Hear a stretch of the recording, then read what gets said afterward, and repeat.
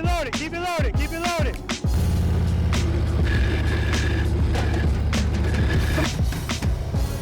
Better nice, I'm looking at the camera.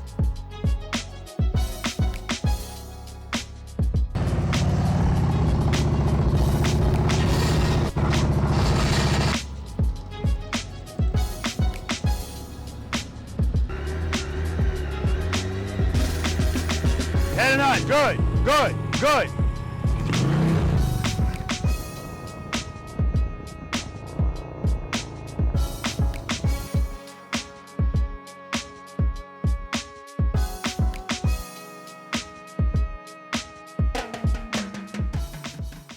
Preloaders, V.I.Preloaders, welcome back to the channel, guys.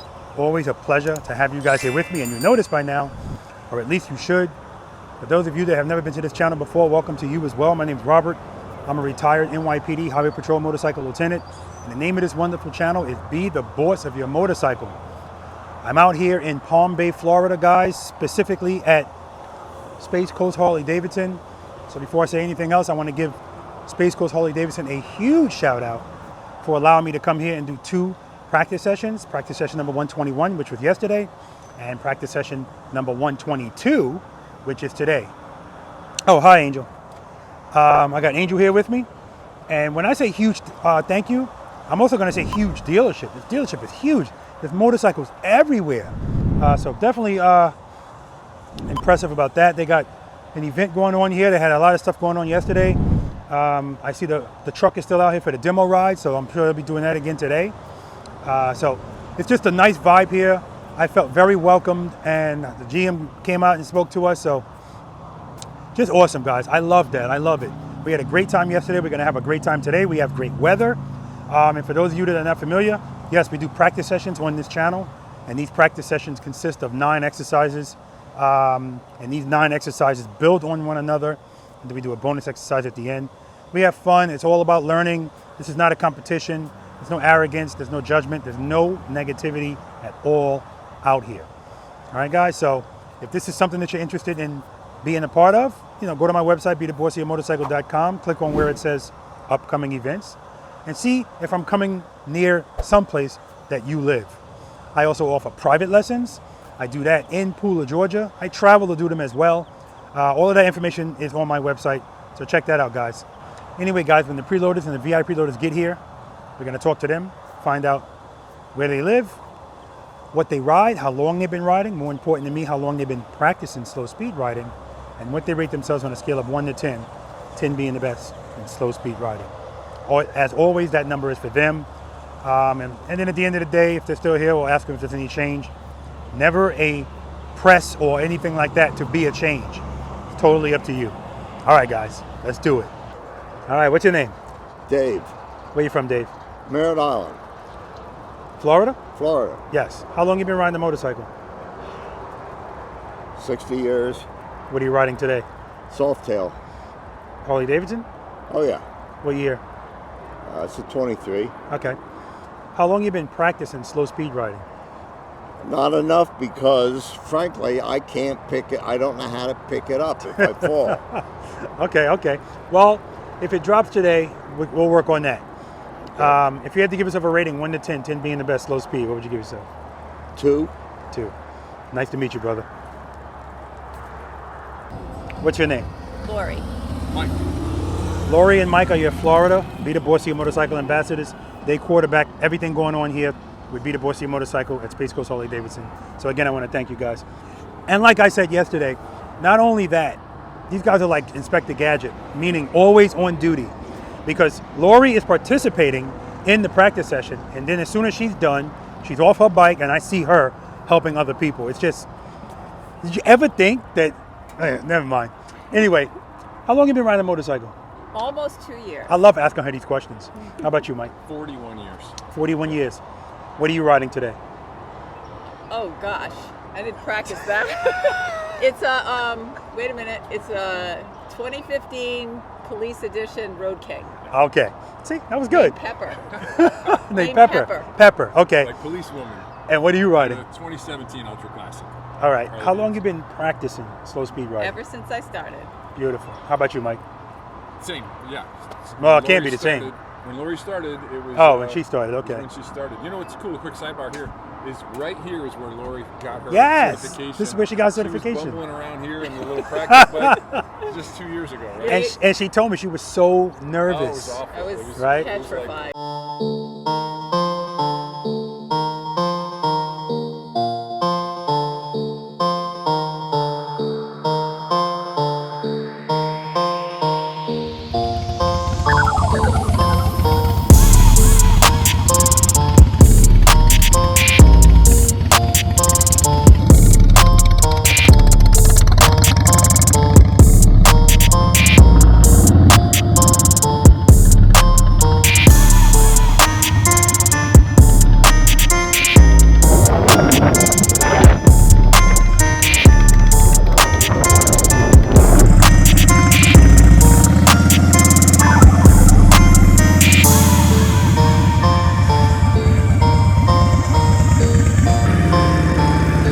Head and knife, Lori.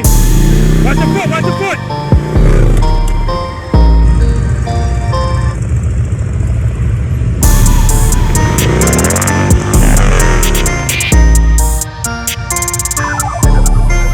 And now she's out here on the same Yeah. range. Teaching It's just circle of life. really cool.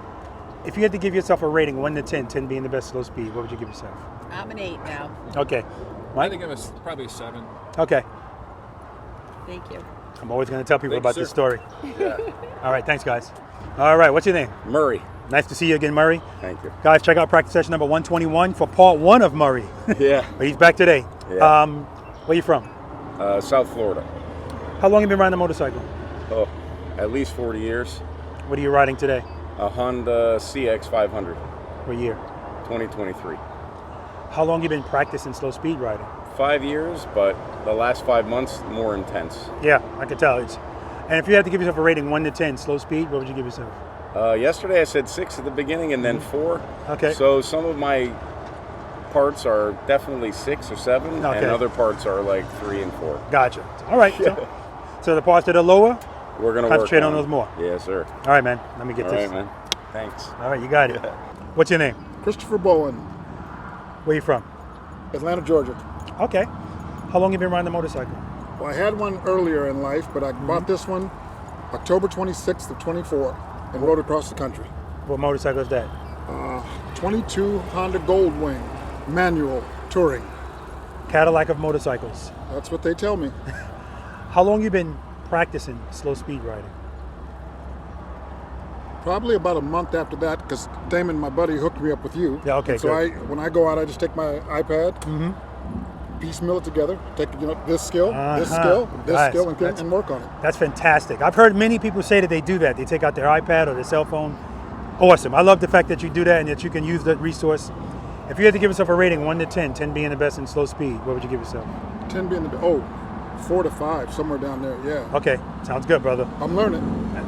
As we all are. Yeah. Good to meet you, man. Thank you. All right. What's your name? Sonny Bell. Where are you from, Sonny? I live in Miramar, Florida, just out the Fort Lauderdale. Okay. How long have you been riding a motorcycle? 24 years. What are you riding today? I'm riding a 2023 Road Glide Special. Nice. How long have you been practicing slow speed riding? Probably a few weeks. Okay. More seriously. I mean, Good. off and on. You know, I've been watching your videos for a while. Good. And, you know, some of the tips that you've given me have really helped me. So Good. I knew that I needed to take the class to kind of expand on that. Outstanding. I love that. I love the way you're approaching this. That's just great. We're going to have a great day. If you had to give yourself a rating 1 to 10, 10 being the best in slow speed, what would you give yourself? I'm going for 2 Okay. because I need you to, well, I know you're not going to rate me, but I need you to take an assessment of where I am. I feel like I'm a 2 right now, Okay. even though I've been riding a long time. Okay. I got a lot to learn. Outstanding. Love your approach. Love your whole attitude. Pleasure to meet you, dear. Nice to meet you All too. right. All right, what's your name? Malcolm. Malcolm? Yes. Damon. McGrew. Damon. Where you guys from? I'm in Maryland. I'm in Washington, Seattle, Washington. Yes. So do you come here every year in the summertime or something? I kind of full Oh, time. no, it's not even summertime RV, yet. and I, This is my first time. Oh, okay. Beautiful. How long have you been riding the motorcycle? Probably about 20 years on dirt bikes and all that. On Okay. And off. Okay. How about you? I'm going to say about 30 years. Okay. And really more so in the last 8 years. What are you riding today? 2020 Indian Roadmaster. Okay. You remember what practice session you were in? Number 95. I love it when they remember the numbers. Check him out, man, just in case he sandbags on his number. How about you? What are you riding? Harley, Screaming Eagle. Screaming Eagle? Ultra Classic? Ultra Classic. You asking the Indian guy? He don't know. No. I had to think about it. Oh, okay. He's anti. Yeah, okay. How long you been practicing slow speed riding? I think one lesson. Okay. One lesson he showed me. Okay, once he showed you. Okay, and how about you? How long you been practicing? I've been practicing since you started the channel. I saw your Yeah, first video yeah. and I've been hooked ever since. And it shows, it shows. All right, if you had to give yourself a rating, 1 to 10, 10 being the best in slow speed, what would you give yourself? Say a 5. Okay, how about you? I'm going to start off at my 5.5 where we left off and we'll see where it goes. All right, guys, right here, there's gonna be some sandbags on the screen. My microphone, man. What's your name? Christian Sanchez, Where you from? Palm Beach. How long you been riding a motorcycle? About 10 years. This one, the road guide I got just about a little over a month. Okay, what were you riding before that? Night rod. What's that? V-Rod. Oh, V-Rod. Yeah. Okay. And so today you're riding what? Road glides. 2019 road glide Okay, special. Yeah. beautiful. How long you been practicing slow speed riding? Probably about a month. Okay. If you had to give yourself a rating, 1 to 10, 10 being the best slow speed, what would you give yourself? 4 or 3. Pleasure to meet you, Christian. Same here. What's your name? Carlos, Where you from, Carlos? Miami, Florida. You remember what practice session you were in? 104. I love it when they remember the number, man. I'll never forget. And you know what? They remember the number because I noticed that people that remember the number, they're usually pretty good. All right. How long have you been riding a motorcycle? About 2 years. And what are you riding today? Road Glide Special, 23. Beautiful bike, man. Thank you. How long you been practicing slow speed riding? Ever since I bought the bike. Okay. When I first bought it, I rode it home from the dealer. Based on your videos, Yep. drove it home, dropped it the next day, Yeah. and I got a little bit of PTSD. Exactly. So then I went ahead and hired a coach, and he gave me a few lessons and out in Miami, and watched a lot of your videos. Yeah.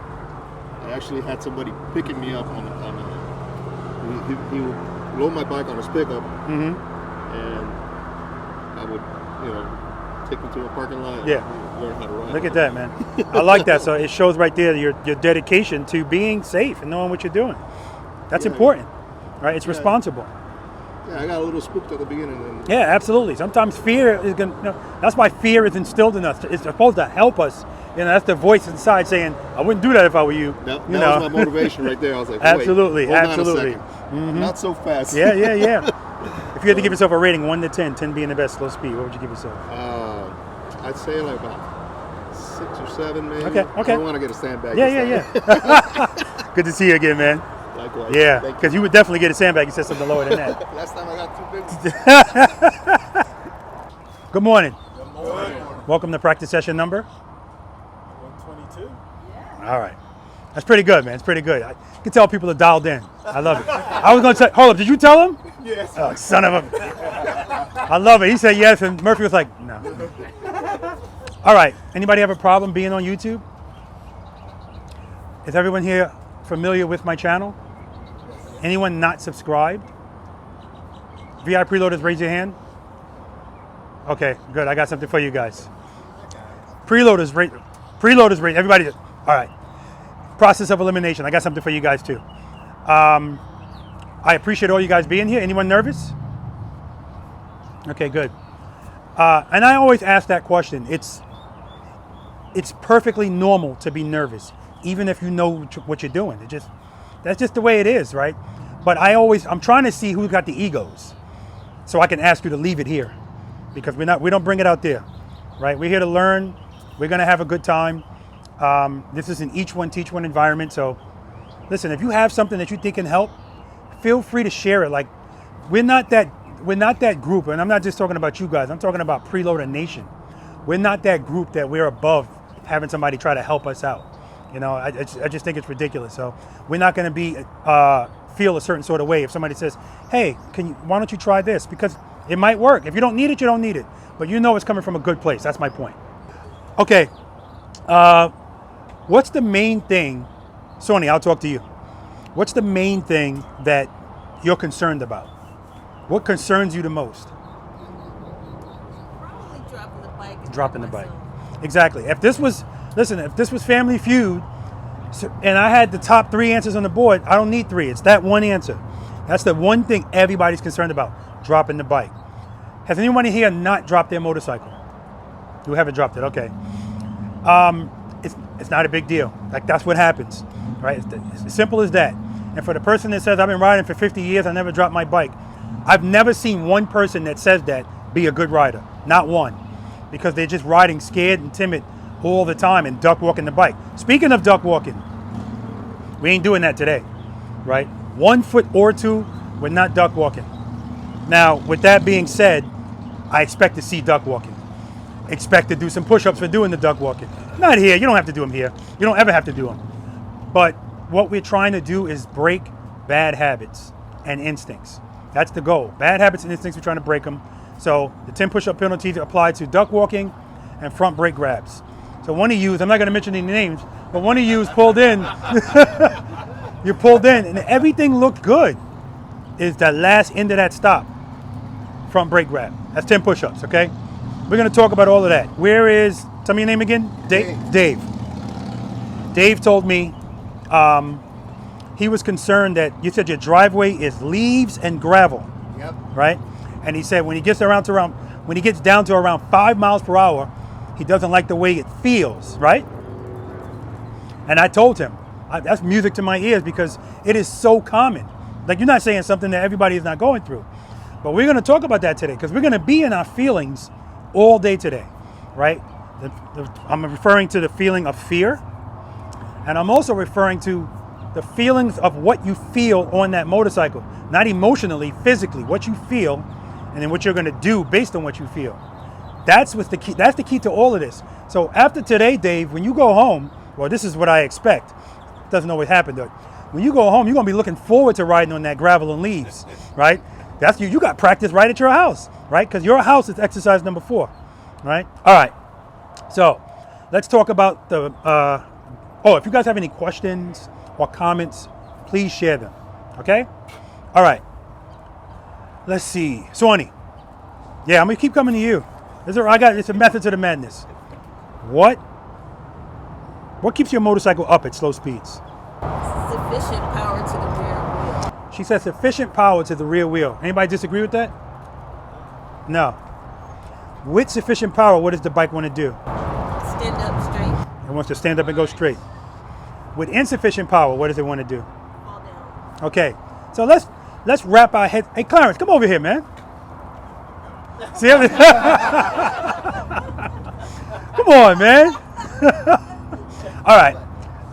So if you listen to those 3 questions, and if you know the answer to them, I know she knows the answer because she watches the videos, right? Shouldn't this be simple? No, but see, that's why we have to talk about this and we have to practice. I say that to say I don't try to minimize people's fears because they're valid, but we can know a lot of stuff. If I put all of this stuff on paper, a lot of people would pass the test. But you put them on the bike and it's a different story because now we're dealing with what we feel. And a lot of the times what we feel at slow speeds, we don't like that feeling. And anything we don't like, we try to steer clear of it. And so that's why I commend all of you for being here because you don't like this, but I like the fact that you don't like not liking it more than you don't like it. Does that make sense? Right? So you say, let me try to do something about this. So I appreciate that. This is not rocket science. It's not. It's about repetition, practice, and especially if you have a knowledge to back up the practice, this is all going to come together. It's inevitable, right? Does everyone know why the channel is called Be the Boss of Your Motorcycle? It's because, I'm not going to waste time, 1 to 10 miles per hour, it is all on you to keep the bike up. How relevant is your balance to keep the bike up at slow speeds? Zero. How relevant is your balance to keep this bike up at slow speeds? 100's a lot, 50's in the middle, 0's none. Give me a number. 80. 0. Freddie? 5%. 5? I say you're balance plays a bigger role the slower you go. Dude, give me the short answer. Give me a number. That's just a number. I say 15%. 15. Yeah. Clarence? It's been a while. It's been a while. Dave? 80. 80. 0. 0. The answer is 0. What keeps the motorcycle up at slow speeds? So what does your balance have to do with that? You gotta catch it. No, you don't. You ain't catching that bike if it's falling. With the clutch. You catch it with the clutch. Then that's power, not your balance. Right? Your balance is irrelevant. That's why if the bike has sufficient power, you can pass out on the bike. It ain't gonna fall over. At 5 miles per hour, if that bike, for some reason, the power stays, you can close your eyes. If the power is sufficient, it's gonna stay up. Your balance is irrelevant. Now, if this is a 10-speed bicycle, it's a little bit different. It's the same concept though, but this bike without sufficient power is going to fall. So I hear people all the time talk about their balance. The motorcycle's balance is relevant. Yours is not. Okay, are we clear about that? If that bike's falling, you trying to counterbalance your weight ain't gonna stop it from falling. It's gonna fall without power. So power is what keeps it up. Okay? All right. So we're gonna talk about a couple of things. I just wanna make sure there's some terms that you guys are familiar with, which I'm pretty sure you should be. Does everyone know what preload and keep it loaded means? Yes. Everyone knows what the friction zone is. Everyone knows. No. Run by. I've heard it, but just so The friction zone. That's what you. That's with the clutch, right? Yes. The friction zone is the space between no power, clutch all the way in, and full power all the way out. In between there, that's the friction zone. Now, with talking about the friction zone, is everyone familiar with the 5 stages of the friction zone that I just made up like 3 months ago? No. Right? All right, so I'm gonna break that down because it doesn't really exist, but it helps you understand this whole process. If you have your clutch pulled all the way to the grip, that's 0, so that's not part of the stages. Now, the good thing about the friction zone is between 0 and 1, that's the only thing that's gonna differ between our bikes. Some people start earlier, some people, if you have a hydraulic clutch, it's further out, right? So at 0 to 1, you're not in the friction zone yet. Once your bike starts to move a little bit, that's stage 1. So what I want you guys to do today is, a lot of the times people start from the grip. And so when they feel the bike falling, the time it's taken them to open their hand up to get to 1, it's still falling. And so by the time they get to 1, they wonder, why is the bike still falling if I'm in the friction zone? It's because now, because the bike's not like this, it's like this, stage 1, that power is no longer sufficient. That's why it's not just power, it has to be sufficient power. And so that's why, and when they feel it's still falling, they go, oh crap, pull the clutch in, and bike drops. And then they tell their friends, I had to lay her down, right? They just didn't know, right? So, 0 to 1. So what I want you guys to do, instead of coming from the grip, and we're gonna talk about the first 5 steps. Step number 4 is dealing with the clutch. Instead of you coming from the grip to find the power, I want you to find the power. When you feel one start to happen, pull it right before it. And this is where I want you to live. And if you practice like this all the time, your muscle memory, you're gonna know. That's why when you get on somebody else's bike, it feels odd, because your muscle memory is used to your bike. And so sometimes I'll be opening up my clutch, and in my mind, I'm like, I should be there, but I'm not, because I'm on one of my other bikes or somebody else's bike. So, pull it out from the grip, start opening it slowly. You feel the bike move a little bit, pull it right before it and stay there. Because now when you need that power, boom, you got it. This is a waste of time. The bike's falling, it's a waste of time trying to find it, okay? So that's stage 1. The further you open your hand, the higher the stages go. 1, 2, 3. Now the good thing about the friction zone is there's not a lot of space in there. So 0 to 1 varies, but once you start in the friction zone, that's pretty much the same every motorcycle, right? 1, 2, 3, 4, 5, and after 5, your bike's no longer in the friction zone. That's full power. Now, rear brake. We all understand. What does the rear brake give us, Damon? Balance. That's it. Control. Good. And? Anyone? Bueller? Oh, correction. Correction and control. That's what the rear brake gives us. Correction and control. I'm talking about at slow speeds. So, if I open up my clutch into the friction zone, we know that's going to make the bike stand up and go straight, right?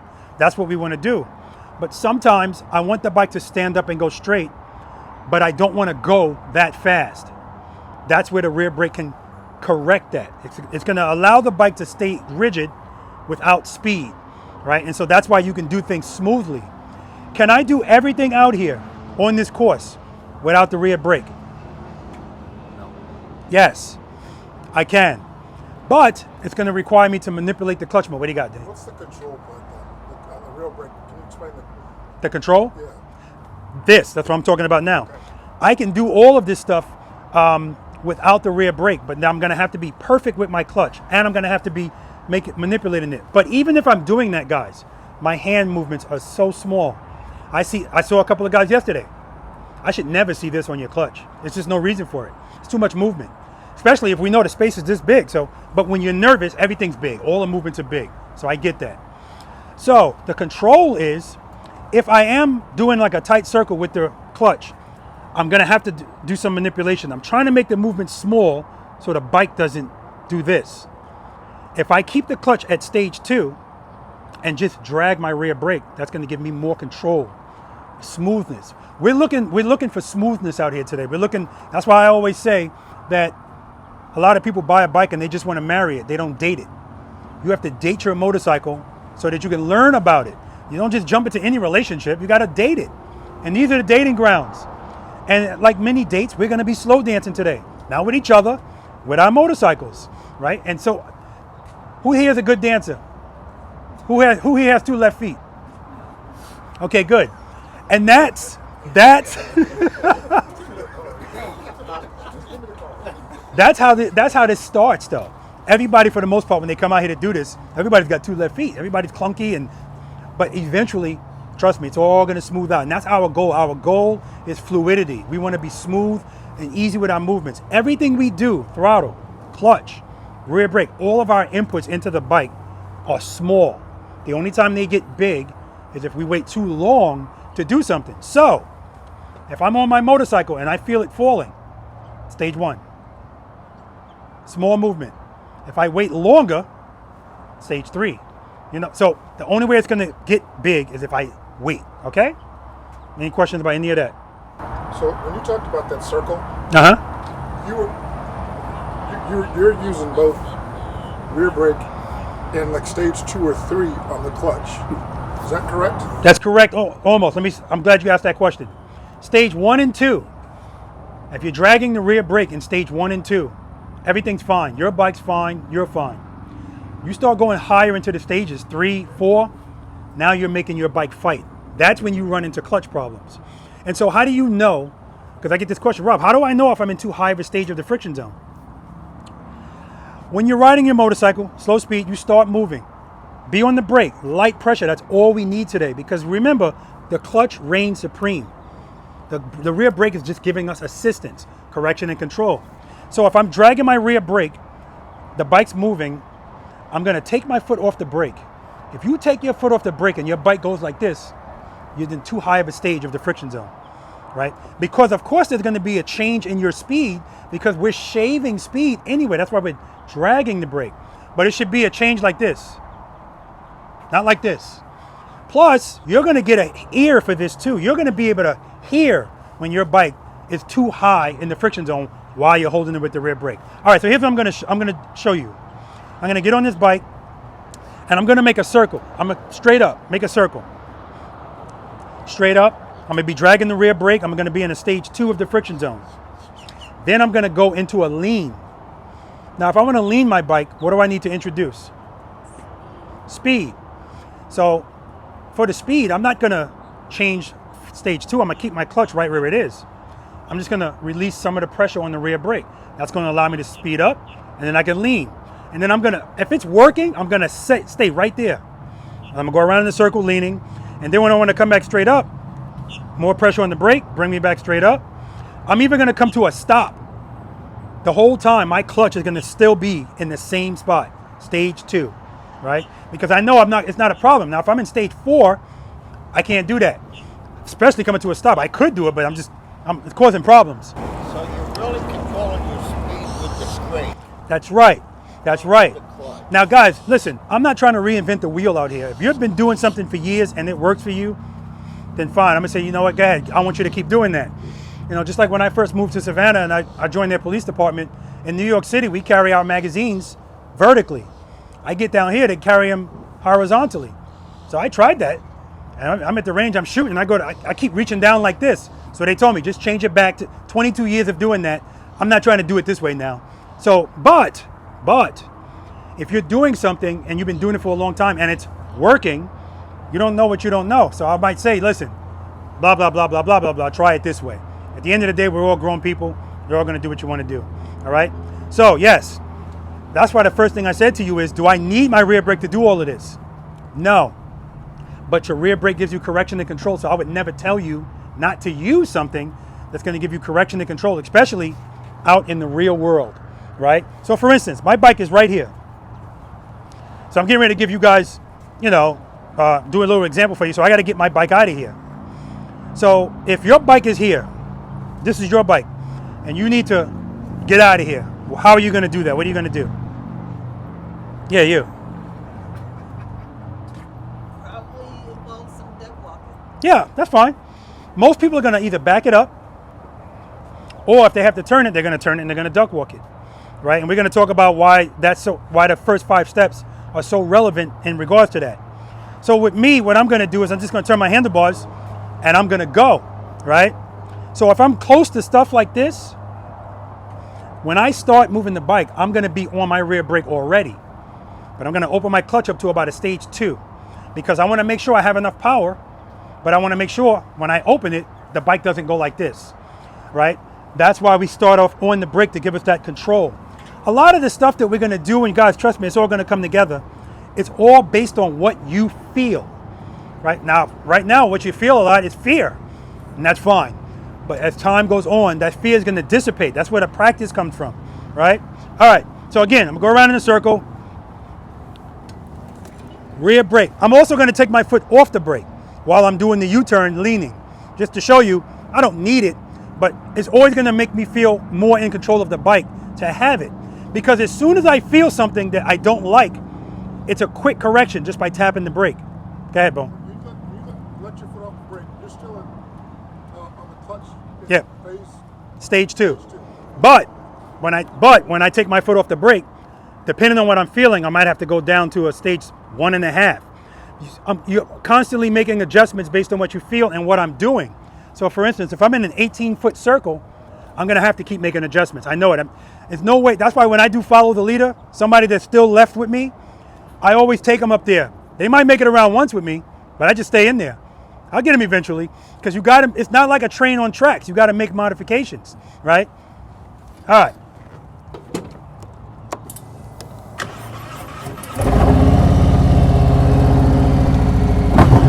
All right, I'm going to squeeze through there, Carlos.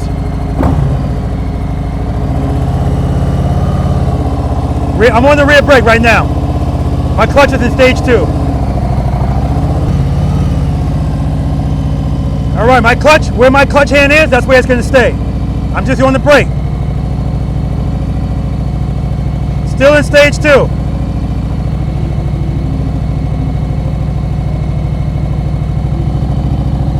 Take my foot off the brake a little bit, now I can lean.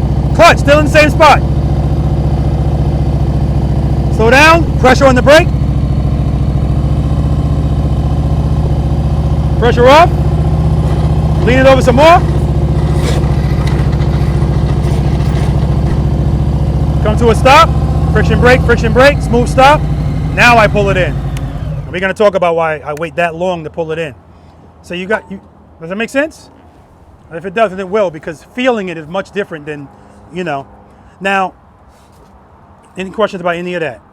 Everything that you saw me do, my clutch stayed in the same spot. Now, the problem that people have a lot of the times is when they get into a turn, if where they had their clutch and where they had their throttle, and if they're using the rear brake, if all of that was working on the approach to the U-turn, as soon as they go to turn, they start changing stuff.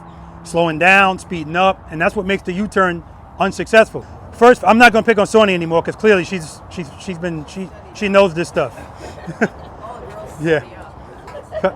Listen, I got to tell you something, and this is why females are always the biggest draw of any practice session I have, and the reasons are very clear. females watch them, and then it's a girl power thing. It's inspirational. She can do it, I can do it. Like Lori. 1,000 miles. Everybody know Lori's story? 1,000 miles in the parking lot before she ever went on the street. And by the time she went on the street, she was a better rider than people that have been riding for decades. Now, she was somebody that can answer any question that I had about anything. Studied it. So all she knows is be the boss of your motorcycle. And you'll see today. You'll see. She's been riding, coming up on 2 years now. And Mike, her husband, he's my Florida ambassadors. Mike's been riding 41 years. And so Mike, he said, please don't say it. I'm not going to say that part. But Mike would ride the bike to the lot, and she would drive, practice and practice and practice. So, of course, being a supportive husband, he started to practice too. And then he realized, oh, like I can't do this stuff either. So, I find it difficult to do it. I want you to feel confident and comfortable on your motorcycles, because then you're a safe rider. Anybody out there that's like, but again, you don't know what you don't know. If somebody's been doing something wrong for decades and nothing's gone wrong, as far as they're concerned, I'm good. What's the problem, right? But you don't know what you don't know. So anyway, I love her story. If you want to know more about it, she's got a YouTube channel called Fearless Motorcycling with Lori. And that first word, fearless. She did her MSF course here and she was terrified. You'll see. I ain't gonna talk about it no more, but you'll see.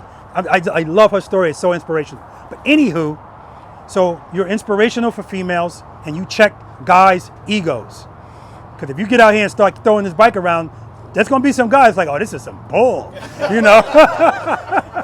I don't care what motivates people to practice, as long as they practice, right? So that's why I keep asking you questions. That's why you're going first today after Lori. Chivalry isn't dead, ladies first. Okay. All right, so we're going to talk about the first 5 steps because it's important. What's always step number 1 before you move your motorcycle? And no, it has nothing to do with changing your oil or checking the air pressure. What's step number 1? I know you don't. That's the brother. He said clutch. First gear. Make sure the motorcycle's in first gear, right? We're gonna go through them and then I'm gonna talk about why they're important. Because I've had people that memorized it and I could tell. First practice session, damn, I don't know, Rob. Second one, they're like this. Go ahead, ask me. And they know more, and then I go, well, why? Why is that important? Oh, I don't know. So I need you to know why it's important. Step number 2. Put your foot on the rear brake. Yep, cover the rear brake. Step number 3. No idea. Step number 3. Preload. Preload and keep it loaded. Does everybody know what preload and keep it loaded means? I forgot. Does anyone not know what preload and keep it loaded means? That makes it easier for me. I guess I'm not clear on that. Oh, preload and keep it loaded? Okay, good. Yeah, listen, if you're not clear, please stop me and ask me because I want you to know. Preload is referring to your throttle. What's going to happen if your motorcycle is sitting still, it's running, and you just open the clutch? With no, yeah, it's probably going to stall. So that means that it needs power. So we're going to preload that power, meaning we're loading the throttle, right? But we're not moving yet. So it's preloaded, it's standing by. We need the RPMs elevated, not high, not low, but elevated. And so guys, today, please don't give me preload like I'm charging you for it. Preload, like I want to hear it. And I want you to look at the number if you need to. I want it to be at about 2,000. I don't know what it is on the Gold Wing. I don't know what it is on. You were barely giving me preload yesterday, but you never had a problem. No, it's about 1,000. Okay, yeah. So on his bike, it's 1,000. 1,000 on a Harley, on an Indian, it's not going to work. 2,000 or even a little bit high, I'm fine with that. Because as soon as you start opening your clutch, it's going to go down anyway. And so that's why it stalls. If you start at idle, 1,000, 1,200, and you open the clutch, it's too low. Raise it up, open it, it goes down a little bit. But always listen to it. Look at the number and then listen to that sound and memorize. I don't want you looking at it all day. At some point, I want you to get an ear for what it's supposed to sound like, okay? So that's preload. Keeping it loaded sometimes is more important than the preload. Keeping it loaded is I preload initially so that I can open the clutch and the bike doesn't stall. Keeping it loaded is so I can do an exercise and not stall in the middle of it. Again, you got to keep those RPMs up. Now, yeah, when you pulled off from over here, I heard your bike. Blup, blup, blup, blup, blup, blup. We don't want to hear that. Because let's put it like this. If this is on an EKG machine, I want a flat line. Not from you, from the motorcycle, right? So it's no good. That's what we want. Elevate it. Just keep it there. And that's the purpose. That's what preload and keep it loaded is. Okay? Make sense? All right. Step number 4. Can I add one thing? Yes. That I've noticed with people, the reason that people don't keep it loaded is because they open the clutch too far and it goes fast. Yes. That's what I just asked. So you want to keep the clutch in at 1, or you can go 2, then back to 1, which he'll cover. But Yeah. you go out too far, that's what makes you go too fast right away, and we're going to go slow. So you gotta actually hold the clutch in. And sometimes people hear the sound of the preload and it scares them because it's like, oh, isn't that too high? Again, once you get an ear, you'll know it's not, because they think that something quick is going to happen because the sound is loud. So I always ask them that I'm going to ask you, Sonia, I'm going to ask you, what reigns supreme? What's going to really determine this bike moving, throttle or clutch? So you could be at 9,000 RPM, but if you only open the stage 1, it's just going to be a loud stage 1. You're going to be moving this slow.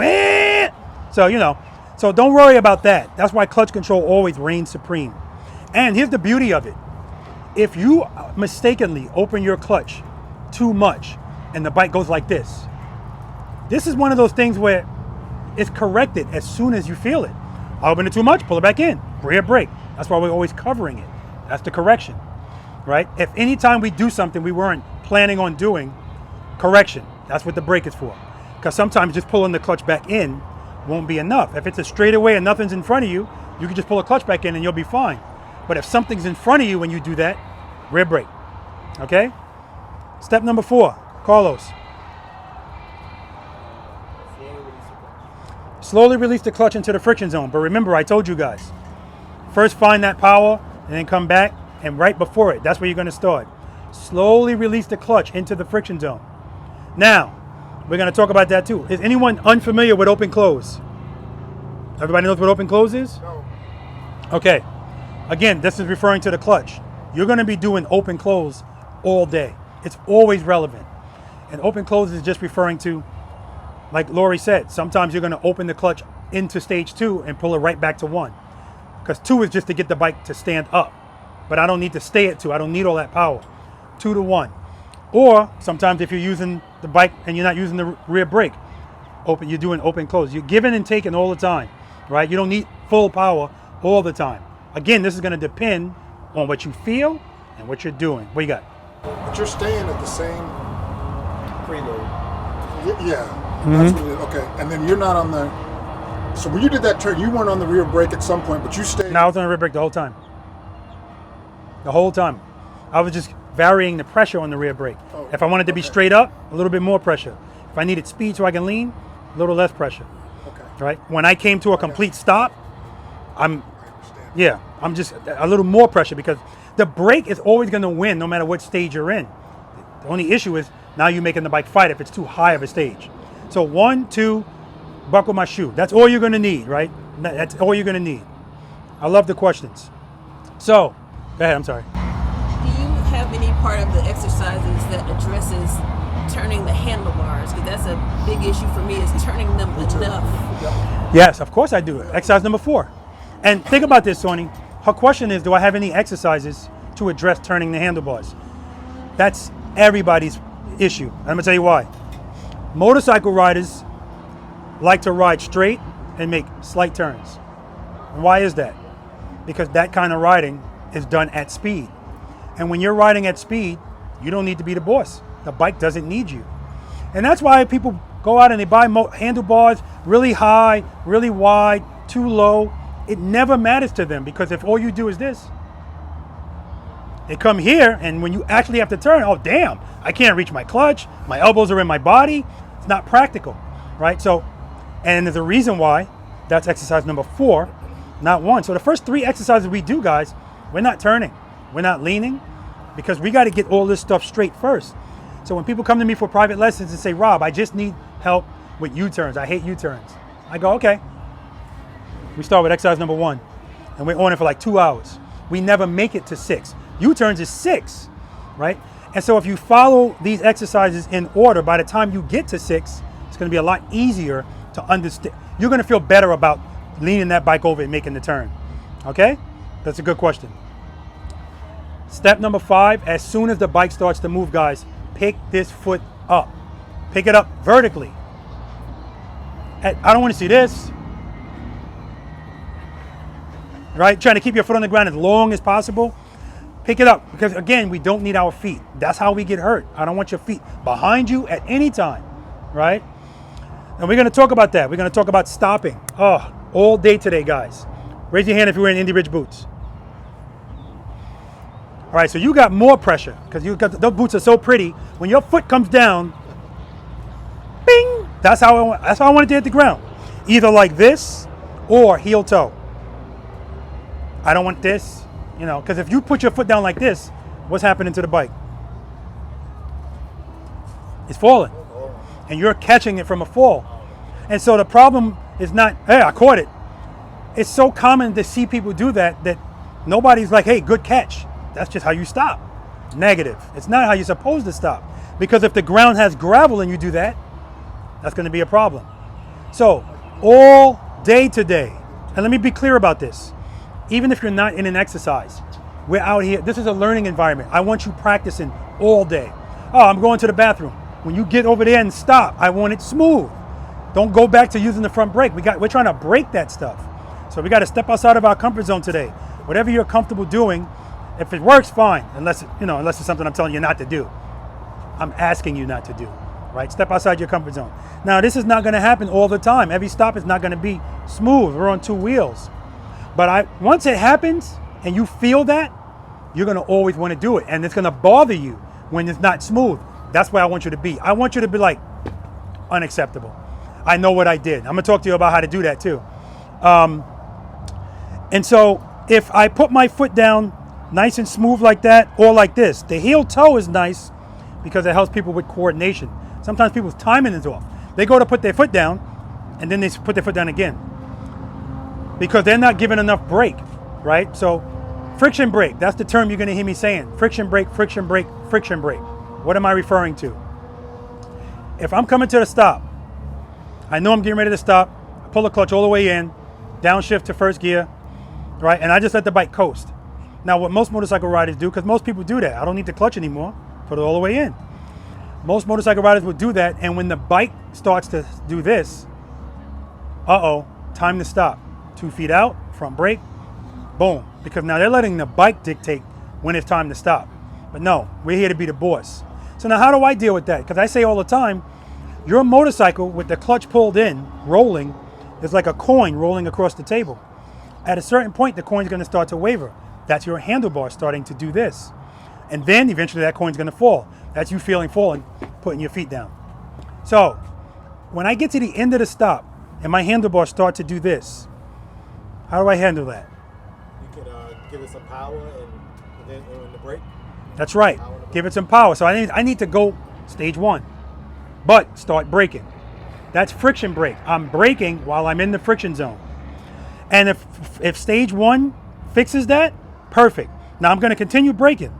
But again, keep this in mind, guys. This is on 2 wheels. It always wants to fall at slow speeds. So stage 1 might have started working at the start of that stop, but the slower it goes, the more it wants to fall. So now I might start feeling this again. How do I handle that, Chris? That's right. So I got to go up to stage 2, but keep braking, braking, braking, braking. And I'm going to do something with my clutch hand as long as I still feel falling. If it stops, I keep it right there. And then friction brake, friction brake, friction brake, friction brake, friction brake, ding. Now I pull the clutch in. So what people do is they pull the clutch in right before they put their foot down. That's why the bike does this. Because if you do that at the end of the stop, that's when it wants to fall the most. Don't take that power away until you put your foot down. That's why I showed you me coming to a stop. I'm gonna do it again. Me coming to a stop while I'm still in the friction zone. That's the only way when I come to a stop, unless the balance of the bike works out, the only way this bike's gonna be straight up. That's my goal. Whenever I stop, I want my foot smooth and I want the bike straight up. If it's leaned even a little bit, I know it was falling. Again, that's not a huge deal, but listen, you train at a higher level so that you're always ready for anything, right? And I got news for you guys. When you leave here today, when you stop your motorcycle, if that's how you stop all the time, think about this. Just stopping the motorcycle, it's gonna get attention. because it's not common for people to do this. Everybody's like this on their bikes, right? All right, I'm gonna ride towards you, and that's why when you guys are stopping today, I'm gonna be listening for it. What I don't want you guys to do today is give me momentum stops. Let the bike coast. It's got enough speed, brake. Anybody could do that. Brake smoothly and then come to a stop and your front suspension does this a little bit. I don't want to see this front suspension move at all when you stop. That's how smooth I want it to be, right? Again, there's exceptions to everything. I don't want to see it because it's not necessary. All right, let me show you something. Now, when I'm coming to the end of the stop, I'm gonna have the clutch all the way in. And when I get to the end of the stop, you're gonna hear my RPMs go up. I'm preloading. Why? Because I'm getting ready to go into stage 1. 3 comes before 4. I'm never gonna open my clutch without preload. When people do that, that's when the bike stalls. All right. And by the way, if you walk backwards, it's not duck walking. Ducks don't walk backwards. Well, I could do it from here. I couldn't do it from there. I'd have to have one of those e-cars that can just... All right. No, I'm good. I'm going to ride towards you. I'm going to pull a clutch in, let the bike coast. Now, I'm going to be at a speed where I can literally just let it coast in. But we're training today. I don't want to do that. I'm going to slow it down so much. I want you to need the friction zone every time you stop. So I don't care how fast you're going. Slow it down to right before the end of that stop.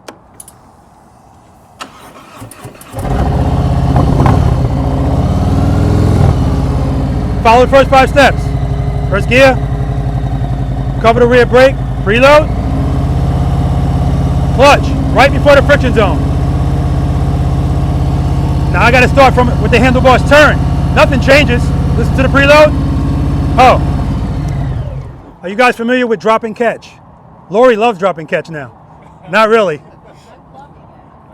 All right, drop and catch is sometimes if you want to make a turn and you don't have a lot of space, we got to think about what determines the radius of a turn on a motorcycle. 3 things: speed, handlebar turn, lean angle. So I got my handlebars turned. Obviously speed's going to be okay because I'm not, you know. So I have to add lean right from here. Technically I don't, but I'm going to. So to make sure my bike goes in this direction, sometimes when people try to make turns from a stop, they open up the clutch too much. What does the bike want to do with power? And so they end up going this way, right? So to make sure that doesn't happen to me, a left turn's easier because if my left foot's down, the bike's already kind of leaned a little bit to the left. So what I'm going to do is I'm going to let the bike fall a little bit, just a little bit to the left. But remember, I'm right before the friction zone. As soon as I feel that, I'm going to open up the clutch. Not all the way because it's going to straighten out. Just enough to catch the bike. So I'm dropping and catching. If I'm making a right turn, now this messes people up because your left foot is down. And so now the bike is leaning to the left. So when they open the clutch, instead of them going right, they end up going straight. So in this case, this is a throw and catch.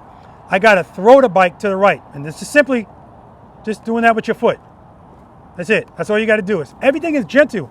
It doesn't take much. But in this case, I'm doing a drop and catch. Nothing crazy. Catch.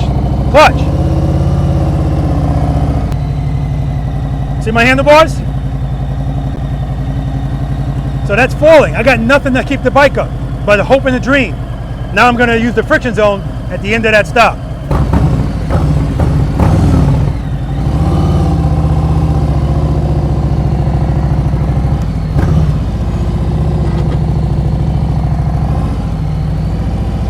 All right, friction brake, friction brake, friction brake, friction brake, friction brake. Now I pull the clutch in. I'm not hoping the bike balances itself. I'm making sure it stays up by staying in the friction zone. But the braking has to be progressive, guys. Like the first exercise we're going to do, we're going to be going cone to cone doing this. If you wait until you get to the cone to brake, your suspension is going to do that. Start braking early and brake, brake, brake, brake, brake. I want to see your handlebars doing this. I want you working that out, right? We're here to work. I want you working that out.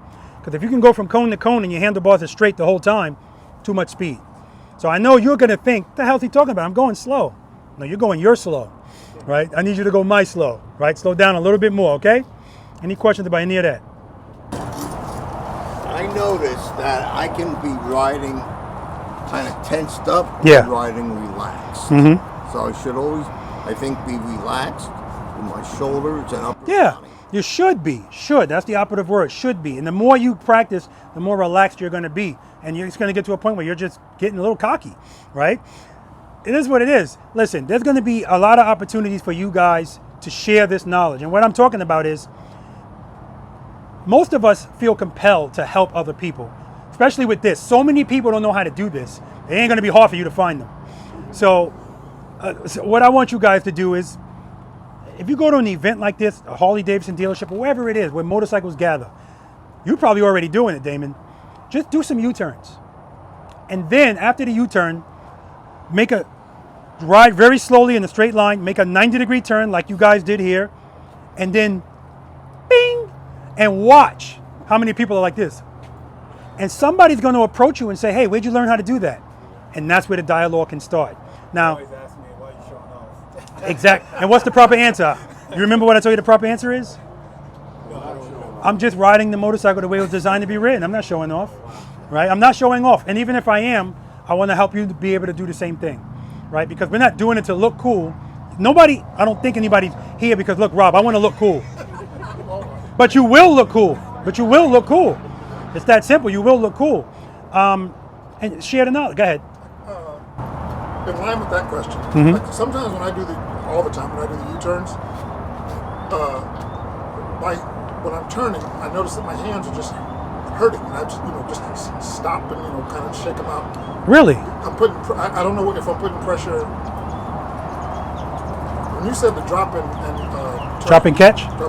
Like sometimes when I go here, it's like there's a lot of pressure on my hands. Gotcha. So that's the easy solution. Go in this building right here and buy a Harley Davidson. No, I'm kidding, man. I'm kidding. I'm kidding. I'm kidding. I'm kidding. I'm not doing that. I'm kidding. I'm kidding. Yeah. But I'm not doing that. All right. I'm kidding. I'm kidding. So, but your handlebars. How tall are you? 6'2". Yeah. That's the only issue I have with the Going really is the handlebars are low, and so that could have something to do with it. So there was a guy yesterday that had his were just raised up about that much. Yeah. Yeah. It makes a difference. Okay. Yeah. Okay. Yeah, exactly. But it could also be, I'm not going to put it all on the handlebars, it could also be that you got like the death grip. When you're making that, do you feel confident when you make your U-turns? More confident than when I bought the bike 6 months Yeah, ago. exactly. That's what we're looking for. I'm glad you brought that up, guys. Your goals today are to leave here with more confidence. I'm guaranteeing you're going to leave here with a little bit more confidence. We all learn differently, guys, all right? We understand that. Your goal is not to get everything out here. There's 9 exercises out here. Like yesterday, Miguel, I think Miguel shut it down after exercise number 6. He was like, all right, that's it. We got to know our limitations, okay? So I'm not going to tell you you can't keep going, but I don't want you taking a confidence hit because you're trying to do stuff you're not ready to do. This is a process, right? All right. Any more questions on any of that? I love the questions, man. I love it. All right, exercise number 1, smooth, short, starts and stops. Remember I talked about open close. All right, I got a question for you. You're on your bike and you're getting ready to move. Robert said, open up to stage 1. You open the bike up to stage 1 and your handlebars are starting to turn, even though your intention is to go straight. What's happening there? Handlebars are starting to turn. Yep. As soon as you open your clutch, the bike starts to move, the handlebars are turning. What's happening there? I don't know. What's happening there? Oh wait. No. What's happening? Oh. The bike is starting to fall. I want you guys to understand that if that handlebar is turning, that's the start of a fall. And so that's why we got to talk about these things, because now it's on your radar. And if it starts to fall, how do you correct that? Clutch. Exactly. Power. So this is what I mean when I said we got to always be in tune to what we feel. So if I plan on going straight, this happens all the time in this exercise, because most people, I tell them everything, the whole speech. All right, time to do it. Ready, Rob? Ready. Because all they know is speed, because speed makes them feel comfortable, because they don't have to worry about feeling, But we know we don't need speed. We just need what? Sufficient power, period. So remember I told you it's going to stay a small movement if you address it as soon as you feel it. So if you open up the clutch and the handlebars start, as soon as you feel this, correct it. As soon as you feel it. If you wait it's just gonna keep turning. And then somebody said in my private lesson, what the hell's going on? How come every time I start moving, it's turning, it's going that way? I said, well, two things. One, you got your left foot down. So when you pick up your foot, it's already going that way and you're not correcting it. Sometimes people think the bike's gonna do something for them. Just correct it, okay? But sometimes you don't have the room for that. That's where open close comes from. So I told you when you take off, I don't want to see any movement in the suspension unless you're doing open close. If you're doing open close, the bike should be like this. Open close is 2 to 1. Because I just need the bike to stand up. I don't want to give it a chance. I'll give you an example. I did a video where I was pulling the motorcycle out of my garage. Here's the spot. I pull out of the garage, pull out of the door, and I have to keep the bike turned because I'm trying to go between the two cars in my driveway. I get between my car and my truck. My clutch handle hits the truck handle, it pulls the clutch in. So now I lose power and I stop. So now I'm stopped between my two cars. I have very limited space. I want to keep going straight. Now, is that a situation where I want the bike to start turning when I open the clutch? No. So how do I ensure that when I open up the clutch, it goes straight? That's right, I got to go to 2 because 1 might still go like this. Remember, it always wants to fall. The slowest it's ever going to go is the beginning of a start and the end of a stop. So I got to get past that.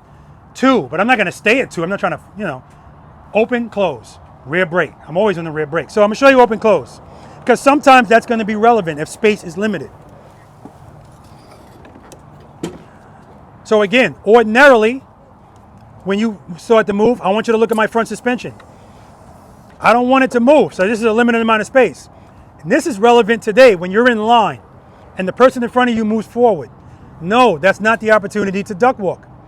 That's when you're gonna do this exercise. Right, smooth start, smooth stop. First gear, cover the rear brake, preload. Now I'm just gonna open it slowly. Let's see if the handlebars start turning. Yeah, immediately. Starts to fall, immediately. Immediately. So, but not always. It all depends on the balance of the bike. See, it's turning? All right. Now I'm gonna do it. Yep. Now I'm gonna do open close to make sure it doesn't turn. Preload. That's it, just that. Just that little bit. Again, and what I mean is we don't ever need a whole lot of anything. That little bit will get the bike to stand up. So literally, if I do a good open close, I can just coast into the stop. Of course, I don't want to do that. I want to use the friction brake. But you don't need to do it a lot. It's not something crazy. Preload, open close. Friction brake, smooth stop. See right there, the bike was leaning a little bit. So I don't like that. All right, enough of the jibber jabber. You guys are gonna line up down here and we're gonna be going this way. We're going cone to cone. Any road glides out here? Okay, I think I heard somebody talking to somebody about my bike and saying I like this bike better because you can see around it because there's no fairing in the way. This is part of the dating process. If you have a fixed fairing motorcycle, you have no clue where your front wheel is. But you have to practice on the bike so that you don't have to see it to know where it is. When we do this exercise, guys, I don't want your front wheel passing the cone in front of you. Because this is about stopping and starting smoothly, but it's also about being situationally aware of your motorcycle. Smooth start, smooth stop. Remember, your stops, friction brake, friction brake, friction brake. So we're not moving a lot of distance. So you might want to be on your brake right away. And you could. There's no problem with that at all. Or some people do an open close, then they start braking from there.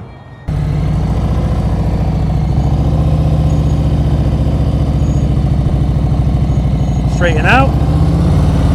See, that's when the smooth stop is more important. Coming out of a turn. Foot up. Smooth stop. Open close. 2 to 1. Friction brake, friction brake. Smooth stop. All right, let's do it. Ready. All right, we got Lori going first. Beautiful.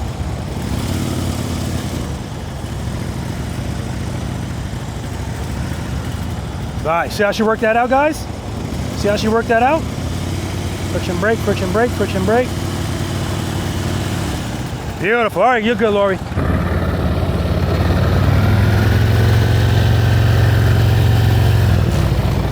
All right, don't bail on it at the end. Right there, that was looking good, and then at the end, pull the clutch in too soon. Nice and easy. Preload.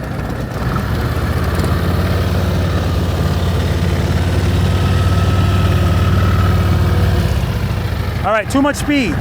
It's always going to be more difficult to stop the bike smooth if you're going too fast.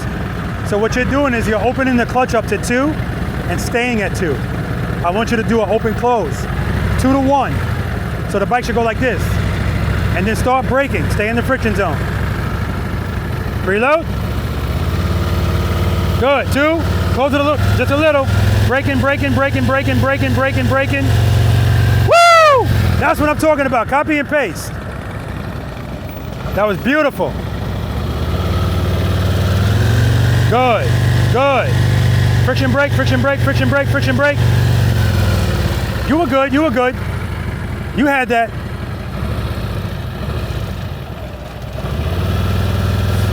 Foot up. Braking, braking, braking, braking, braking, braking, braking, braking, braking. Beautiful, give me one more.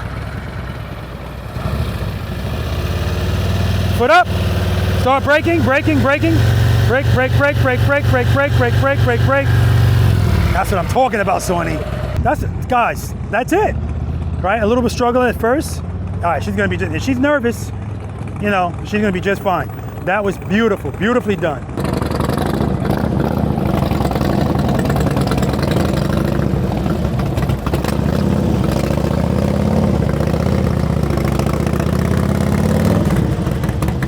All right, nice and easy on that stop. Right now it's stopping abrupt.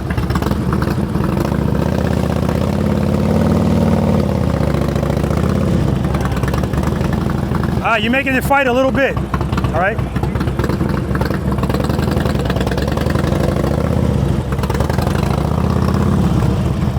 All right, same thing, right there was falling. No, right there was falling, and you bailed on it, clutch. You see how your bike started turning? Yeah. But you dealt with it, so no big deal. Also, give me some more preload. Your whole engine is shaking, because your RPMs are too low.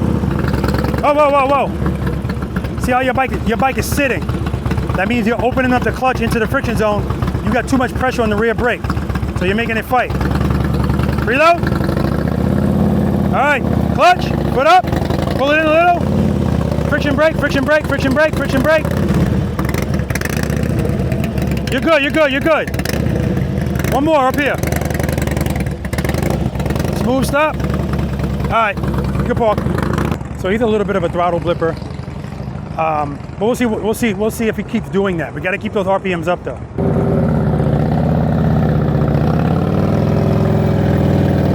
All right, it's okay. But I like the fact that he's like, oh man, that's what I want. I want that. But they're not gonna all be perfect, but that's what we strive for. Look at that, there we go.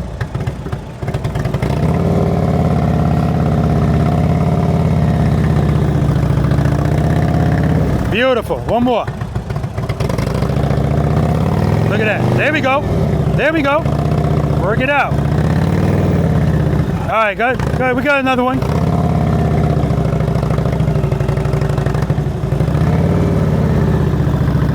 That's the best stop right there. That best stop was right there. That suspension didn't move at all. So a lot happened right there. A lot happened right there. Handlebar starting to turn. So what does he do? That's a situation where you're going to correct it with the clutch, but you have to use the rear brake at the same time. Otherwise, you're gonna go this way too much, you know? So always using the brake, always using the correction and control with the clutch. All right, too much speed, too much speed.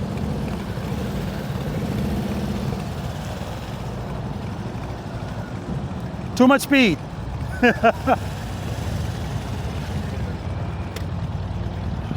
Good, good, good. There we go. Easy on that brake. I know your suspension is soft. Yeah, but easy on that brake.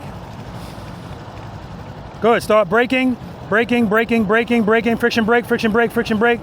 See, now when you're stopping, I'm looking at your clutch hand doing this. It's not necessary. Just keep it in one spot and brake, brake, brake. If you need it, you just open it a little bit, but you don't need to be opening and closing, okay? That's why the bike is, you know. All right, let's do it again. Good, start braking, friction brake, friction brake, friction brake, friction brake, friction brake. Much better, do it again. Good, friction brake, brake, brake, brake, brake, brake, brake, brake, brake. Outstanding, man, wow. Look at the difference, and you know what? I didn't notice that he was doing that yesterday, but yeah, he's going like this with his clutch. Like I said, I should never see that, especially not in something like this where, you know. All right, anyway, condition corrected.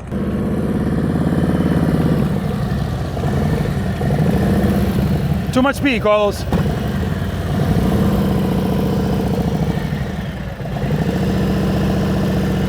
Good, beautiful.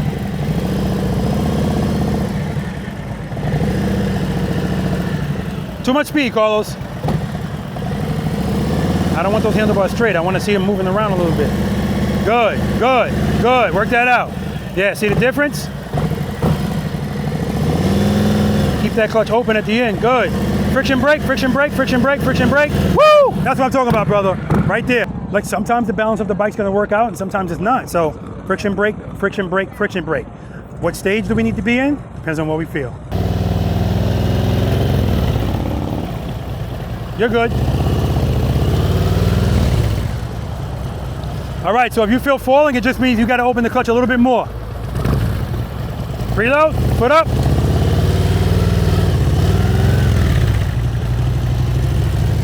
All right, try it again. 2 to 1, 2 to 1 with the clutch. Preload. Good, foot up. Clutch, clutch, clutch, clutch, clutch, clutch. Good, brake, brake, brake. Right there, that was perfect. The bike started to turn, you corrected it, perfect. Preload, foot up, brake, brake, brake, brake, brake, brake, brake, brake, brake. Okay, so right now you're opening it up into 2 and staying at 2, that's why you're going too fast. 2, get it to stand up, and then pull it back to 1 and work it out. And if at the end you feel like you need more, give more, but otherwise, stay at 1.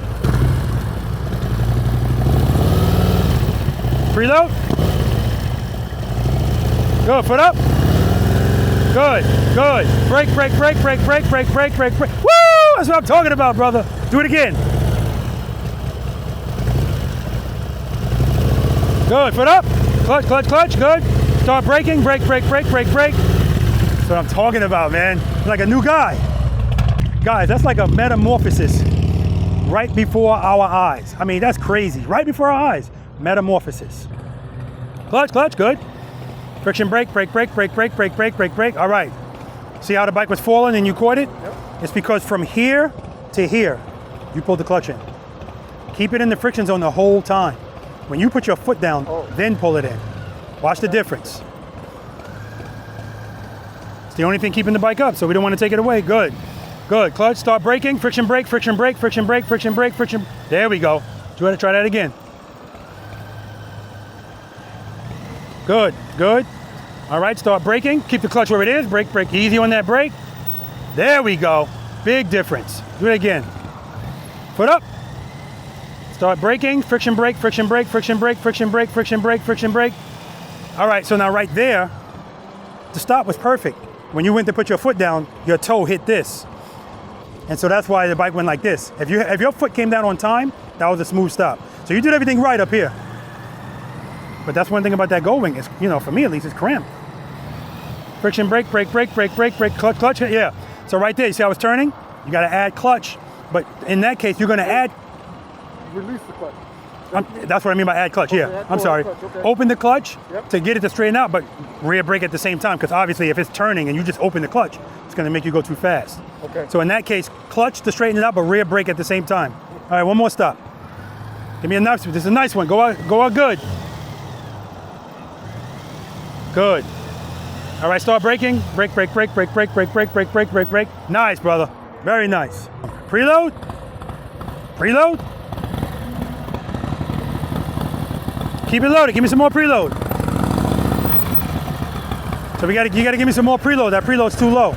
Let me hear it. Keep it there. Keep it there. Clutch.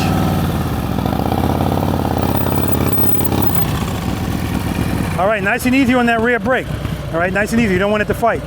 Where's your friction zone start? Let me see. Start opening. All right, all right. Yeah, don't hold it back with the brake.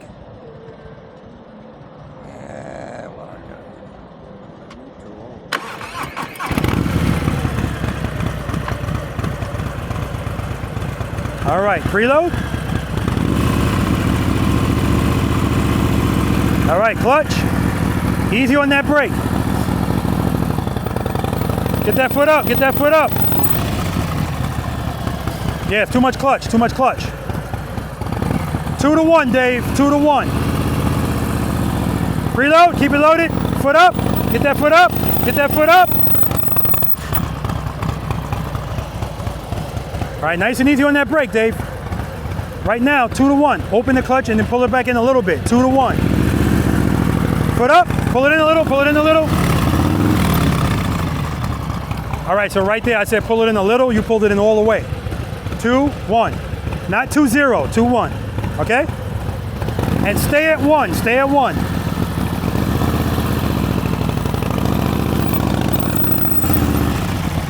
All right, too heavy on that rear brake.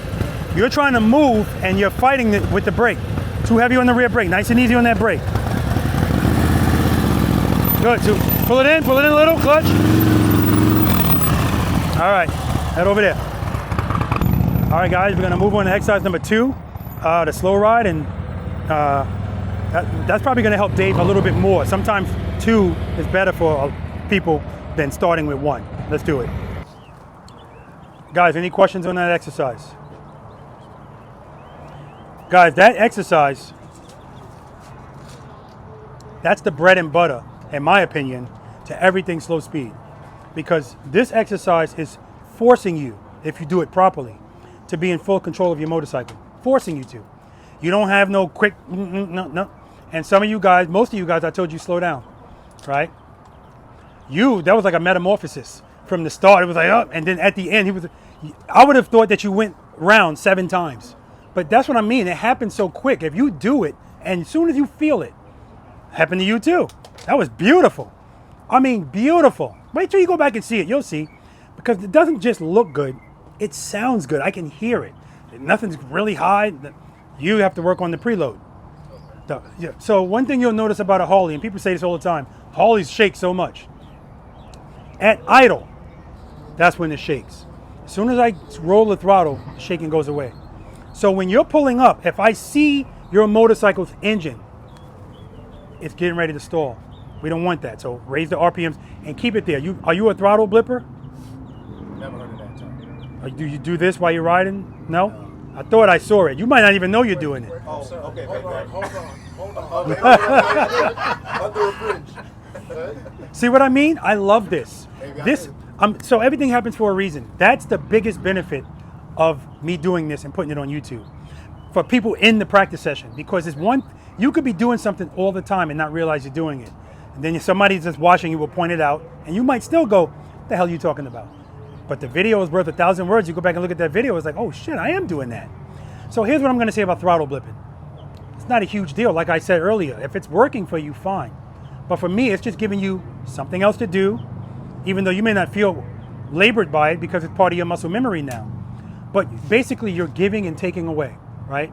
And so my thing, anytime I've had somebody out here with the throttle blips, it's never worked out for them, because sometimes the take away comes at the wrong time, right?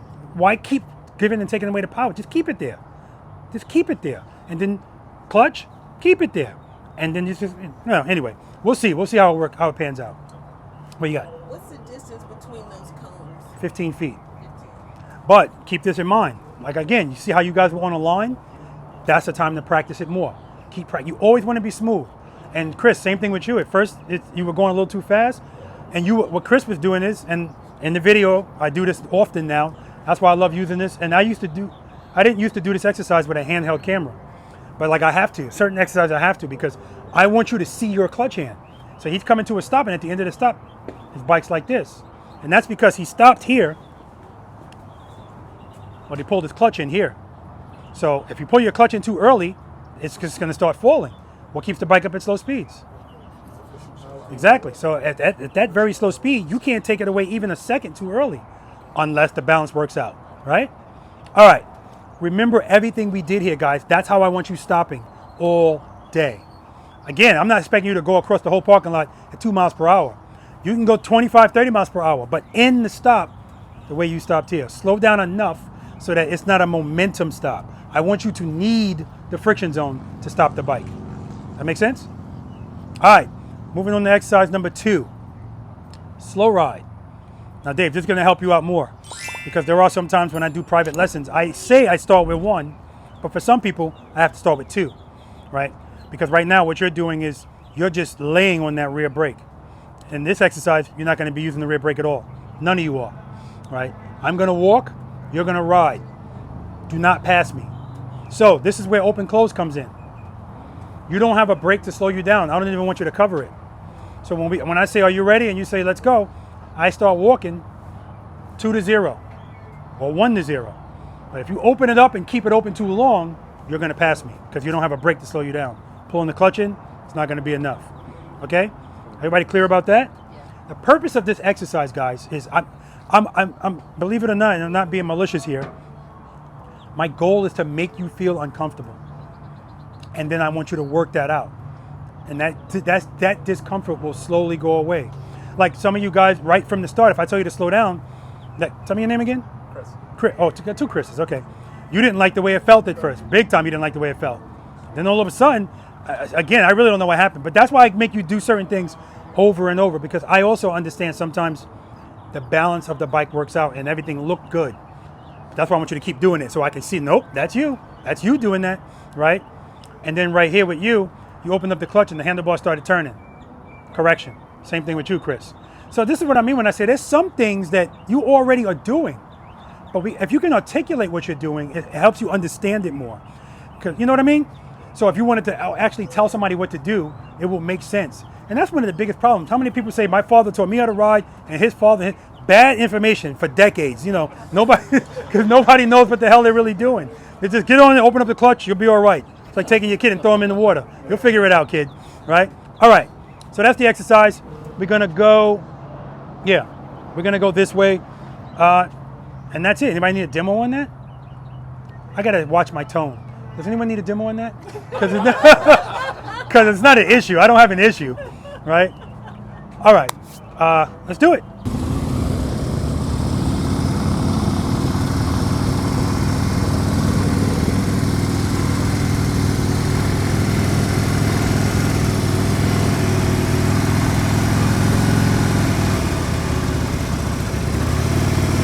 All right, rear brake, smooth stop. Beautiful. Guys, you notice how she didn't just stop right there? She went back into the friction zone and did a friction brake. That's what we need to do.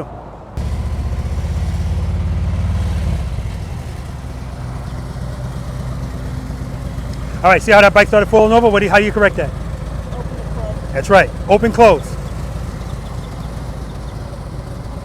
You're good, you're good. Ready? Do it.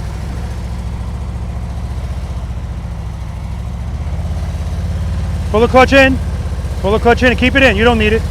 And when you need it, just a quick open close. All right, rear brake, smooth stop.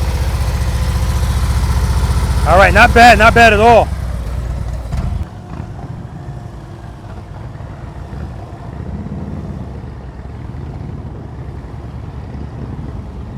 Excellent.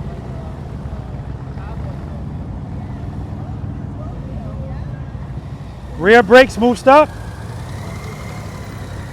Smooth enough. Good job.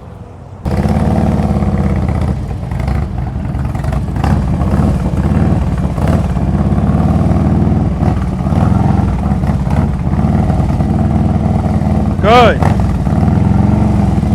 Rear brake, smooth stop. Rear brake, smooth stop. All right, good job, man.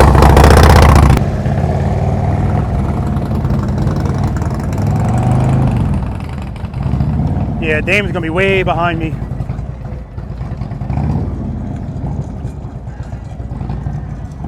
Like I said, way behind me. Beautiful. Rear brake, smooth stop.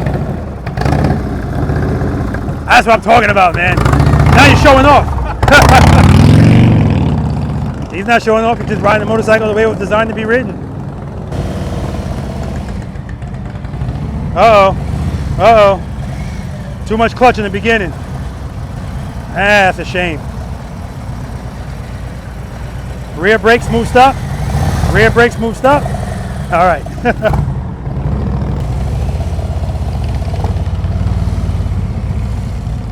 All right, pull the clutch in, pull it in. Keep it in, you don't need it. Keep it in, work it out. If you need it, quick, open, close. There we go. All right, rear brake, smooth stop. Good job. Again, yeah, quick, open, close, that's all you need. Good job.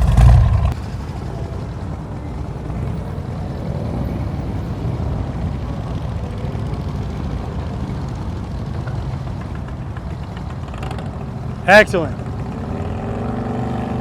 Rear brake, smooth stop. All right, good job, man. A little bit. Yeah, a little bit falling to the left. Friction brake, friction brake. All right, you ready? When you open the clutch, open it, pull it all the way in.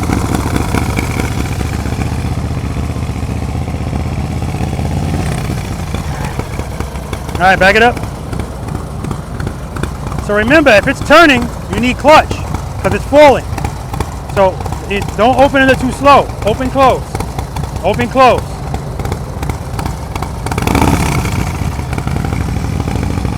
Good, close it, close it, close it. See, that's too much clutch, but just keep it closed. Keep it closed. All right, smooth stop, rear brake, rear brake. Yeah, so that was too much clutch. I know right now you don't feel comfortable at all. If that bike's moving slow, your foot's down, or if it's moving fast. So, all right, man.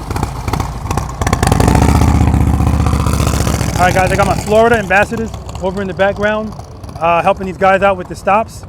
You gotta love that, man. You just gotta love that. All right, we're gonna move on to exercise number 3, trust and believe. All right, any questions on that exercise? Again, that exercise is designed to have you moving the bike very slowly, and I want you to delay clutch. Work it out a little bit, because I want you to see, yeah, I don't have to go to the clutch right away. Work it out, and when you need the clutch, boop, I want you to see that you don't need a whole bunch to relieve yourself of this fear that you're feeling. Oh crap, boom. And shout out to my ambassadors for working this. Chris, your stops over there, look. Chef's kiss, man. It's all coming together, man. Friction brake, friction brake. You too, oh my God. Unfortunately, only 130 push-ups, because as you were pulling up, all of a sudden, you're duck walking the bike. I was like, what's going on?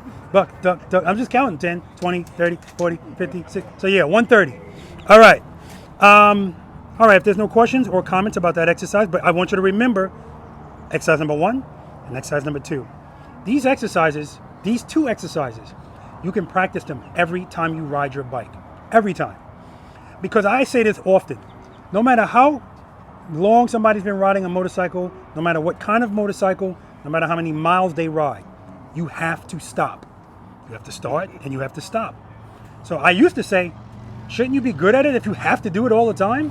Not if you don't know how to do it and you've been doing it wrong all the time. So if you look at practice session number 1, I'm not doing that. 2, 3, nothing occurred to me that I needed to go over that. And then I realized, of course you do, because once I would get people moving, the scariest part is now I got to stop, because once it's moving, again, it doesn't really need you, right? All right. That brings us to exercise number 3, trust and believe. Who is not familiar with trust and believe? Okay. All right. So, trust and believe is what? Oh yeah, look at that. Trust and believe. And believe it or not, it's copyrighted, right? Trust and believe. It's designed to make you actually trust and believe. What keeps the motorcycle up at slow speeds? Do you trust and believe that as long as you have... Listen to the question so I don't have to repeat it. Do you trust and believe that if you have sufficient power on the rear wheel, the motorcycle won't fall? I believe that. See, I would never put you in the stand.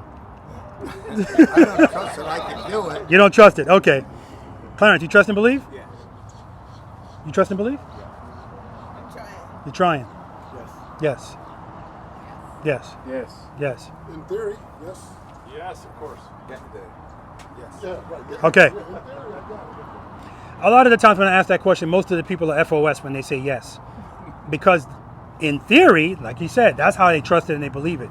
But when I see them, the first 2 exercises, putting feet down when they feel falling, it shows me they don't trust and believe. So that's what this exercise is designed to do, is to reprogram your brain to fight your instinct to put your feet down when you feel falling. That's the answer.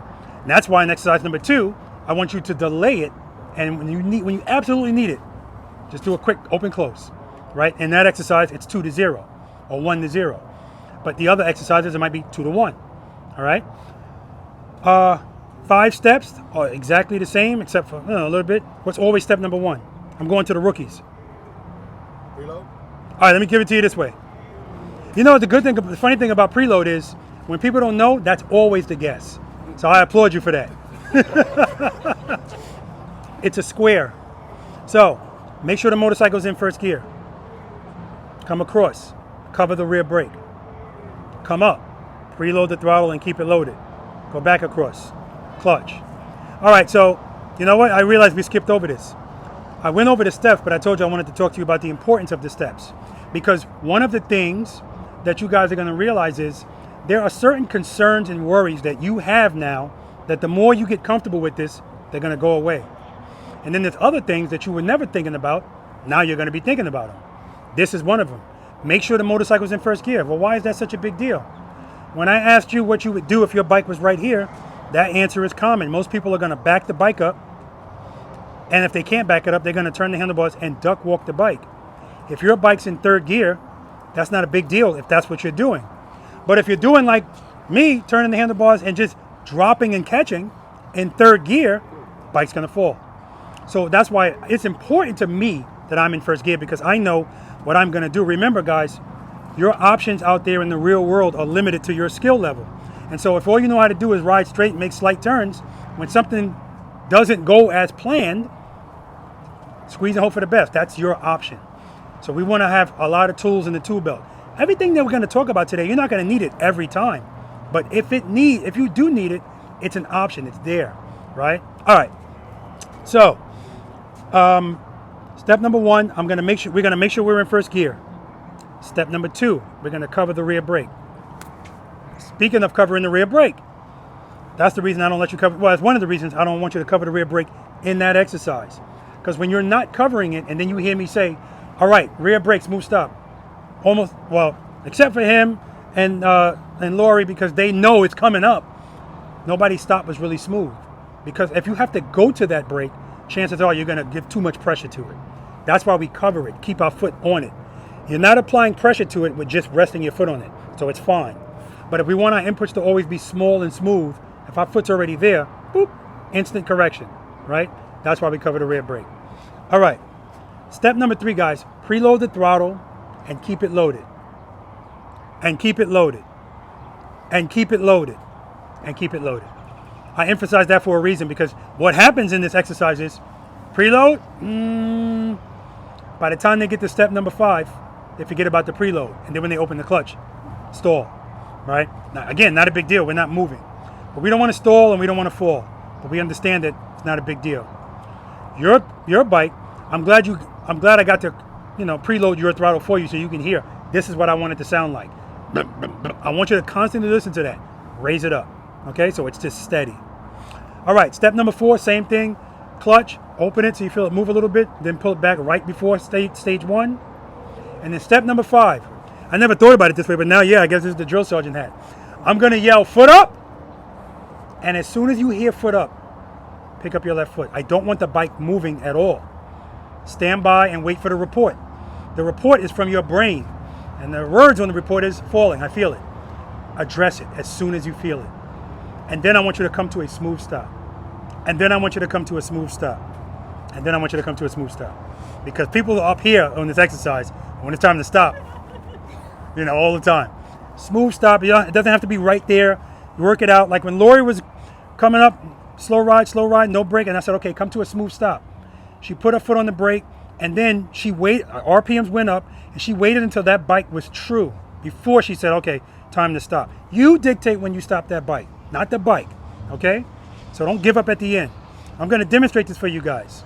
But let me preface this by saying, the goal of this exercise is not for you to see how long you can keep the bike balanced. So there's no reason for you to be, that's why I started saying foot up. I used to let people do it when they were ready. But then I'm sitting there for half an hour, people doing this, you know? No, it's not the exercise, right? I say foot up, don't think about it, because this is supposed to mimic an uh-oh moment. Uh-oh moments aren't planned. Foot up, just pick it up. Now, sometimes you'll pick up your foot, and the balance of the bike is going to work out. You're going to be sitting there for about 2 or 3 seconds. But eventually, you're going to feel it falling. Address it. So if you address it as soon as you feel it, the bike, if anything, will go like this. Smooth stop. If you wait, that's when it's going to be way over here, because it's falling. Doesn't matter, long as you catch it. Because the other thing I want you to understand is, this exercise is also supposed to let you know, don't give up. Like if you know this is what keeps the bike up, and you're opening your hand and it's still falling, you don't have enough power. You waited too late, you think you're someplace you're not. But I say this all the time, you guys paid $300 to be here. I'll refund your money and quadruple it if your bike falls with sufficient power on the rear wheel. Because it's just not going to happen, right? So, the first time I demonstrate this, Lori's going to yell foot up to me. I'm going to pick up my foot. As soon as I feel it, I'm going to address it. Now, what I don't want you guys to do is foot up, pick up your foot, and just open the clutch. You have to feel falling. That's the only way we're going to reprogram your brain to associate falling with this. You have to feel it, right? So wait until you feel it. Now, again, we're all different. And so I got some people that pick up their foot. I felt it. I'm like, well, you didn't feel it. But in your mind, you're so stressed out about this exercise, you think, I'm looking at the bike. All right? I'm also going to be looking at your front tread on the tire. If I see it move even a little bit, I'm going to say you're moving. So again, make sure. Listen, I already know that if I ask you guys for 3 things, you're going to give me 2, right? Like, God damn it, I just got this preload thing down. Now you're telling me to do something else. Now you forget about the preload, right? When you're sitting there, you should be conscious of the sound, but also if the bike is moving. Like, I got some people, their feet are dragging on the ground, and they don't even realize they're moving. If that's happening, you are in the friction zone a little bit. Pull the clutch in a little bit. Or if the ground's on a hill, now you got to have to apply a little bit of pressure to the rear brake. A little bit. Because what I also get is foot up. Because they're holding the brake. They opened the clutch. So I can always tell, and that's what I told you, your bike was sitting. If it's sitting, that means you're making it fight. Holding the bike back with the brake. So again, here's what I'm expecting. I'm ready, Rob. All right. Foot up. Nothing. You ain't gonna do nothing. Foot up. You're gonna put your foot right back down. These are the things I'm expecting, but eventually you'll get it. Don't overthink this. What keeps the bike up at slow speeds? All right. You know it. Let's see if you can do it. Smooth stop, Lori. Foot up. Beautiful. Beautiful.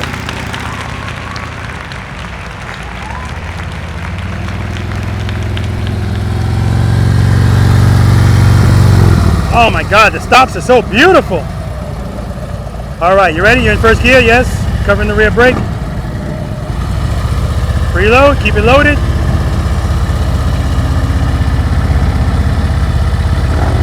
Foot up. Okay. Let's try it again. Give me some more preload. Foot up. Smooth stop. Beautiful.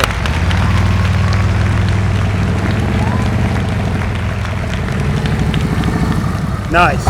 All right. Foot up. Nice. Excellent, Carlos. Got the tap performance on there. All right. Foot up. Come back around. Come back around. Foot up. Clutch, clutch, clutch, clutch, clutch. All right, start over. Back up. And when you're picking up your foot, your bike's moving a little bit. Make sure it's not moving at all.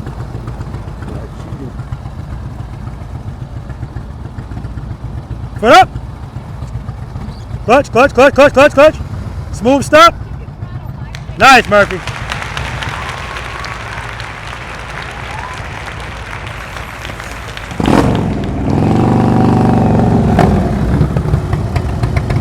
All right. Head nice straight ahead. Foot up. That's what I'm talking about. That performance, baby.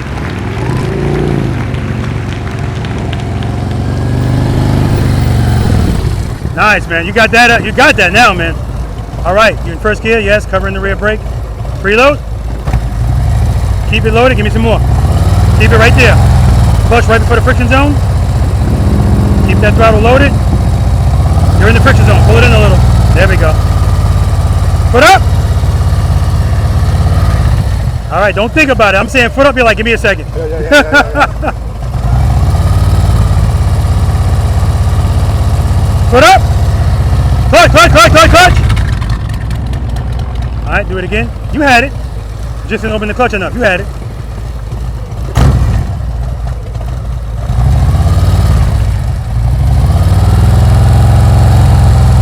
Foot up. Now you're moving, you're moving, you're moving. Make sure the bike's not moving.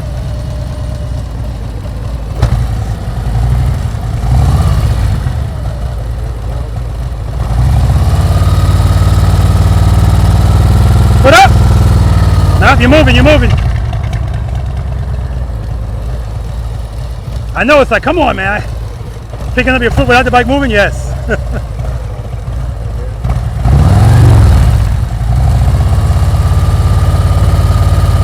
Foot up. We're good, we're good.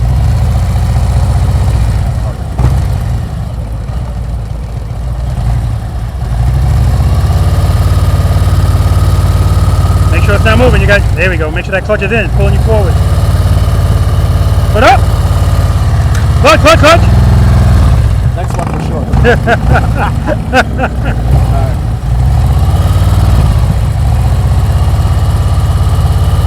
Foot up. Clutch, clutch, clutch, clutch. Oh, that was it, man. That was it. All right.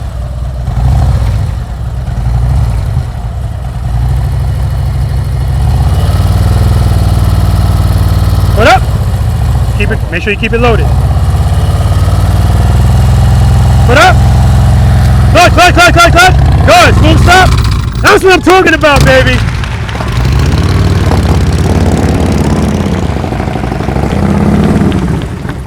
Sounds like it's fighting all the way up, man. On the brake too much. Yep. All right. You in first gear? Yep. All right. Preload. Good. Clutch right before the friction zone.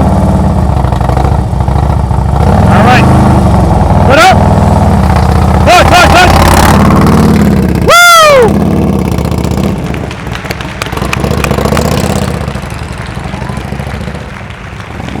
Cover the brake. Cover the brake.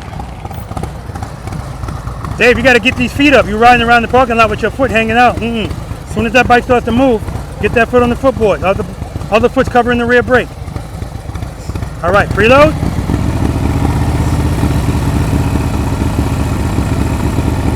Foot up. Clutch, clutch, clutch, clutch, clutch. All right, try it again. Make sure you're right before the friction zone here.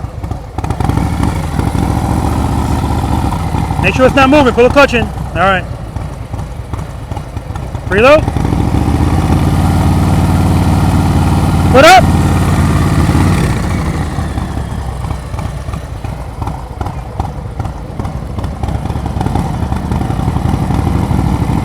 Give me some more preload.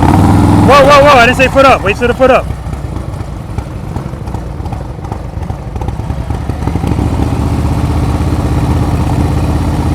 Foot up. Yeah, I'm afraid as soon as it starts to go, I'm afraid that... Open that. That's what this is all about. You being afraid, that's everybody. Don't worry about that. That's everybody.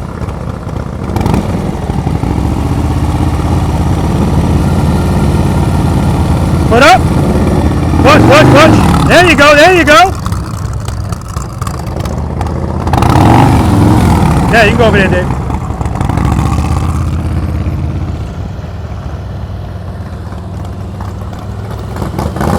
Friction brake, friction brake, friction brake. There you go. Right there, same thing. The foot just came down late, that's all. When you were stopping here, that's why it was falling over. Because the bike was straight up, and then it started to fall over, and then you put your foot down. So this is a timing thing. When you know you're getting ready to stop, at the end of that stop, have that foot starting to come out. It's a timing thing. So that then when you actually stop, your foot's right there. Boom. That way you don't get that falling at the end. One more question off the subject. It's not going to be one On the more. two turns, I get pain in both. Like if I'm doing U-turns, and, Yeah. I get pain right in the And the heel. heels of your feet, I mean, your hands. Yeah. We talked about that earlier. We said either the handlebars are low or you got the death grip. You know? I think it might be the death grip. Yeah. And it's in both your hands? Yeah. Okay. All right. Good. Good. Foot up. Clutch, clutch. Good, good. Rear brake. Smooth stop. Excellent, man.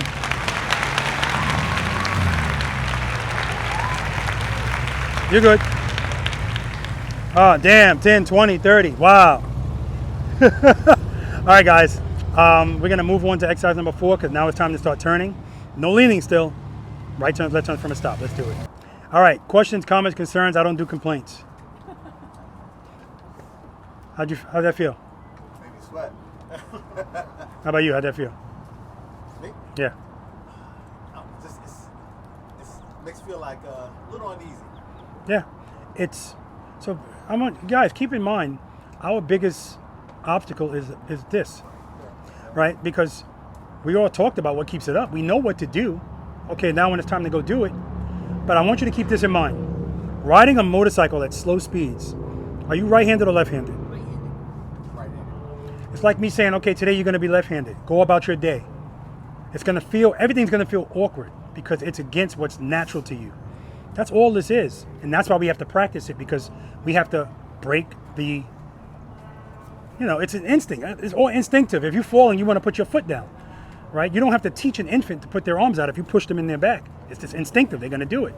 So however you felt, that's great. I need you to feel that and then feel the relief just by doing this. Like yours was like, I'm like, open it. And you never fell though, right? That's what I mean when I say don't give up. Because even if the bike if this bike didn't have the tip thing on it, where it shuts the bike off, I can pick this bike up off the ground just by throttling it. Because it always wants to go straight. It always wants to stand up and go straight. So that was excellent. Where's Damon? Yeah, and because he got those tab performance, I love it, man. It sounds good, man. That is something you're doing all day. Anytime you see me do a drop and catch, that's trust and believe. And keep this in mind. This is why we do all of these things before we do U-turns. Because if you don't feel comfortable leaning the bike over, of course U-turns are going to suck for you. But if you practice trust and believe a lot, and you get that trust that this is enough, now when I go to do a U-turn, I know already, based on exercises 1, 2, 3, 4, and 5, I know that if I just keep the clutch where it is, turn my head and my eyes, turn the handlebars and lean, the bike is just going to go. It's not going to fall with power. It's just not. It falls because people go to make the U-turn and they get scared and they pull a clutch in. All right? So trust me when I tell you, trust and believe is always relevant. Always, always, always, always. Okay? All right. No questions. Moving on. Exercise number 4. Now we're going to start turning. This is what you wanted. This is what you're going to get. Dave, what's your strength? Right turns or left turns? Left, probably. Left, probably. Left turns. Left.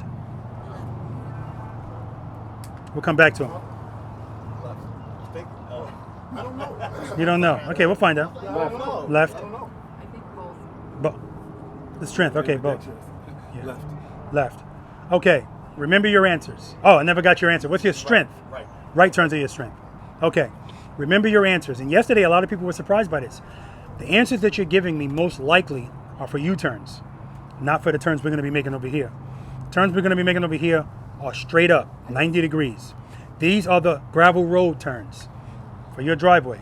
That's what we're going to be doing over there.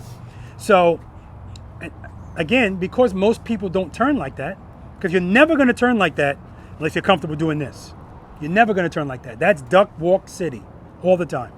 But that's over for you guys. Well, at least some of you. It's like Damon.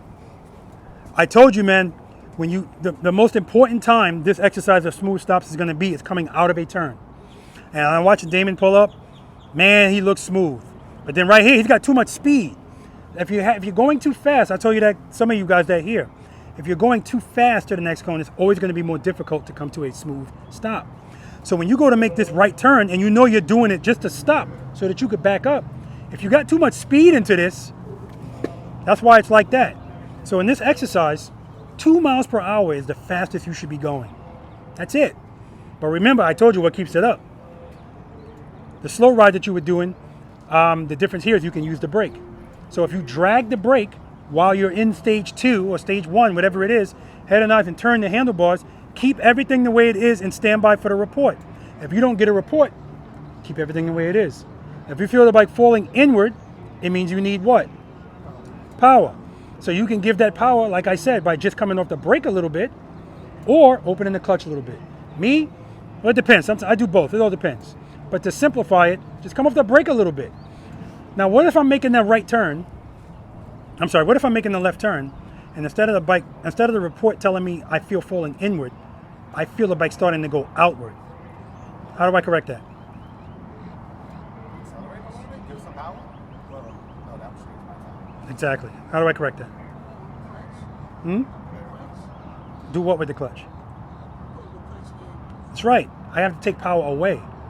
Listen, the things that we're doing on these motorcycles, especially at slow speeds, but really in general, you don't need to do a lot to make something happen. And because we're on 2 wheels and we're going very slowly, you're giving it a little bit too much power. It's trying to straighten out. That's why you feel the bike going like this. Pull the clutch in or brake, either one. And what's going to happen right there is, if I feel the bike starting to go to the right and I pull the clutch in that moment, that's exercise number 3. Because I'm waiting for it to fall back where I want it. And as soon as I feel it, clutch. Not too much clutch, because it's going to straighten out. So see what I mean? It's different variations of trust and believe, but you're always doing it if you trust it, right? And that's what makes everything easy. Once you get trust and believe and you feel good about it, the sky's the limit of what you can do, because really the only thing holding you back from doing anything is the fear of this bike's going to fall, right?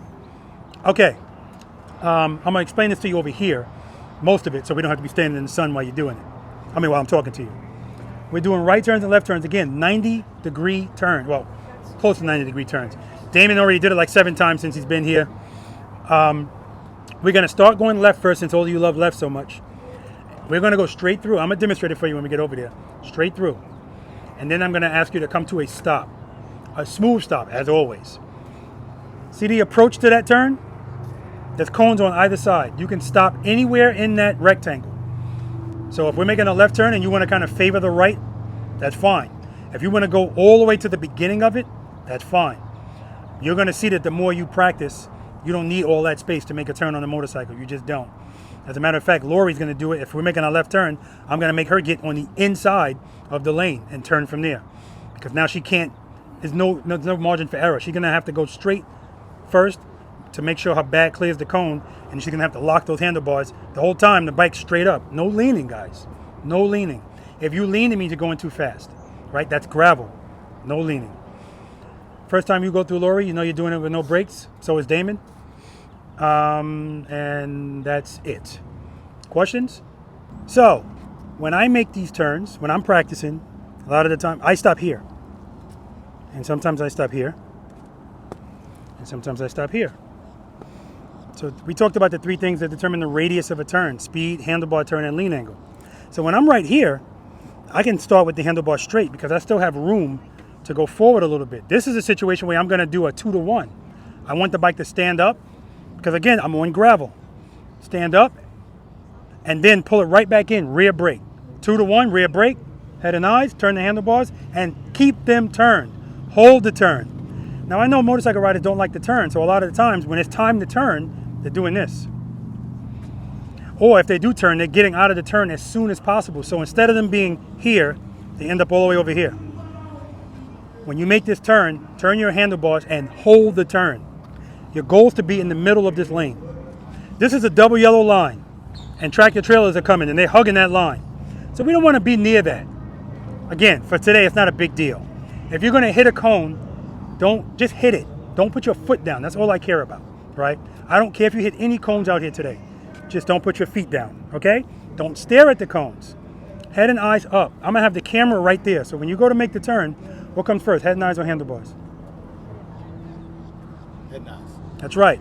It's head and eyes and then handlebars. So it doesn't make sense to turn your head and your eyes when you're already in the turn. Because if something was going to hit you, now you're hit. Head and eyes might equal smooth stop, because when I turn and look, something's coming. head and eyes, handlebars. Turn them and hold them. Now, on the approach to make this turn, guys, this is where you get everything together. So on the approach, listen to your preload. I like the way that sounds. Keep it there, set it and forget it. Clutch, I'm in a stage 2 or stage 1. All right, I like that. I like to be in a stage 2. I want a little bit more than I probably need. So I don't have to make, I don't want to have to make changes while I'm doing it. And rear brake, I'm gonna drag the rear brake. Right there, I'm gonna start dragging it. But first I'm gonna start it without the brake because I'm gauging how much how much power I have, what stage I'm in. And once I do that, my goal is to just keep everything there and stand by for the report. Head knives, handlebars, turn the bars. Now in this case, sometimes people start doing this with the brake. That's fine as long as it's subtle. This is not a mechanical bull. We don't want the bike doing this, right? However, sometimes people do that and that's fine. It doesn't mean, if you're accustomed to that, it's not gonna really bother you. But if you're not, motorcycle riders for the most part, we want everything smooth, even. We don't want any disturbances, anything to make us do anything. And that's why in Savannah, if you haven't already, I highly recommend it. Go down to River Street, uneven cobblestones. People are shitting themselves when they go down there on the motorcycle because the uneasy feeling I'm talking about is sustained the whole time you're on it. But if we know all I need is power to keep this bike up, let's work it out. You'll be all right, right? Anyway, so that's the goal here, guys. Exercise number 2 is the speed that you're riding up here, nice and easy. Head and eyes, handlebars, turn. Don't change a bunch. You'll be fine. Some of you, I'm going to tell you, head and eyes up, and you're still going to be looking at these cones. I understand. You're going to be looking at these cones. I understand. We got to practice on the head and eyes, keeping our head and eyes up, okay? I'm going to demo it. Straight through, and then stopping, and then we're going to make a turn, stop wherever you're going to stop, and then stop here before the end of the cones. Is foot down stop?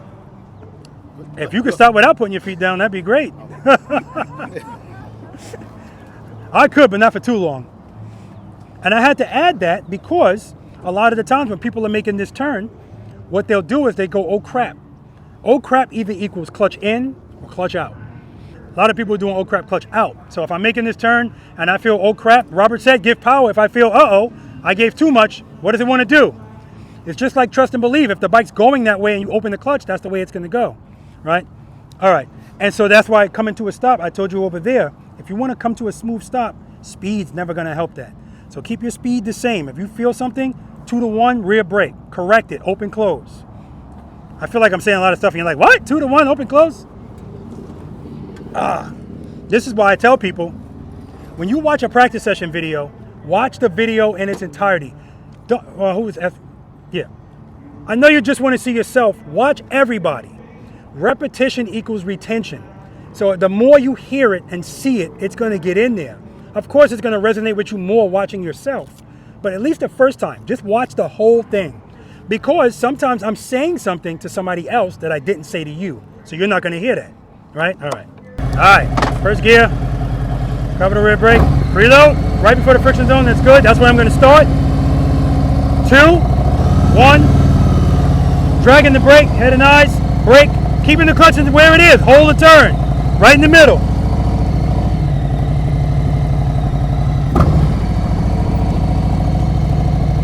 Come to a stop. Friction brake, foot out. Boom. Heel toe. Going to the left. Nothing's different here. But this bothers people. Preload. Foot up. Rear brake. Rear brake.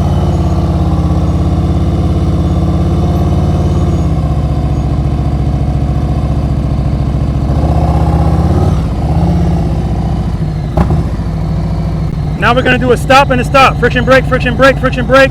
Clutch is in the same spot. Now I pull it in. Going to the right. Rear brake. Clutch, same spot. Rear brake, rear brake, rear brake. Straighten out. Smooth stop. I didn't like the stop. But Lori put the pressure on me. It's called payback. Yeah. All right. Any questions? Hi, Lori. I love it. All right, Lori's doing this. Head nods, Lori. Lori's doing this with no brake. Beautiful, Lori. Beautiful. Beautifully done. And if you're not going to use the brake, you got to make sure you're not going too fast right from the start. Head nods on the camera. You're looking at my cones. You're looking at my cones. But her speed is awesome.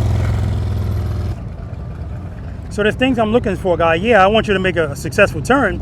But even if you don't, I'm looking at other things. Slow down, slow down. Hold that turn, hold that turn. See? Don't come out of it early. Hold that turn. You're good.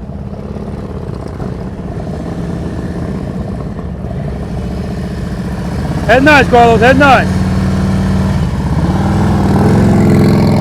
Yeah, baby. Never put a foot down and said, screw it, I'll just make the right turn. I'll take it. Head nice. Head nice. No good. Speed. But he didn't put a foot down. No brake. Too much speed. You're already screwed. Yeah, it was too much speed, that's all. So yeah, I told Damon do it without a brake as well. Good, head nice. Keep the clutch open. Yeah, see, as soon as he went to clutch, yep. Keep that clutch open.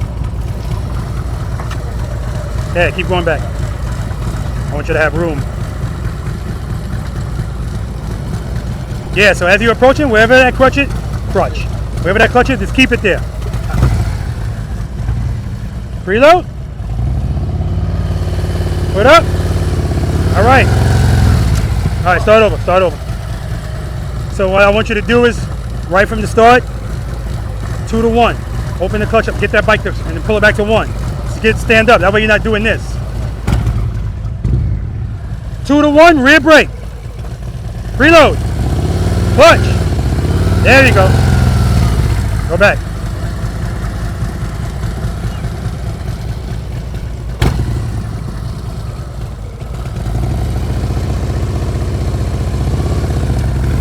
Good. Head and eyes. Keep the clutch open. Rear brake. Rear brake. Oh, watch your foot. Watch your foot. Dude, that was awesome, man. You had it. You had it. I don't know what the hell happened here, because you had it. Yeah, once he made that turn, that's the easiest part. I don't know what happened there. Foot up. Good. Keep that clutch where it is. Use the rear brake. Head and eyes. Stop looking at those cones. Look at my camera. See? There you go. As soon as you looked up, you turn. Good job, man. Good job.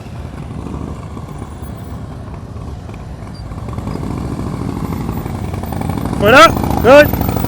Slow down, slow down. Too much clutch. Too much clutch. Too much clutch. Yeah, go through.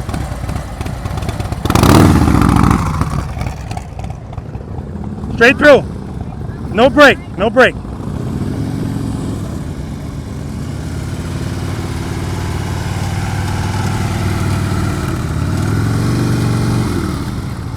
There you go, there you go. Straight through.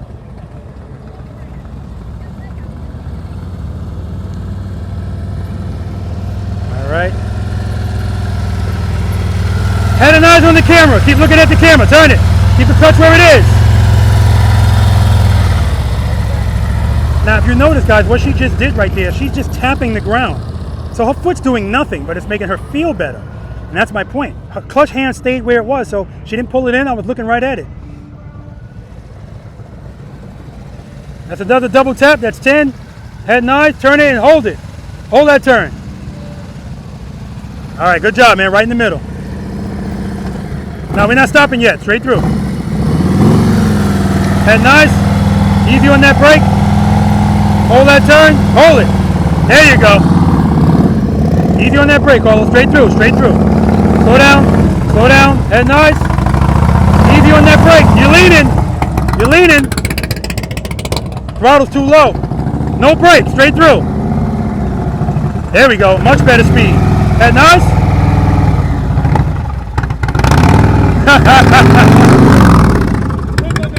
Yeah, man. So yeah, Damon's been here before. He's at a, straight through. He's at a level where I can ask him, all right, now try to do this with no brake. So that's the only reason that, I'm having him do that. And of course, Lori. Head nice. Turn it, turn it, turn it.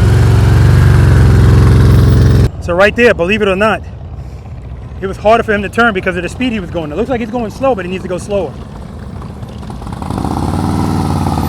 All right, pull the clutch in a little. Whoa. Back up. You're going in here with too much clutch. It's you're going too fast, and you're trying to use the brake while staying that fast. You're making the bike fight. So 2 to 1. You got to open up the clutch to get the bike to stand up, and then pull it in a little bit while you make this turn. Light pressure on the rear brake. Head and eyes on my camera when you make this turn. Preload. Good. Clutch. Open it up too. Pull it in a little. Pull it in a little. Get that foot up. Get that foot up. I'm fighting 60 years of bad habits. Yeah, absolutely.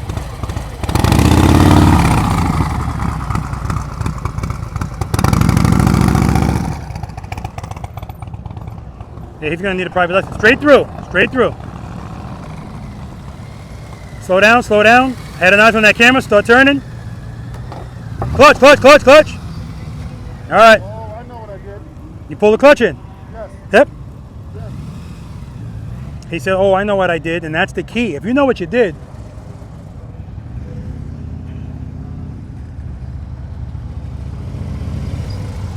all right. Actually, all right.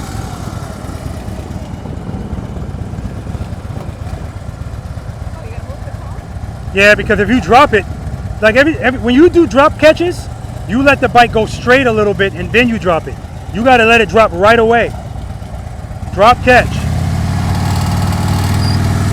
There you go.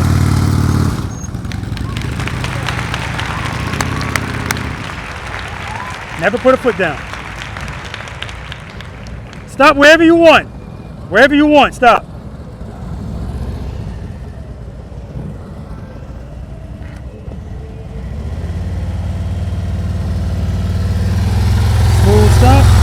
Beautiful. So when you're making that turn, that last turn you made, you're tapping the ground with your foot. So it's not doing anything. Your clutch was in the same spot. You didn't need your foot, but you just didn't like the way it felt. You're also looking at my cones. Make sure when you go to turn, head and eyes on my camera and keep looking at it. Right? Everything was perfect. You just put your foot down for nothing.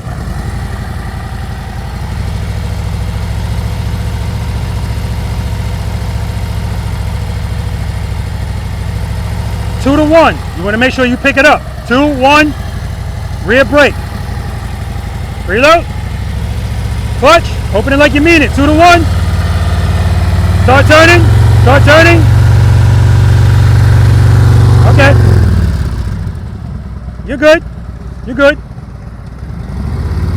Cover that brake. We ain't walking it. There we go.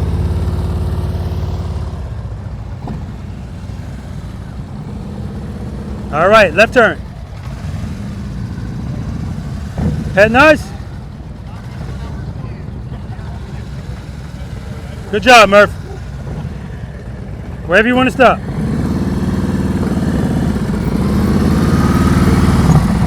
All right, left turn. Head nice on my camera.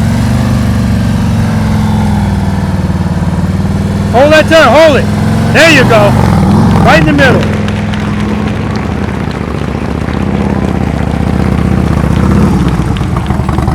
Oh man, it's another 10.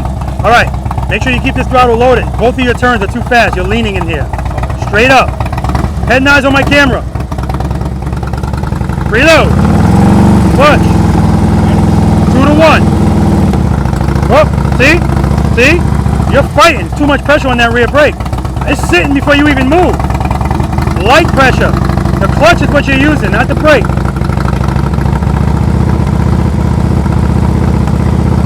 Hold up. You're also too close. I'm going to give you some time, to be able to get the bike, where you want it before you start turning. All right. So from here, 2 to 1. 2, 1. Rear brake. Light pressure.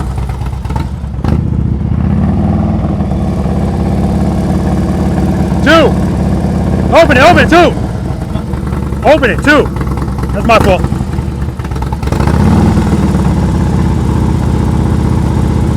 Yep. Head nice. Yeah, he's fighting it. Wherever you want to stop. All right.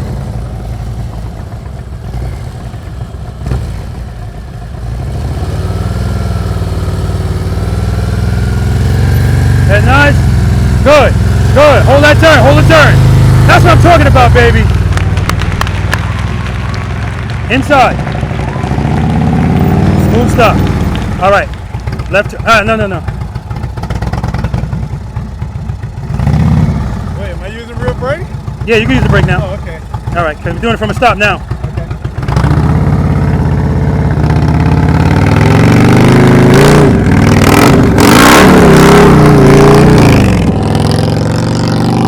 So that situation right there, guys, that's why you do a little drop catch. The drop catch would have prevented him from falling to the right. You ready? Yeah. All right, back up a little bit, back up a little bit. All right. All right, so right now you're giving me too much clutch. I want you to start out with a little bit more and then pull it in a little bit, because you can't make this turn going that fast, okay? All right, light pressure on that rear brake. Let's try that. Preload. Keep it loaded. Clutch. Keep it loaded. Clutch. Foot up. Pull it in a little bit. Start turning. Back up. No confidence that it's gonna turn. Well, it ain't gonna turn unless you turn it. Oh, Jesus. Let it go, let it go, let it go. You're good. So again, when you open the clutch, you can't keep it that far open, right? And if you use the brake, it's gotta be light pressure. Right now, as soon as you don't like the way something feels, bam, you're smashing at it. Nice and easy, okay? Open, close, 2 to 1. Preload. Give me some more preload. Good, clutch. Clutch, open it, open it, open it, open it. Close it a little bit. All right, walk it over there. You're not ready for this, brother. No.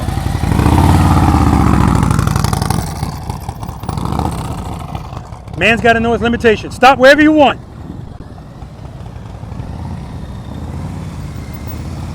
All right, left turn. Make sure right before you're gonna make that turn, look at that camera and keep looking at it. Your peripheral vision will see the cones. You don't have to look at them. But as soon as you looked at me, your handlebars went. And then that last time you pull the clutch in. Foot up, that's 10. Head nod. So you're turning late, too much speed, so you're leaning a little bit. All right. All right.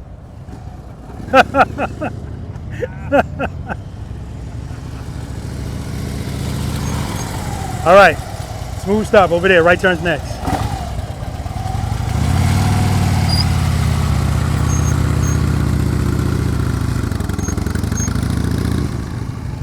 What happened to my stop?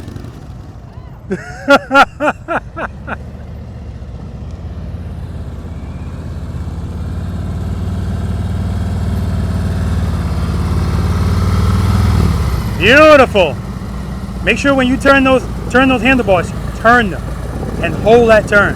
Okay? Don't wait too late to turn either.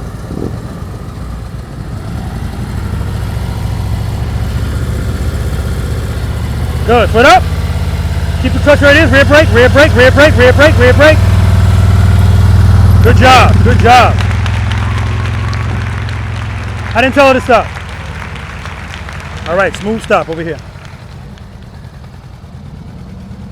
Clutch, clutch, clutch. Head nice. 10, 20. They were nice and slow. 10, 20.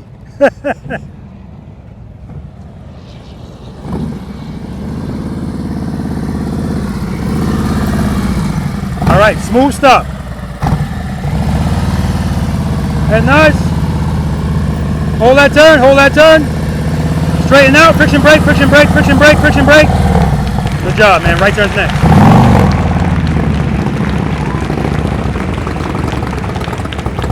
See how much your bike is shaking? The throttle's too low. Way too low. All right, smooth stop over here. Reload.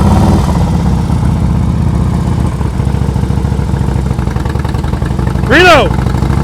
Reload. Easy on that brake. Reload. Keep it loaded. Go. Keep it loaded. Keep it loaded. Head nice. Hold that turn.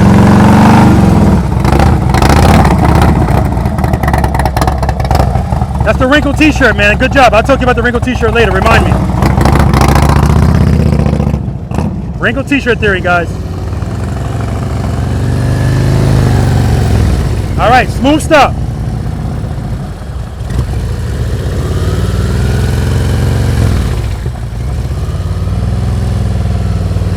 Head nice, head nice.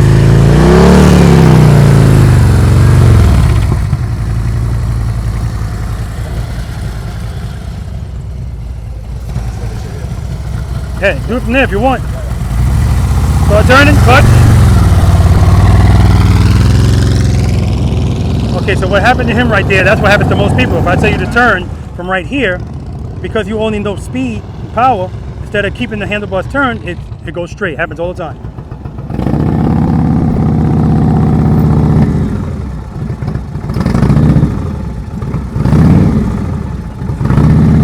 All right, smooth stop. Start with those bars turned if you need to. Oh yeah, you are gonna need to. I want the bike straight up. All right, hold on. Back it up a little. All right, right there. So the last time, that was a perfect situation for a drop catch. That's why the bike went to the right, because when you picked up your foot, the balance was that way. So if anything, when it's time for you to go, pick up your foot and let it fall just a tiny bit, and then clutch, and you're good. If you need to.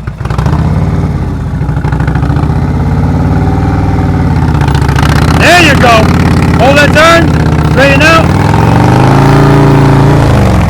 That's what I'm talking about, baby. All right, you ready? Yeah. I thought we said you weren't ready for this. You said one more time, 2 more times, we'll see. One more time and that's it. All right. Preload? Actually, yeah. Not too much clutch. Start turning, rear brake, rear brake.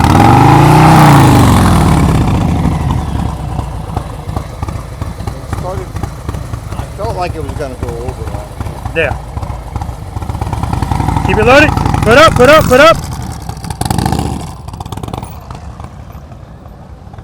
Stop wherever you want to stop. 10, 20, 30. I'm just counting the push-ups. Okay. We ain't doing it, man. All right, smooth stop over there. 2 to 1. 10. All right. Good. Slow down, slow down, slow down, slow down. Clutch, clutch. See, pulled it right in. I keep pulling in instead of, I'm just telling myself to let it out. It's a natural thing when people feel, uh-oh, that's the common thing to do. Clench, foot on the brake. Yeah. So what you're doing is common, but now at least you know, like the last time you said, I know exactly what I did. I pulled the clutch in. So that's fine. Okay. Don't, because remember, we're doing this straight up. Don't speed up in the turn. It's just gonna make you lean. And that's what happened there. You're leaning, making that turn. So, Okay. The speed that you were going straight, yeah. that speed was fine. When you started turning, you sped up. And then you got here, didn't like the way something felt, pull the clutch in. Okay. All right, right turn's next.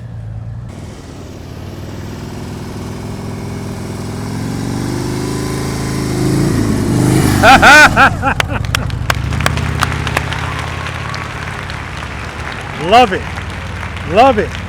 She had to let it dip just a little bit to make that turn. Slow down, good. I didn't say stop, I said slow down. All right, back up. Yeah, because at that speed, if you're going that fast, when you go to make that turn, you're gonna lean the bike, you're gonna have to. It's too much speed. You can go back as far as you want. All right, we're gonna see what you like better, right turns or left turns.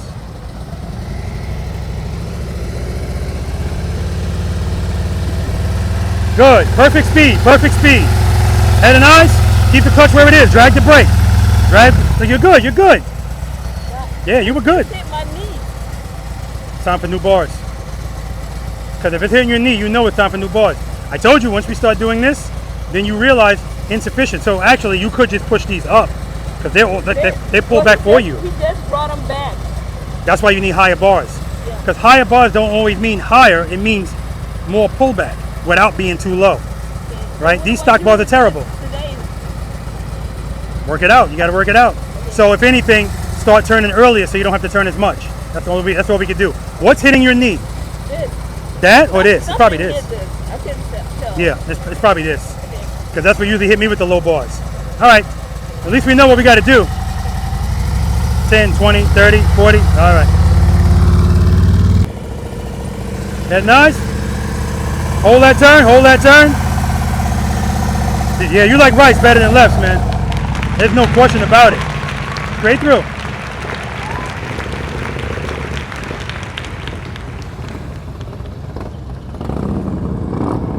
Straight through, straight through.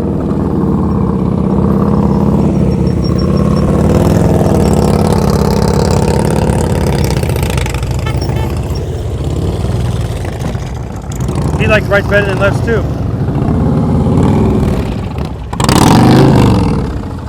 Beautiful, beautiful.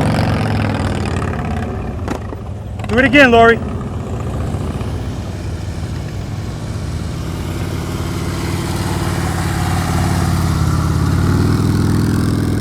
Excellent. That's 10. Slow down, slow down, slow down. That's better, much better.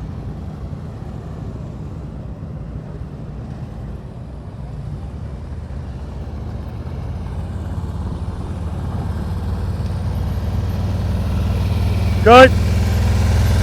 Start turning, start turning. Hold that turn. Turn it some more. There you go. Yeah, our bars are too low. This is what I mean when I say all the time. Until you start riding this motorcycle at slow speeds, you don't realize the deficiency of your equipment. Because riding straight, making slight turns, not a big deal. Easy, easy, slow down.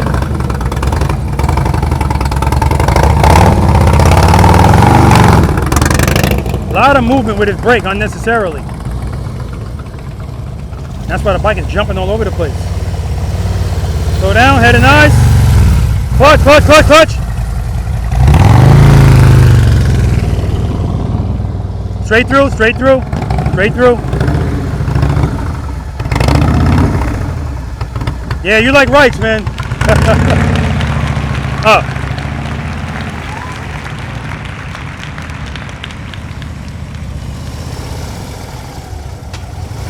All right. I told you, I'm not listening to you, Lori.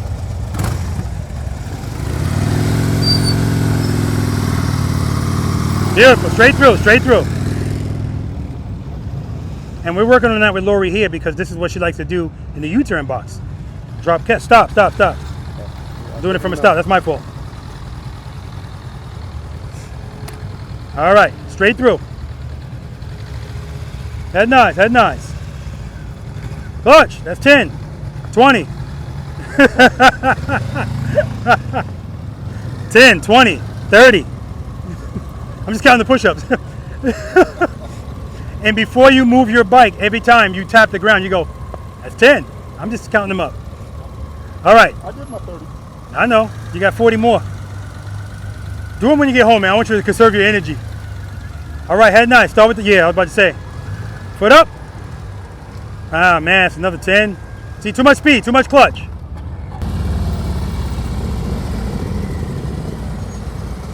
All right, straight through. That was good. So now you know the limitations of how much you could turn. What you might have to do is what I used to have to do before I changed my bars.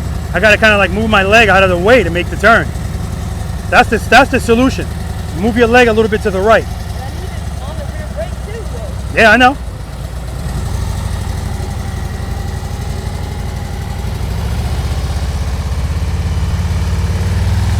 Good, good. Start turning. Keep the clutch where it is. Rear brake, rear brake. There you go. Trust and believe. Good job.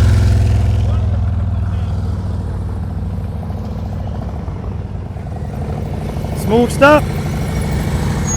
All right, right turn, straight through. Head nice. Good job.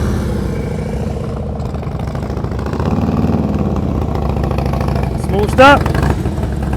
Do everything you do is So, and I'm watching you as you're going by. Your foot's doing this. It's just too much. So I want you to make this turn. No rear brake. Just use the clutch. Take it off the brake.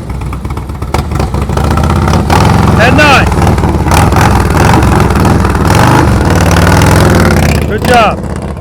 Now he's not leaning because of speed. He's leaning because he didn't address the falling feeling right away, and that's fine. But it's right there. It looks smoother without giving him this brake. Straight through. I'm laughing now when he said he wasn't a throttle blipper, and that's why his brother and Chris were like, "What?" Head nice. Hold that turn. You had it, brother. You had it. And he likes.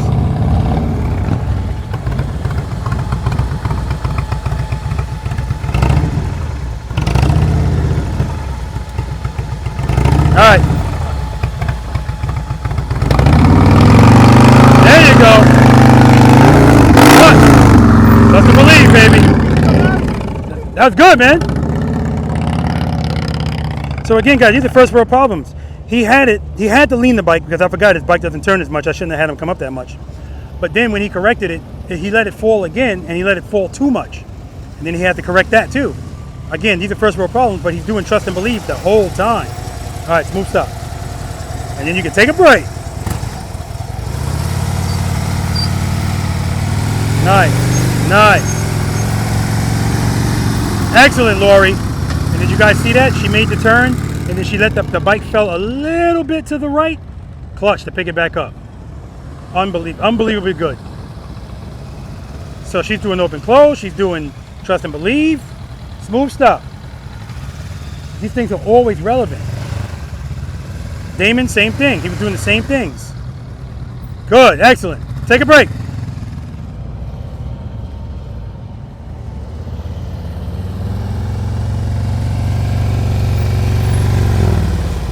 All right, looking really good.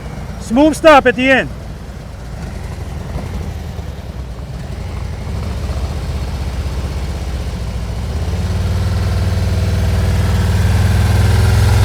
Good. Rear brake, rear brake, rear brake. Yeah, I see. It's hitting your leg a lot too. I see it's hitting your leg a lot too. So yeah, it's not even a question. You're going to need new handlebars because obviously you want them to be comfortable. That's why you had them pull it closer to you. He got me some for Christmas, but they were too wide. They were 2 inches higher, but they were so wide I couldn't control the bike. So yeah, we have to do some research. We meaning you and him. Yeah. To figure out like how wide these are and go from there. Yeah. Sometimes the width doesn't matter because the bars are coming like this anyway, and once you pull them down towards you, you know, but this is just, yeah, no good. That's why they redesigned the Road Glide handlebars, and they did a phenomenal job with the new design. Have you sat on the new Road Glide? Yeah, I've ridden it. How you feel about it? So even if you got to get those handlebars, yeah. You know? All right, take a break. Yeah, she's good, and the last thing you want to be restricted by is your equipment.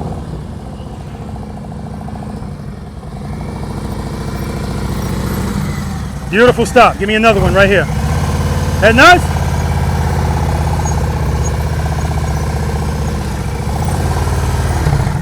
Oh my God, you saved the best for last. That was beautiful. Take a break. That was beautiful the whole way. It's like his bike was on rails. I'm laughing now. When you were like, oh, I'm not a throttle blipper. Now I know why they were like, whoa, big time throttle blipper. Same thing, no brake, but well, I need you to come to a stop over here. Okay. So yeah, you gotta have to use the brake. Now you can use it nice and easy. You already showed me you don't really need it.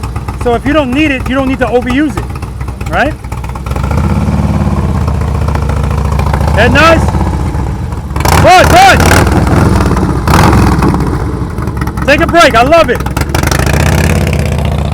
Oh, you going from here? All right, smooth stop on the other end. Let's do it, brother.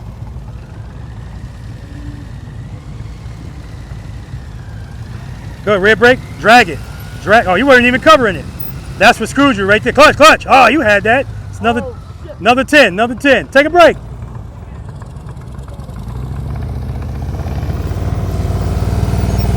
All right, smooth stop.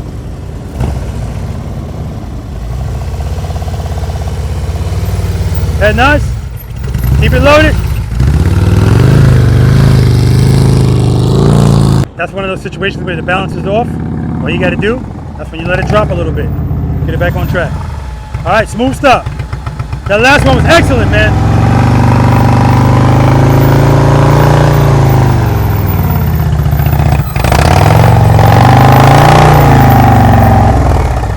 You guys see that? Now I know the goal was to stop at those cones, but he wasn't ready. The bike wasn't ready. He would have stopped with the handlebars turned. So what did he do? Friction brake, get that back right. Oh man, it's a pleasure to watch, man. Take a break.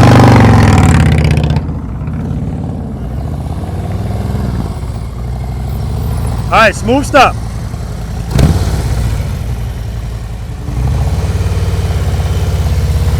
Good. Head nice. Straighten out. All right, listen. I'll take it. So what you were doing is when you were making a turn, your foot was going like this. So yeah, all that's doing is, if you're trying to make this bike steady, you're just creating a disturbance by doing that. Just light pressure. That's all you need. Drag it, tap it. Good job, man. Take a break. All right, guys, we're gonna move on to exercise number 5, single serpentine. We started turning, no leaning. Now we're gonna turn, we're gonna lean, and we're gonna transition. We gotta go a little bit faster to make that happen. All right, let's do it. Not that you remember, but any questions from exercise number 4? I got kind of mixed up, so to make the left turn. Mm-hmm.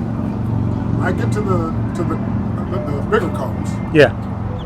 I'm going a little bit past it. I'm turning my head and eyes first. Mm-hmm. Turning the handlebars. Mm-hmm.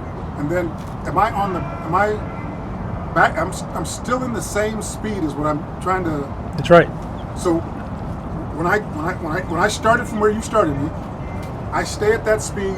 I turn my head and eyes first, then turn the handlebars. Mm-hmm. And just ride it on out. Huh? Right. Well, don't ride it on out, because sometimes riding it on out means picking up speed. So, yeah, you're applying a little bit of pressure to the rear brake if you need it, which most likely you will, and you just drag it. Drag it. Like he was tap dancing on his brake, so I took it away from him. And then he went through. He was the throttle blipper of the world. That's why I was laughing when I thought Boyoy was like, "Whoa, whoa, whoa! You're not a throttle blipper." I didn't know. But he showed me that he doesn't need the rear brake. So I said, okay, so if you don't need it, why are you using it so much? And so now next time he comes through, he is using it, but he was using it and taking his foot all the way off of it. I don't want you to do that, but if that's what he needs to do, not to smash it, fine, right? But let me tell you. Oh, that's what you mean by dragging now, just slight pressure. Yeah, if you're in your car, automatic transmission, if you take your foot all the way off the brake, the car's gonna move.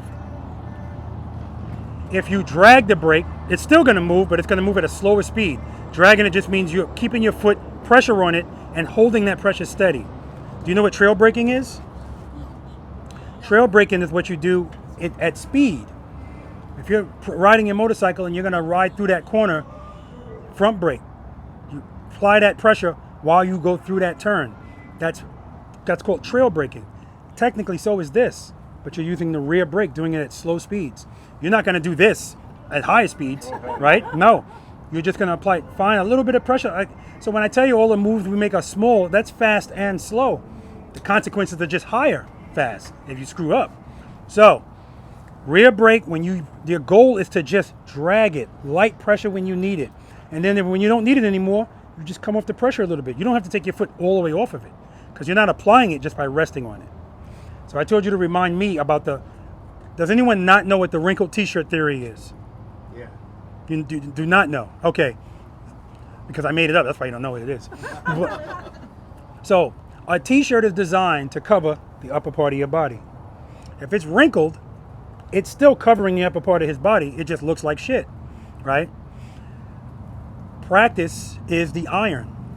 And so when he went through exercise number 4, oh my God, the mechanical bull is in full effect. The bike is all over the place. He's leaning, all kind of stuff, right?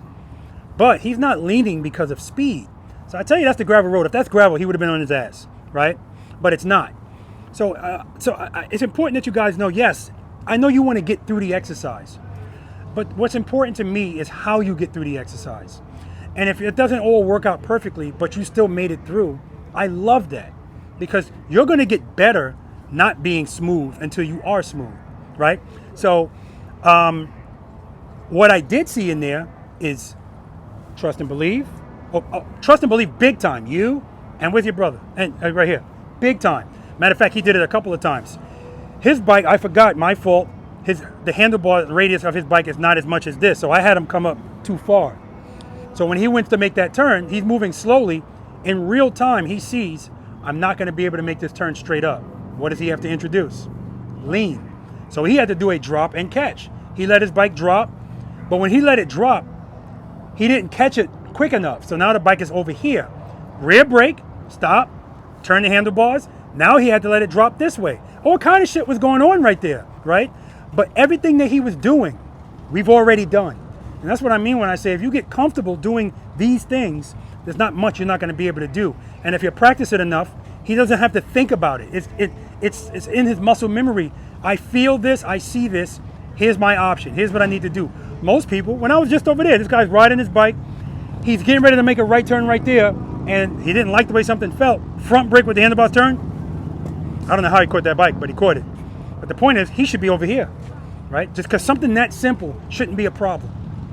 All right, but that was excellent. We just got to smooth you out because again, if I look at how you ride, you shouldn't have any problems unless, you know, the ground's slippery or something like that. That's why I want you to be very smooth. I don't want you to be, because you're not going to always be able to do that, right? But that's almost a first world problem because most people can't ride like you ride. It's that simple. We're going to move on to exercise number 5, single serpentine. So now we've already started turning. Now we're going to turn, lean, and transition. All right? So we got to go a little bit faster. But we can't be going too fast because we need to be able to turn the handlebars. So this exercise is very popular for people to come in here and want to just do this. So remember I talked to you guys earlier about when you start learning this is going to cost you money because you're going to start learning certain things. The deficiencies of your bike, and that's what she realized, her handlebars are those wheelbarrow ones. And her husband pulled them back for her so she can reach them. And everything is fine when you're riding straight and making slight turns. But now when it's time for her to make that turn, hitting her leg. So they're no good now. She's got to get new handlebars, right? See what I mean? Things you don't know because you don't know. And then when you know, it's going to cost you a little bit of money. It's okay, though. Because that's a first world problem. Yeah. But the point is, she was able to make that turn. That's why I'm going to tell you, you're not a below average rider. The way, just stopping your motorcycles, guys, that right there shows you're not a below average rider. Because when I do private lessons and people come out, I'm on that exercise for hours. Hours. Trust me. So when you got it like that if you could only see life through my eyes. So you're not below average riders. All right. What I want you guys to do here, again, we're not doing this. I want you turning the handlebars and leaning and transitioning, right? That's what this exercise is all about. The holding turns buys you what? Time and space. That's right, space and time, and we're going to talk about that. After exercise number 5, all the way up, that's going to be relevant. Holding turns buys you space and time. So yes, I want you to hold every turn. That's why I added these cones here. Because when you start, I don't want you, you know what? Let me set this up over here, guys. I'm trying to keep you guys in the shade, but screw it, let's do it. I had to add these cones because every time I tell people to start wide and stay wide, even if I have them start out here, what they would do is start the turn early. And so they end up like this instead of like this. I want you like this, and I want you to stay like that all the way down. Don't hug the cones. And so what I'm referring to is I'm taking up less space if I'm like this versus like this. But if you stay wide, it's going to force you to lean. This is the first time we're leaning today. The first exercise where I'm introducing leaning. And in order for you to lean, you got to give yourself some space. Now, what that's also going to do is give you more time because now you're not going to be right up on top of the cone in front of you. See how close I am to this cone? Ideally, that's how I want to be. And when I make the next turn, I want to be closer to this cone than I am to that cone. If I'm closer to the other cone, I can still correct it. I need to slow down and hold the next turn longer.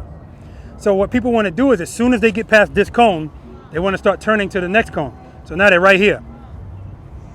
I don't want you there. I want you here. Boom. And when I make this turn, don't start coming out of the turn. Hold it. Hold it. Transition. Now, every time I make a turn, I'm a little bit away from the cone, not right on top of it. Right? We don't want to be clipping cones or anything like that. Right? Not unnecessarily. Okay? When I do this exercise, you guys are going to be going in that direction. When I do this exercise, head and eyes straight ahead. Right? I don't use my rear brake in this exercise because I don't need it. Right? Most of the time I'm still covering it.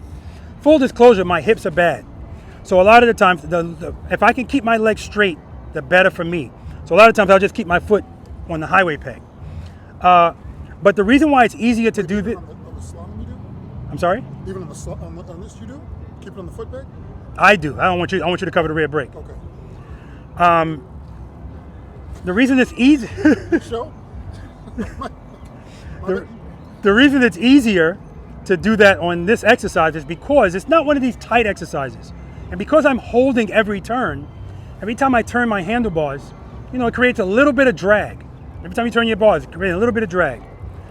That's allowing me to not be in a rush to do anything. I'm still not gonna lazily transition, but when you just turn like this, you gotta do everything quicker. But if I hold those turns, transition, hold it, transition, it's much easier for me to just give it a little bit of clutch if I need it, but my goal is to, stage 2, just stay in stage 2. Keep my throttle loaded the whole time, my head and my eyes straight ahead, and counterbalance my body, meaning keep my body straight up and down, let the bike lean under me, right? I'm not leaning with the bike. Now, counterbalancing is something that you do just to make you feel better. It's not gonna change anything as far as the characteristic of the bike. You turn the bike, it's gonna turn. You lean the bike, it's gonna lean. But when you're at slower speeds, it feels a lot better to not be right at the ground when you're making a tight turn. At higher speeds, you lean with the bike. That just makes sense. It's an aerodynamics thing too. Any questions on any of that? Now, I'm expecting people to go through here. Some people might be a little, but speed? Now, the speed has to be appropriate. If you want a number, I'll say 10, 11, 12 miles per hour, whatever. I don't even look at my speed, but I know that's around the range of speed. I want you to realize the purpose of this exercise, aside from you getting comfortable, now it's time to manhandle this bike. Don't lazily transition. And when you transition, fall into the next, not literally fall, but kind of drop the bike into the next turn. Transition, boom, transition, boom. I want you to know, the point is I want you to realize you don't need to be going very fast to lean the bike. You just need to be going fast enough, okay? So we got to split the difference here. We can't go too fast because we want to be able to still turn. We're not just making slight turns. Turn. And we can't go too slow because we got to lean, okay? So we kind of split the difference. Demo. You'll be on the rear brake. Transition. Transition.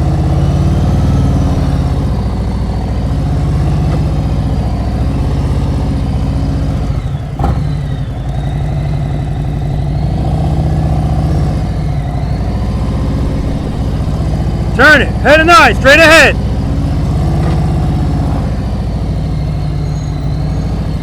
So I find that in this exercise, people they baby the bike. Turn the bike, boom, boom, boom. It's gonna go wherever you turn it, but you gotta turn it. Why are you making faces? Yeah, you. Okay. I've learned to stop listening to people. I just watch what they do because every time somebody's nervous, they kill everything out, including Lori. All right, any questions? Anybody need to see a demo again? See how my tone, yeah? Okay. This time I'm gonna do it the way I want you guys doing it, coming from here. And the reason why I want you to dip the first turn is because that's how I want you to do every turn. You start wide, stay wide. People start wide and then they just start doing this again because that's what makes us comfortable.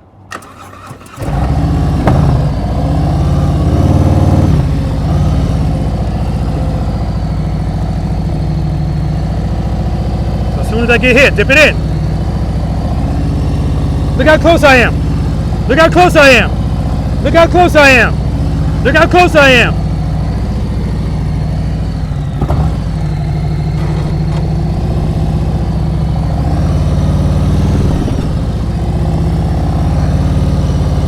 Look how close I am to that cone.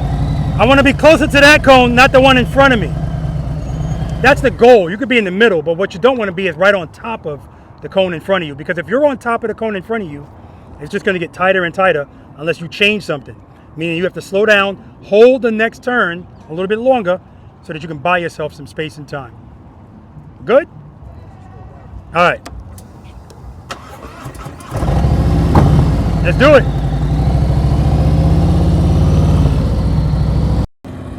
Dip it in, good. Now watch how close she is to, let's see how close she is to that cone. How close she is to that cone. Close she is to that cone. That's what you want. And if you do it that way, it's like a ton of space. Dip it in. Good, transition. Head and eyes, straight ahead, straight ahead. Keep that speed up, good. Good. Dip it in. There we go. There we go. There we go. See how we started getting a little bit looser in the end? That was excellent. Dip it in. This is Murphy.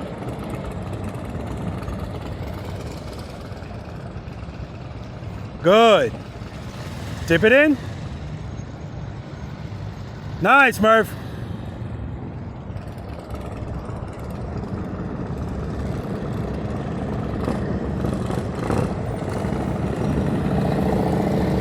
Good.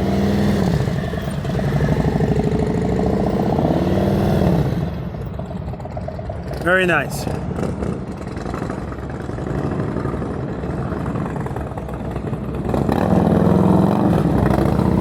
Good. Watch the speed. Very nice.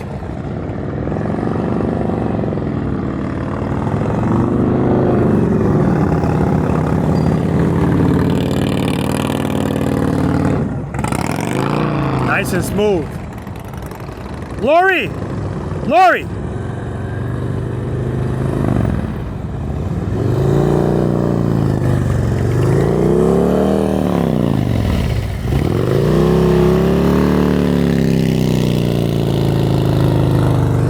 It's only the first time. His preload was changing up and down, up and down. You start concentrating on one thing, and then you don't even hear it. Good, transition. Good, transition. Good, transition, throw it in.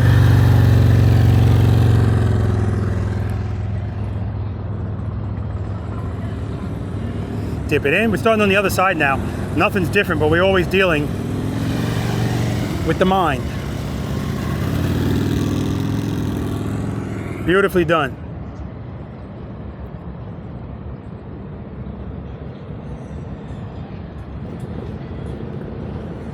Nice. You're hugging the cones. You're hugging the cones. And the transitions are slow. That's the another reason for that.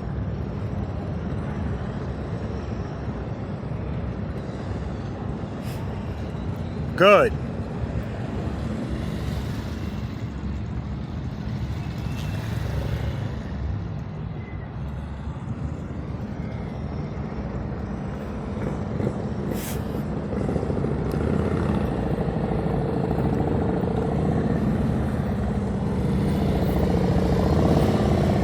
Good. Excellent.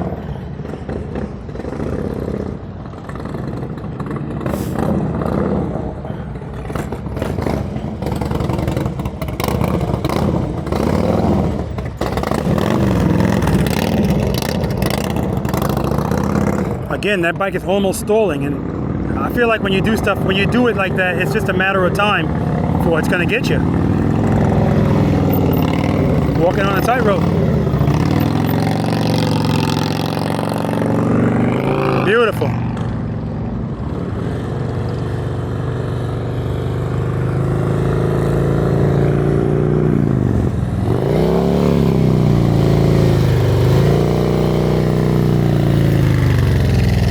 There you go. I knew it. I mean, for some reason you do it once and then you get kind of loosened up and you come back and you do it again. Head nice. Transition. Good. Keep it loaded. See? There we go. Turn it in there. Rear brake. Rear brake. There you go.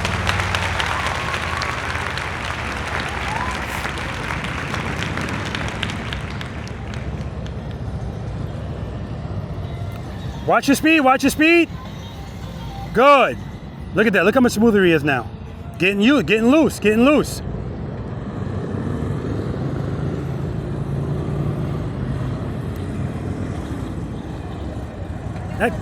Exercise 6 next.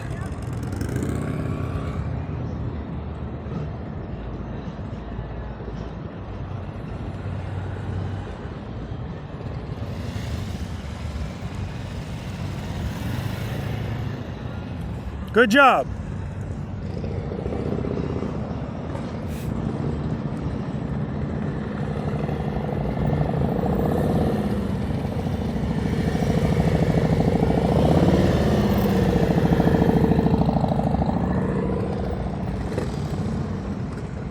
No brake.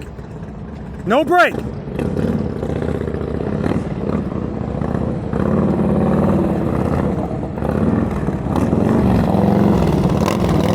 Good. Tab performance. No brake.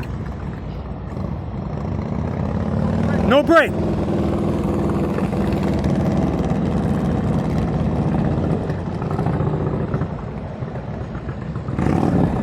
Uh-oh. Beautiful, beautiful. No, you can use your brake.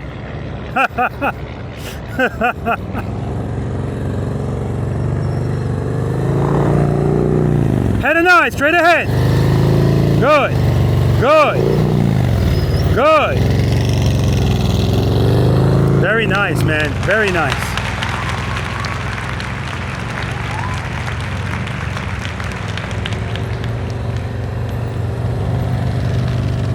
Lean it in there, good.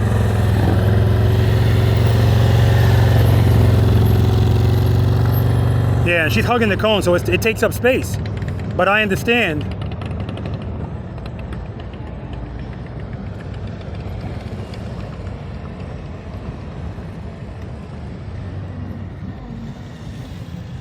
Too much speed, too much speed.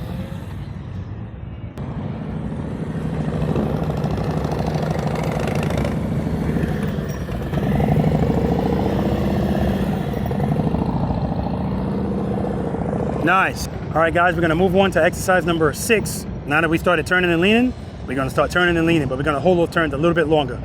Infamous U-turn. Any questions on that single serpentine? Something about that exercise. I told you, it's always like this the first time. Then you start getting jiggy with it, right? You start feeling loose, right? And the gold wing, but yeah, first time it was just like, second time, and actually no, at the end of the first one, all of a sudden, boom, I saw the bike starting to lean like that. Then you were like, oh, this is excellent. Then he came out going too damn fast, right? Because that's when you realize you're starting to get comfortable.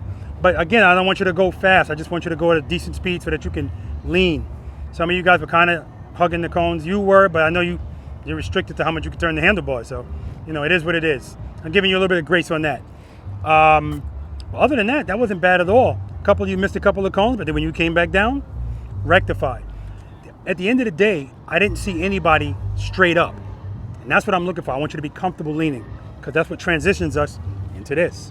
All right? This is exercise number 6, the infamous U-turn. All right, 27 feet. Does anybody not know what they're looking at here? No? You don't? Okay. I'm going to explain it. Good. Huh? It's a dead-end street. Yeah, but he might not know the pattern because the cones are spaced out. Okay, that's one side of it. This is the other side of it. 27 feet. That's what you have. Right here, what you don't need to be concerned about is the 18-foot box. So certain people, Damon, Lori, they're going to be making U-turns in this box. But that is excessive. You don't need to do it, right? Is your motorcycle capable of doing it? The answer is yes. It is. Is a motorcycle? Is a motorcycle capable of doing it? Yes, yours is. The rider might not be, the operator might not be. Yeah, and that's fine. It's totally fine. Might not be. All right. What I want from you guys, here's what I don't want from you. I don't want a momentum U-turn. Don't get your speed up and then just try to coast through the U-turn. Anybody could do that. I want the friction zone pulling you through the U-turn. Okay? So, just like that exercise when I told you, get yourself ready on the approach. Same thing for the U-turn, except we're going faster. Preload, like the way it sounds, keep it there. Friction zone, stage 1, stage 2. Most likely it's going to be a stage 2. Set it and forget it. What comes first, head and eyes or handlebars? What comes first, head and eyes or handlebars? Head and eyes. That's right, head and eyes. What are you looking at? I'm looking back over there. That's right. Look at my camera if you want to. Head and eyes. Now, Videos, brother. I appreciate it. But listen, we got to keep in mind, I can get 10 people to watch my videos and get 10 different, everybody learns differently, right? Some people are watching it and they're just dazed by it. I just want to see them make a turn. They're not listening to nothing I'm saying, right? Okay. The key to keeping these U-turns tighter, because they don't have to be tight, but tighter. 24 feet is what I really want. I'm giving you 27, but I want 24. That's the average width of a country road. The key to that is commitment. We talked about that earlier. Commitment. I need you to commit to the handlebar turn and the lean right away. And I just don't get that from people. Everybody's hesitant to do it, and that hesitation is costing you space. And so instead of you turning right away, I go head and eyes handlebars. You go like this. And slightly turn and slightly lean. And then you realize when you look at those cones, which you shouldn't be looking at, oh man, I'm not gonna make it. And now you turn and lean. So now you're line to line unnecessarily, right? Remember exercise number 5, when you pass those first cones, I told you dip the bike in. I'm getting you ready for this. That's what I want you to do at the beginning of your U-turn. Head and eyes, dip the bike in and hold the turn. Don't change anything. Don't change anything drastically, right? Head and eyes handlebars. And then hold the turn, hold it. If you need pressure on the rear brake, keep it there. In fact, I'm gonna ask you to apply it before you even get into U-turn. That way you don't have to change much. A little bit of rear brake, little bit. Hold it, hold it, hold it, hold it, hold it. And when you come out of the U-turn, I want you straight. I don't want your bike going to the left or to the right. Now that I told you that, if that happens, you're in that moment, you're not in control of the bike. You're not in full control of the bike because I want you straight, okay? We're gonna do that going left first. Was anybody's answers different as far as your favorite when we were doing exercise number 4? Anyone? Everybody was accurate? Favorite side? Okay, good. First time we do this, we're gonna make a left turn, and then I'm gonna have you come to a stop. I'll be standing right there. Lori, Damon, and no brakes for the U-turn. Because the no brakes over here ate you up, man. But that's fine. Because like I said, this is just an exercise. If I see that you're at a certain level, I'm going to give you something else to work on. You don't need to do that out in the real world, because in the real world, we're using the damn brake, right? All right.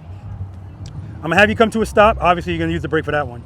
Make a U-turn, and then stop, make the U-turn, and stop. Now, Lori, I'm going to have her come, when it's time to stop, I'm going to have her stop in the box. And I'm going to stand right in front of her motorcycle so that she has to do a drop catch right in front of me. Do you want that treatment? Not today. Okay, all right. All right.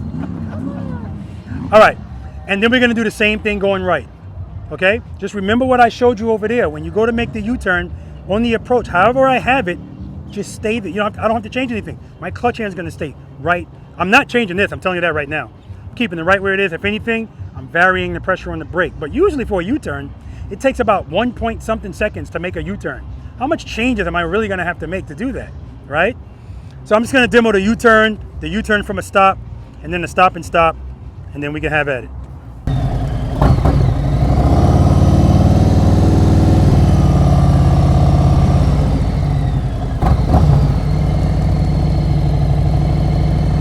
So this speed is fine. Head and eyes, commit. Hold it, hold it. 24 feet, easy. This is what people normally do. Look at all this space I'm losing. Now I'm line to line.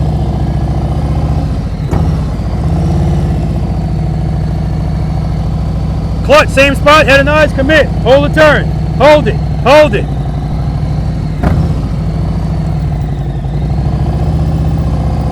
Friction brake, smooth stop. Head and eyes, commit.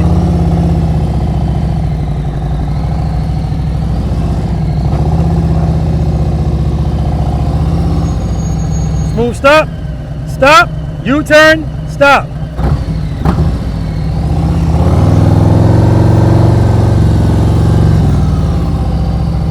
Smooth stop.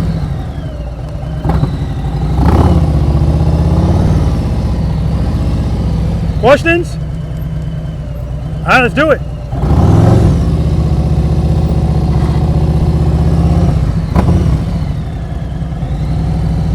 Yeah, no brakes in 18. Foot off of it, no foot on it. Trust and believe. Head nice. Beautiful, Lori, beautiful.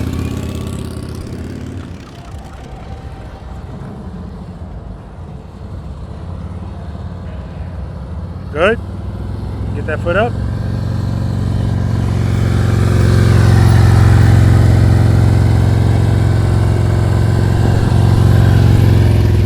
I said I'm not going to sing. You going in here? Carlos said, I'm going in the 18-foot box.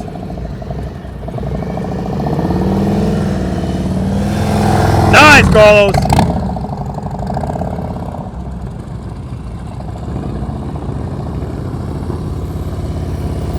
Good. Rear brake, head nice. Lean it over. Good, good, good, good. You're good. Don't worry about it. First try, first try.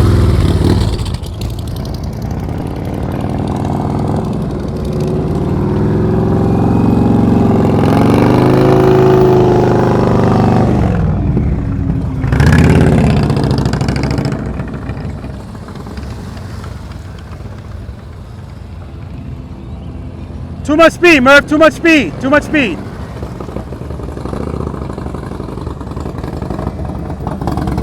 Head nice.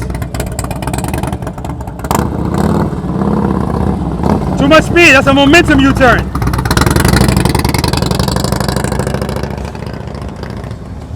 Good. Head nice. Handlebars on me. On me. Look at me. Look at me. Clutch. There we go. There we go. That's what I'm talking about, Chris. Same thing, same thing.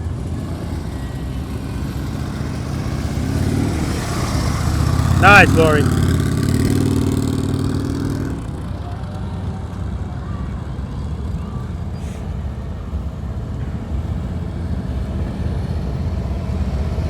Stay at that speed, stay at that speed. Don't slow down. Head and eyes. Rear brake, rear brake, rear brake. You're looking at those cones. Look at me next time, okay?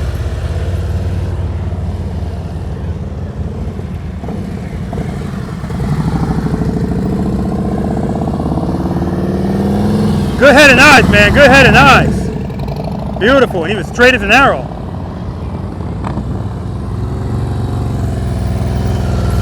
Good. Head and eyes. Rear brake. Hold that turn. Rear brake. Easy on the brake. Easy. So again, what they're doing is they're stabbing at the rear brake. You don't want to do that in the middle of a U-turn. You're disturbing the balance of the bike.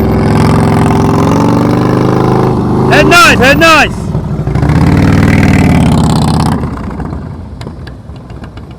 So Damon could, I don't know. I started to say he can make that turn in here. He could, he just have to throw it all the way over. Now you're going too slow. Damn it.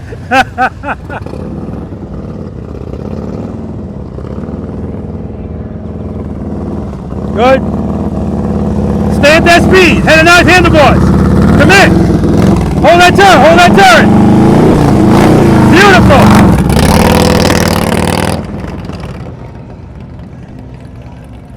That was nice. He needs new bars too, whether he knows it or not. It would help him. Slow down. Head and eyes on me. Me, I'm over here. You're looking at the cones. Good job. Look at me. Look at me next time.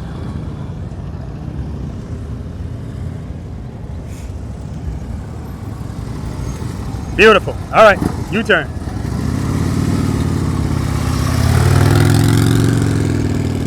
Nice, Lori.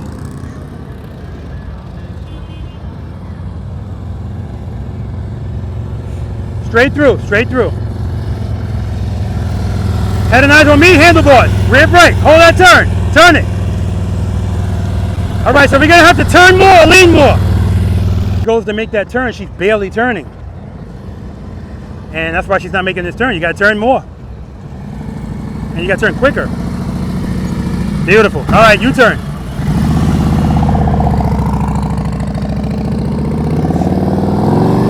Nice, Carlos.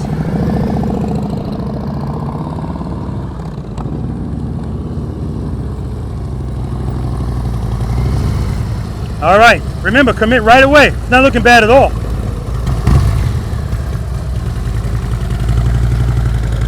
Go, rear brake, hold that turn. All right, so here's what you're doing. When you're in the middle of the U-turn, you're stabbing at the brake. And if you do that in the lean, that's why the bike's going like that. You're already on the brake anyway. You got to do is, I know when you feel, oh, that's what your instinct is. Nice and easy, it's gentle pressure. Keep it in the friction zone, you'll be fine.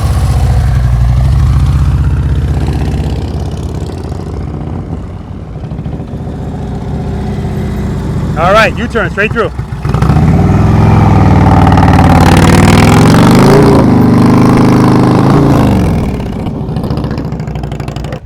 he wants that 18 feet bad.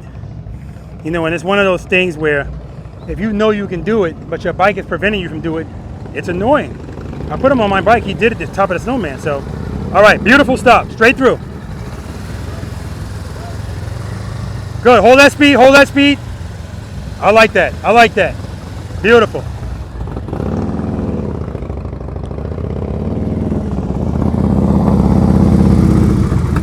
All right, remember, I want all your stops, like exercise number 1, so don't do the speed, momentum thing. I want you to need the friction zone at the end of every stop. All right, U-turn. Head nice.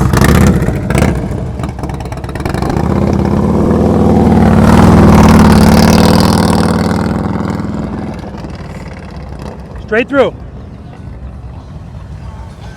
Head nice on me. I'm right here. Good. Turn out. There you go. Look at that. As soon as you look at me, the ball just turned.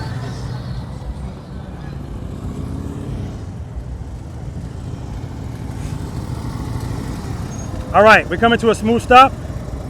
But this time, yeah, last time you started with the handlebars a little straight. Now I want you to turn it more. Yep, just like that. There you go. Beautiful, Lori. Right turn's next.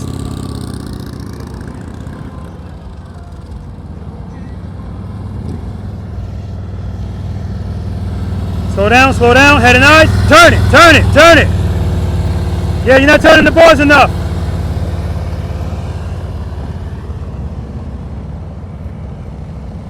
And she's easing into the turns. All right, smooth stop.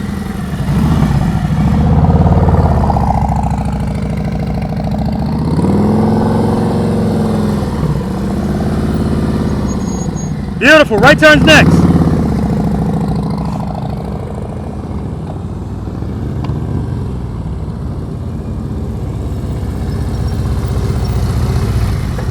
All right, they're not gonna all be winners. Don't worry about that. Smooth stop, make up for it over here.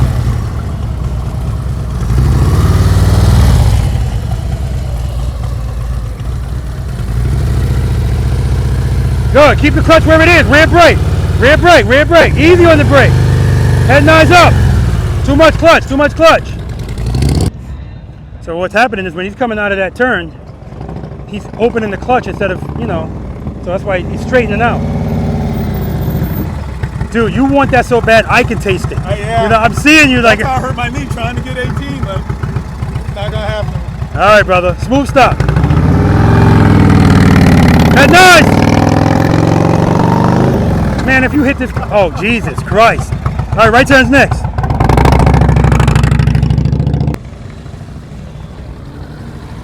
All right, smooth stop. Right turn's next.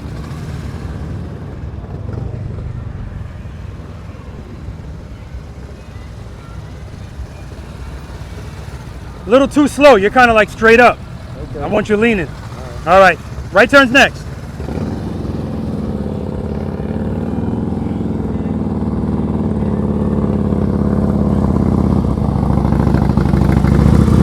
There we go. All right, give me another smooth stop over here. Oh, and either you can make 18 or not. Don't be squeezing your ass in here.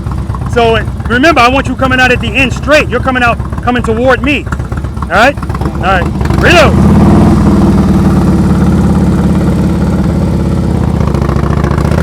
Head nice.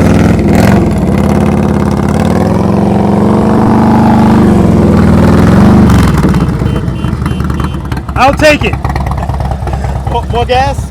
No, no, no. Okay. I ain't got nothing to say, man.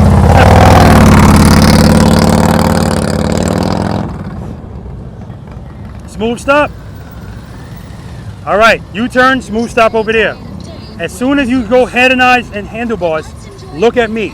And keep looking at me. Come to me, smooth stop over there. Because every time I'm watching you turn, and I'm looking at your handlebars, and I'm like, oh, he's not even close. He got plenty more. Okay, that's the limit. I don't know why that is. I've called him a number of times asking that question. When you looked at me, then you went like that. So it's not like you can't do it. It's like you get like that, and it's like I'm comfortable right here. Most people don't like the way it feels when the bars are all the way turned. So I always tell them that's why there's a lock on there. And it's not like something's gonna go wrong. You're fine. You got power in the rear wheel. It'll just keep going in the circle with the power. So I saw you do it, so just do it. Head and eyes, handlebars. Look at me. If you do it right away, you don't have to do it as much, right? 50% lean. Turn the handlebars and commit to the lean. If you go like this, head and eyes, if you do it like that, you don't have to do anything more than 50%, okay? But you're leaning, everything is fine. You're in the exercise, but you're just having to make adjustments at the top. Lean right away, turn the handlebars right away and just hold it there. Let's do that. You can go straight first. That foot up. Clutch, clutch, clutch, good. Head and eyes on me. Hold that turn. See? They clutch, clutch, clutch. All right, it's another 50. Right turn's next. Good job. Right turn's next.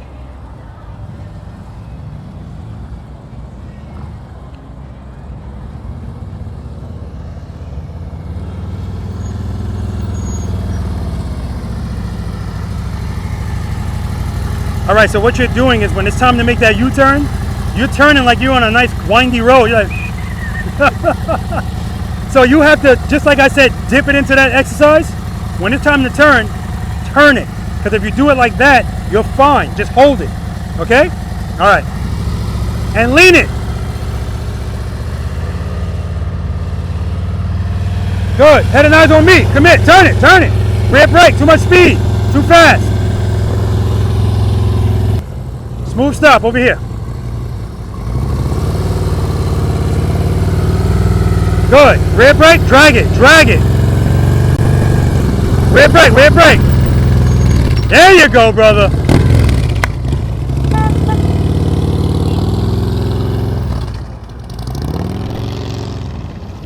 Lori's coming in, right turn, no brake, 18 feet, or less, 18-foot box, how about that?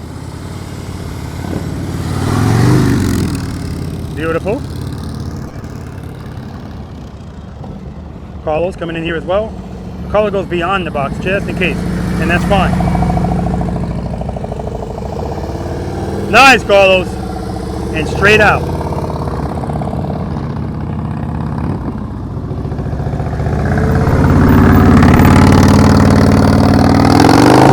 Beautiful.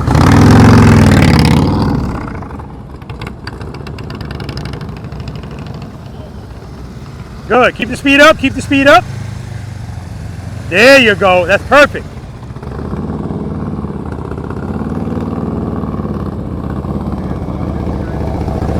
Head nice. Too much speed.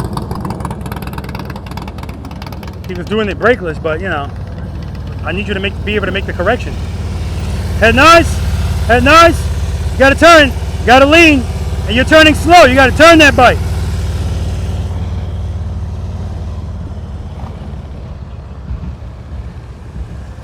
Head and eyes, handlebars. On me, not on the ground. There we go.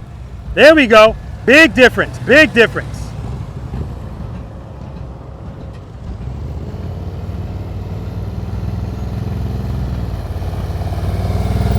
Head nice. Keep it turned. All right.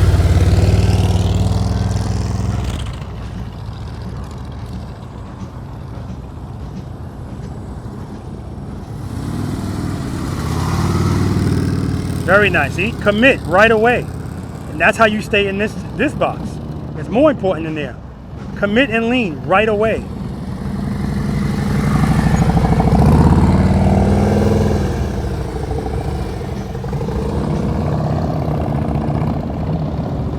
Stop looking at them, man. Stop looking at them. Good job.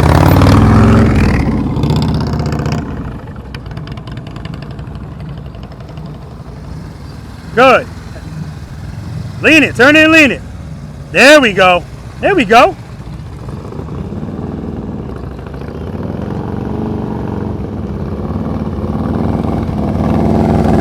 Head nice. There you go. Beautiful.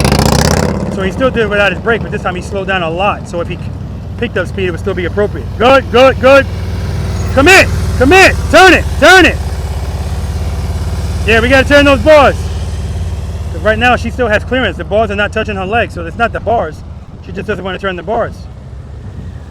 Head and eyes, handlebars. On me. Yeah, you always look at me late. That's why you end up out there, but good job.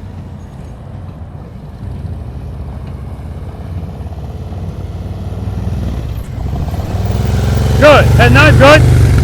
Easy on the brake, just drag it. Lean it over, lean it over. All right.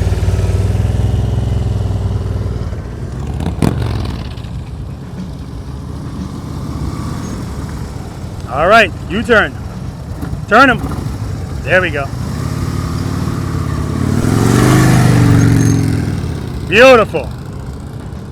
Okay, Mike is like this. And rightfully so.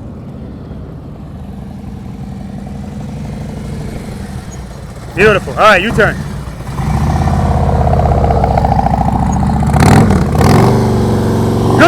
Good correction, baby.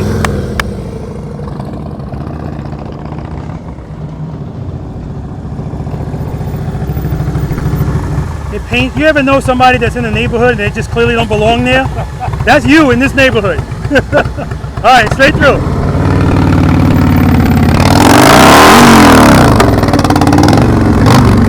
That performance, baby. Woo! My ears are ringing after that one. All right, straight through. Nice stop. Go ahead, nice.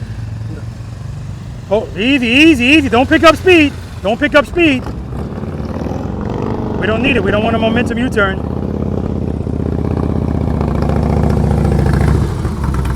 All right, straight through.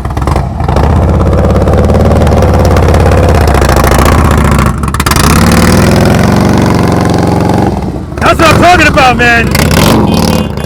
Gotta love tap performance, man. Damn, those bikes sound good.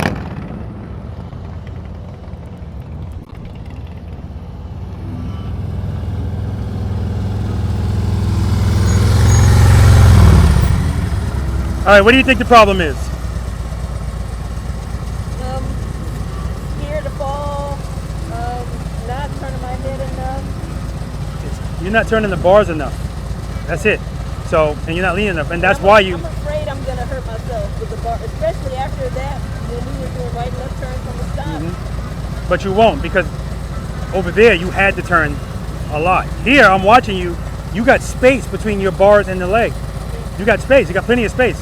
But even if they touch your leg, as long as you're still in stage 2, the bike ain't gonna fall just because the bars touch your leg.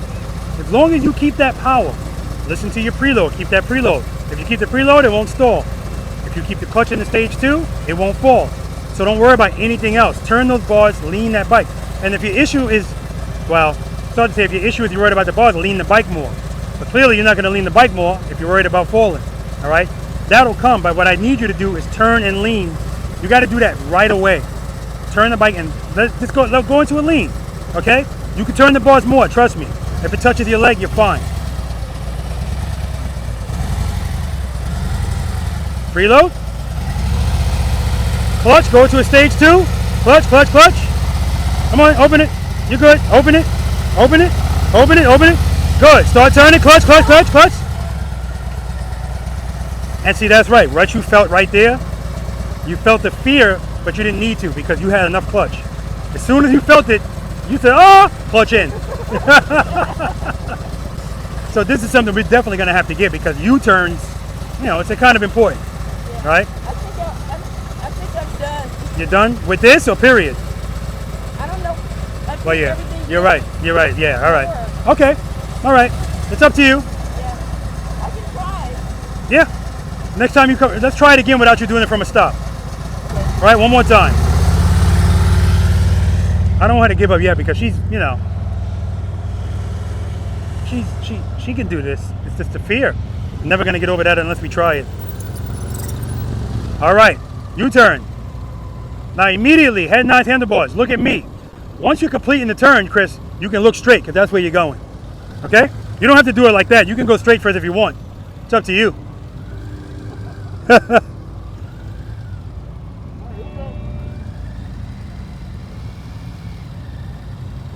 Good. Clutch, clutch, clutch. Hand, look, lean it over. Let it lean.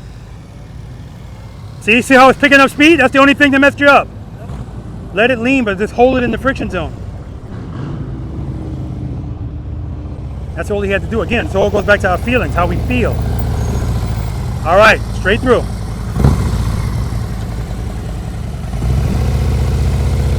Good. Head and eyes. Lean it over. Don't slow down. Lean it over. Let it lean. Good. Good. Brake. Brake. There you go. Easy on that brake.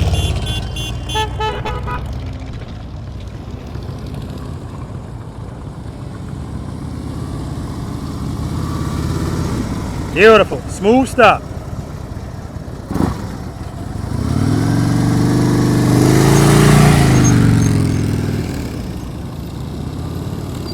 Beautiful, Lori. Beautiful.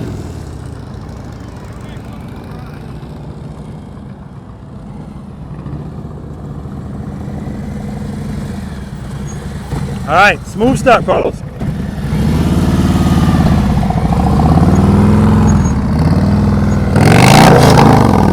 Pick it up, pick it up, pick it up, pick it up. Oh yeah, you're good.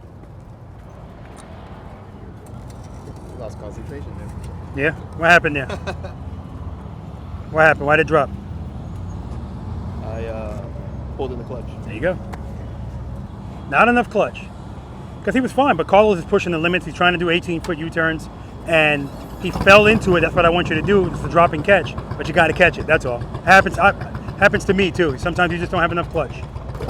But he's got engine guards. He got saddlebag guards. His bike is protected.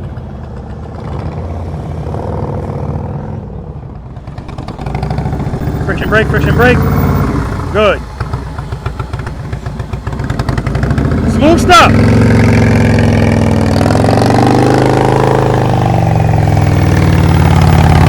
Woo! Woo!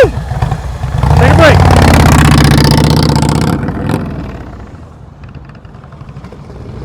Friction brake, friction brake, friction brake.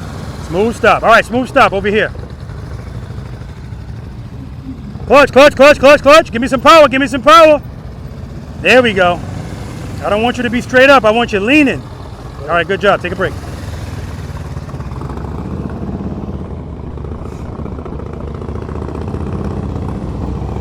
Smooth stop, friction brake, friction brake, friction brake. All right, smooth stop over here. Reload. Head nice, good.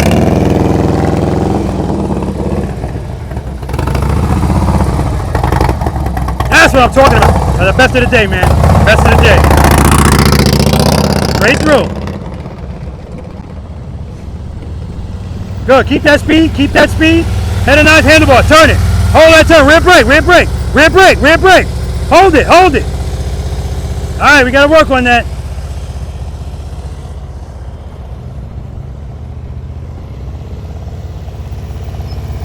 Smooth stop. Beautiful. Give me another smooth stop over here. Go ahead, nice. Come in.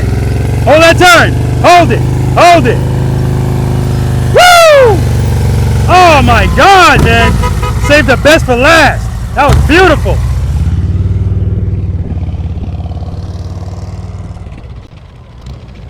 Smooth stop. Friction brake. Friction brake. All right, I didn't love that stop. Make up for it over here. Smooth stop. Head and eyes on me. Turn those bars, lean that bike, and hold it.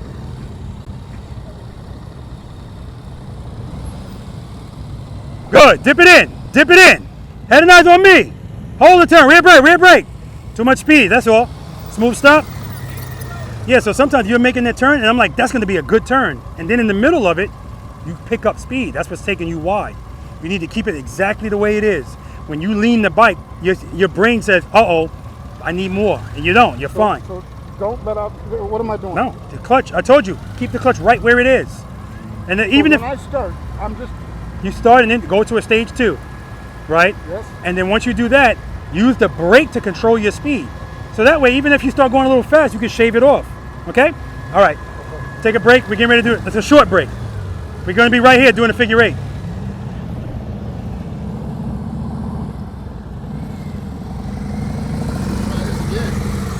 All right, smooth stop.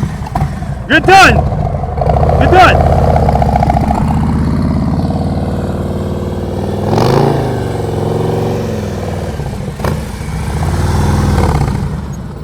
Good job, Carlos. Take a break.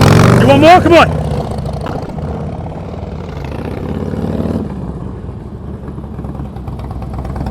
So the last one you did was the best of the day. Now you're gonna mess it up. Go ahead, man. No pressure.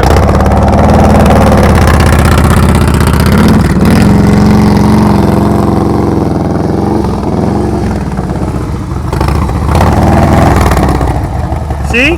So that was great, but then I want you coming out straight. You came out coming this way. All right? First world problems. Good job, man. All right, guys. We're going to move on to exercise number 7, figure 8. Be right here. Just got to move some cones around. Any questions on exercise number 60, infamous U-turn? Questions, comments, concerns? I got a lot of surprises in there. Let's give it up for Murphy here. I would have passed out hours ago. He's the man. All right. All right, if there's no questions or anything like that, we're going to move on to exercise number 7, figure 8. So as you can see, that's why I always say it's the shortest break ever, just for me to change the exercise. I moved 5 cones. So we have the same width, 27 feet, which for most of you, not an issue at all. Now the length is relevant, but you know, you guys will be fine. It's 46 feet. All right, keys to success. Well, you know what? Before we get to the talking about this, I got to talk about the U-turn stuff. Like I told Chris, I forgot we got 2 Chris's. Like I told Chris was doing what a lot of people do. You get into the top of that U-turn, and now it's time to lean, and you don't like the way it feels. So either you pull a clutch in, or you jab the brake. The last thing you want to do is do that. Because again, if you have enough clutch, you'll still be fine, but a lot of people don't like the way that feeling makes them feel. And then they pull the clutch in, right? So that's what I meant when I said don't change anything. Get everything ready before you get there. Boom, and then you can just go through it. No issues. But again, letting the friction zone pull you through. I don't want a momentum U-turn. The first U-turn that you made, too much speed. Then you slowed it down. Then you trespassing in another neighborhood. And then come to find out, yeah, you actually live here. So that's excellent. Where's Carlos? Right here. Oh, Carlos, same thing. In 18, I forgot he was doing the 18-foot U-turns before. So outstanding, man. Again, that's extra. I told Damon, I said to Damon, yeah, man. And that's because when you go to make your right turn, Carlos, you barely lean. You're not committing. So if you don't commit right away, you're just going to have to commit more in the U-turn. So you're making it scarier for yourself by not committing right away. If you commit right away, 50% lean, 50% handlebar turn. That's all I need. The longer you wait, the more you're going to have to compensate. As simple as that. Okay? And so, yeah, with you, the fear is overtaking you. Because everything that you know doesn't matter because fear reigns supreme. But you just got to practice. I need like 4 hours with you. Okay, perfect. All right. So with that being said, guys, this is a figure 8. Now, don't overthink this. Yesterday was a girl, Paige, here. Paige was struggling to make the U-turns on her street glide. She finally made it, but she just made it. When we got to this exercise, now it's a figure 8. So now it's something else to do. So she never completed the figure 8 properly, but you know what she did do? She started her U-turn way too early. She started right here, and she made it. But in her mind, it's because she's not concentrating on the U-turn. She's concentrating on a figure 8, and she's got to do something next. See how powerful this thing is? It can make us or break us, right? So that's why sometimes in a private lesson, I got to sneak stuff. Like I got to do stuff and not tell you what we're doing. Then when you do it, I go, you just did it. What? Confidence is key, man. It just is. We're going to get that right. All right, so the keys here, guys, is that's your entrance. And that Road King looks good. This is your exit. Please understand, this is the exit. Everybody, who does not know what a ka-ching is? Everybody knows what a ka-ching is. You don't know what a ka-ching is. If you do this successfully, you're going to hear a cash register. Ka-ching. Now, don't be like the people in Ohio that they thought I was going to make the sound. I'm going to put it in the edit, right? Ka-ching. I used to do that just to do it, and now people, I forgot once, and they let me hear about it. So that's what a ka-ching is. We're going to do this twice, meaning you're going to be in here doing 2 figure 8s. Entrance, when you come in. Hi, dear. Hey, how are you? Good to see you. This is where you want to be. If the further you are of this lane, you're going to have to make it up over there, right? Now, everybody doesn't need all 27 feet, so that's not a big deal. But we're always practicing wheel placement. So I want you to put the wheel right in the vicinity of here. Head and eyes. See that green cone? Look at that green cone. When you turn, I want you to be at the top of this box. Because if you're here, now you're going to have to make it up down there. We want to use all the space that we need. When you get to the top of this box, 12 o'clock spot, because you're looking at that green cone, now I want you to look at that green cone. And that's where you're going. What is holding turns by you? Space and time. That's right. Hold these turns. Hold it. Hold it. People have a tendency to want to start coming out right here. If you come out right here, you're losing space. Hold that turn. Head and eyes transition. When you transition, you should be facing that way, not this way. That way. Now, look at all that space I got. Transition. Green cone. Hold it. Hold it. Hold it. Green cone. Hold it. Hold it. Hold it. Don't come out. Hold it. Transition. Look for that green cone again. And do it again. Do it twice. And that's your exit. Questions? All this is what you just did. It's a U-turn, but you're holding it.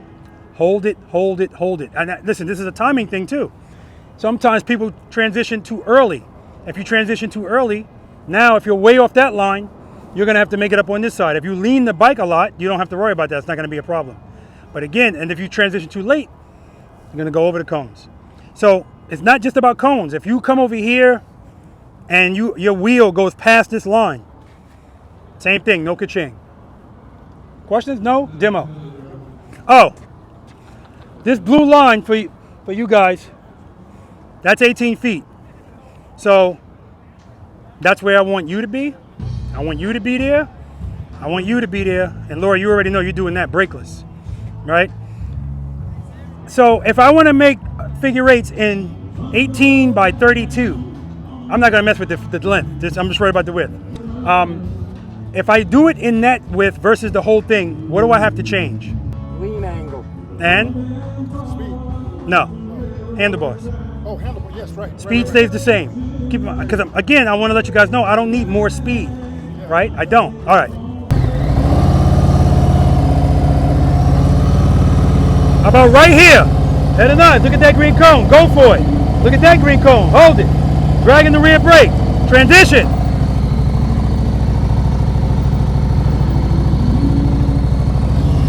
All right. Try to do this brakeless.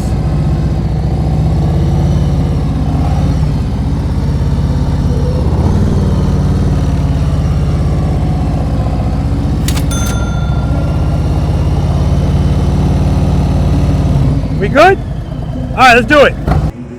Lori's up first. She's trying the 18 feet, brakeless.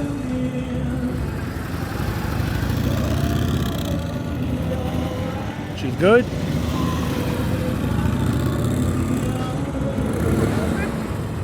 Yeah, she knows she's over that line. She started that one early, so. Oh, but damn, look at that. Very nice. Beautiful, Lori. Beautiful. Beautiful. I think she went over the blue line though. I think she did, man. I'm gonna have to review the video. I'm on the wrong side. I should have been over there. That was beautiful.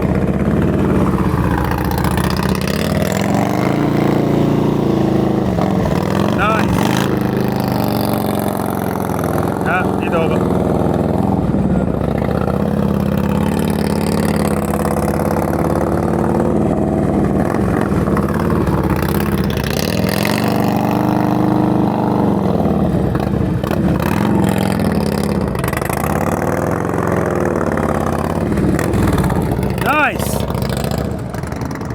His brother is smiling. I love the fact that he's here with his brother. He brought his brother this time. And he lives in Washington State. Right here, Damon does. And his brother lives in, I think he said, Maryland. They made sure they came here for this.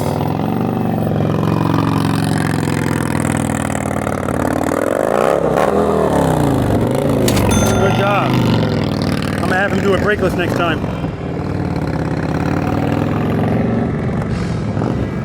Good. Hold that turn. Head and eyes on me. Come to me. Head and eyes on me. You're looking right at that cone. You're looking right at it. Let me come back. All right.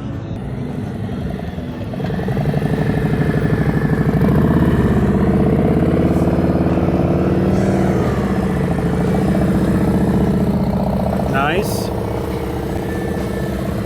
Nice transition.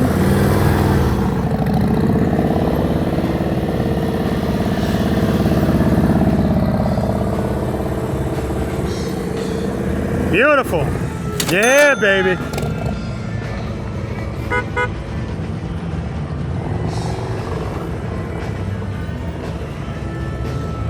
Good, good, good. Keep your speed up. Head and eyes, turn it. Rear brake, head nice, head nice, head nice. Transition. Good. Keep the clutch open. Ah. And that's what sometimes gets people, that transition. You know, but nothing changes. We just got to get over that. Whatever we're feeling, it's of no consequence, really. It's. Whoa! Good correction. Good correction. Good correction, Matt. Murph. Good. Good.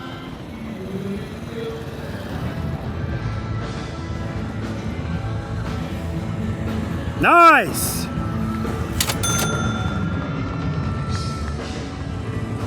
All right, Lori again, no brake.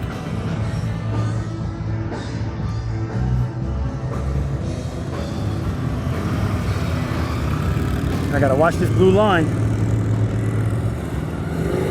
Very nice.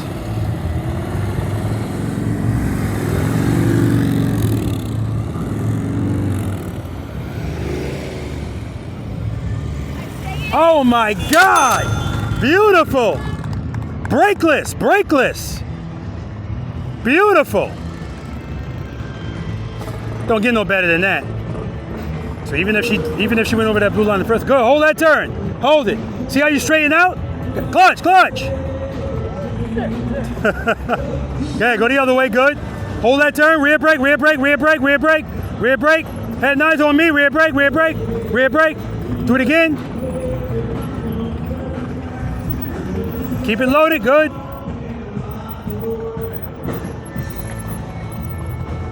All right, stick a fork in yourself, you're done. No brake.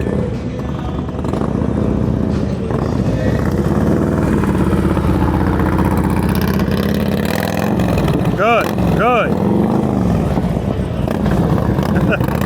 Keeping me on my toes, baby.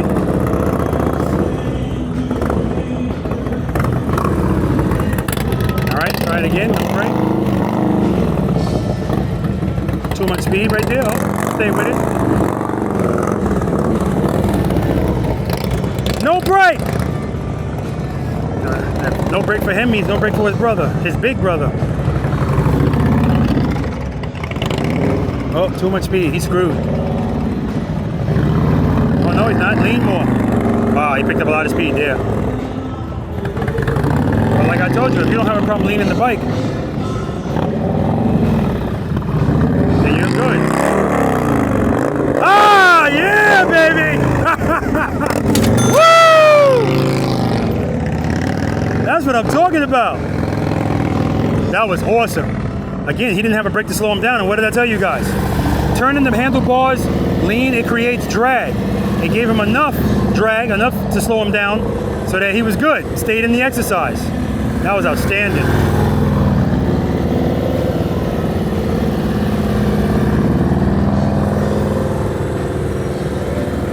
Excellent.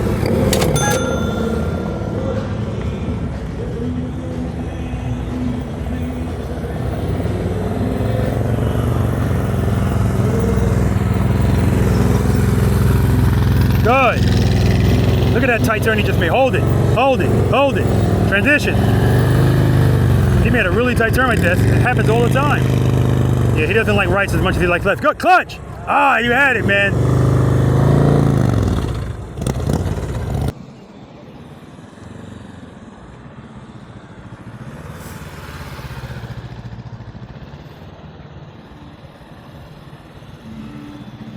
Good. See that burst of speed every time he makes a right turn. You have a little bit of burst of speed, but he corrects it with the rear brake. That's why we're always covering it.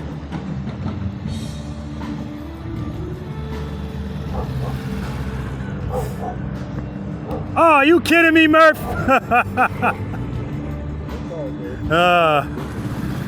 Good job, man. Damon!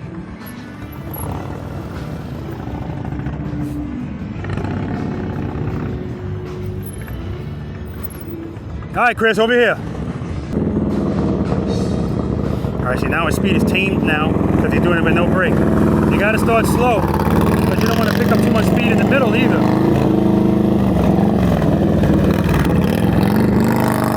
See, like right there, but he's good.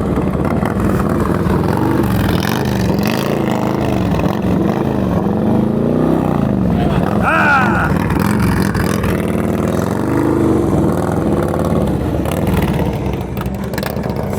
All right, guys. Exercise number 8. Offset double. Listen to those tabs. Woo! All right, guys. Exercise number 8. Offset double serpentine coming up. I love that when Damien sees his brother do it, he's just like this. Try it. I'm gonna get it. You're not trying. You're doing. You know, and I don't know what the hell you're talking about. You're gonna get it. Get what? You got it. Oh, and that. Oh, okay.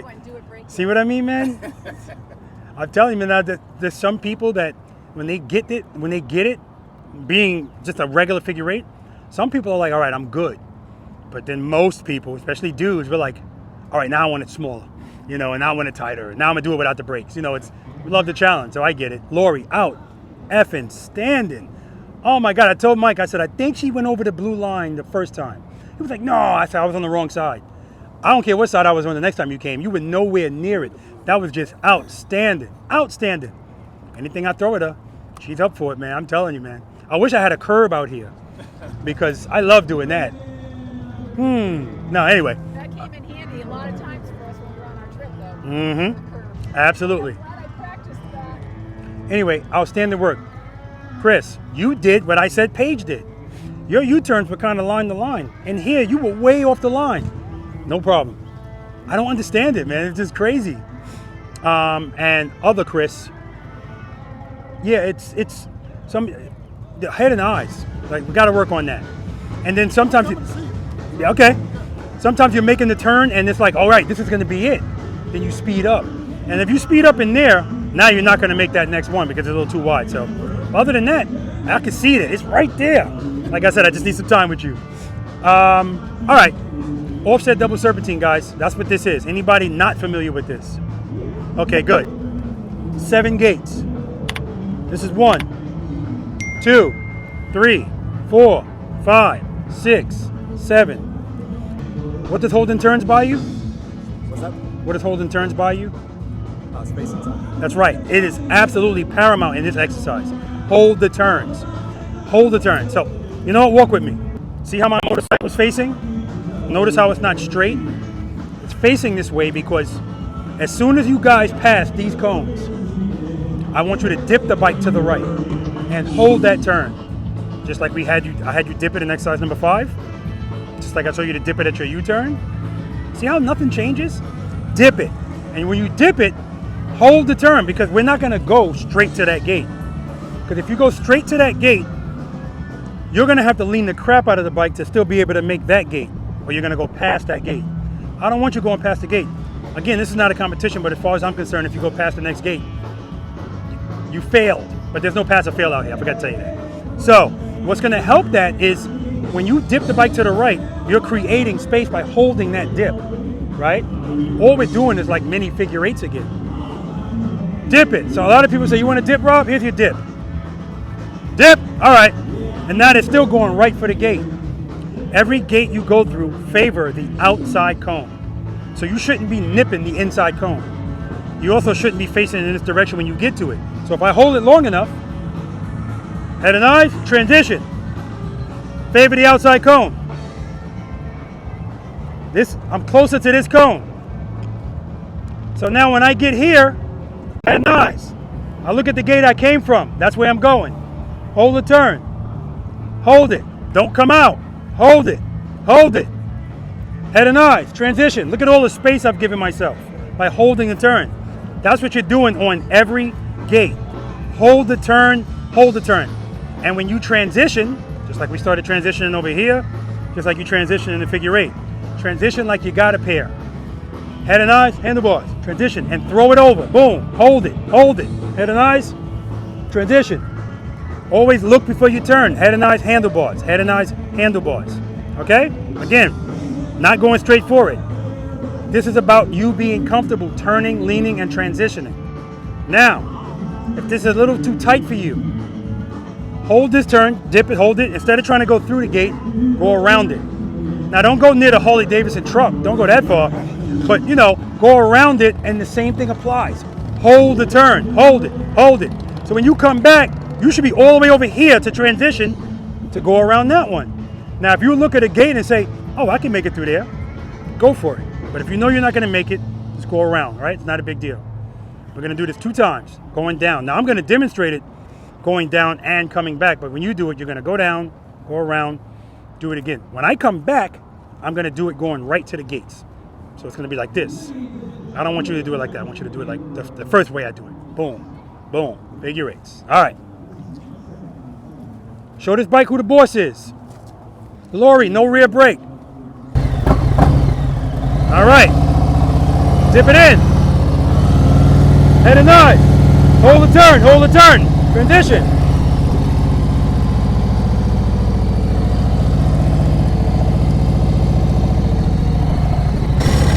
What's going on, brother?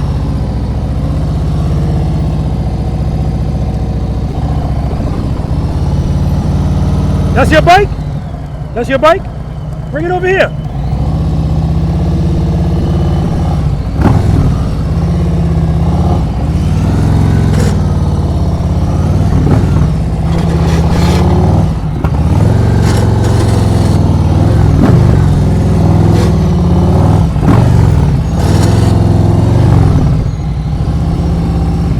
Way more work going to the gate. We're not doing that, all right? All right, let's do it. All right, Lori's doing this brakeless, which at this point, you know, this is nothing to Lori.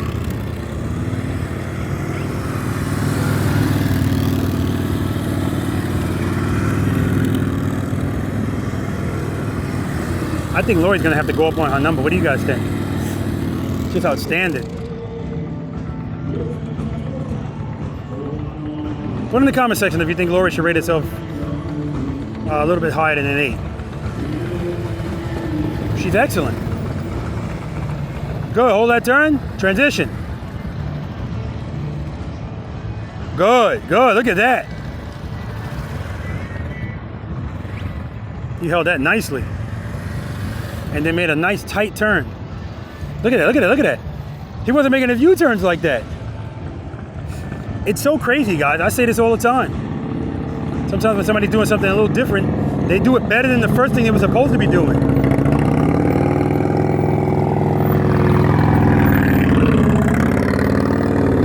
Nice.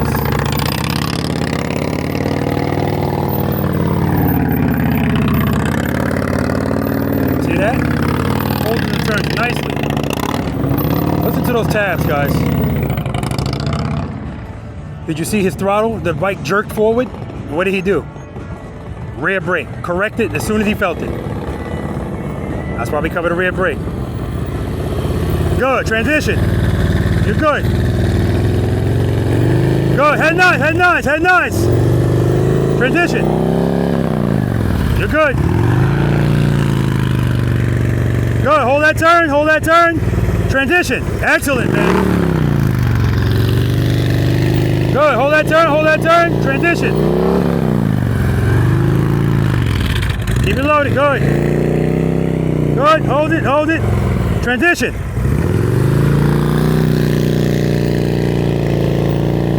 Woo! That's what I'm talking about, man. Awesome. That was awesome.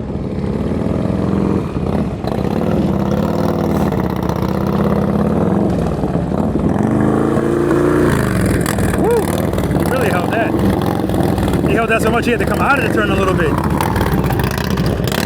High performance.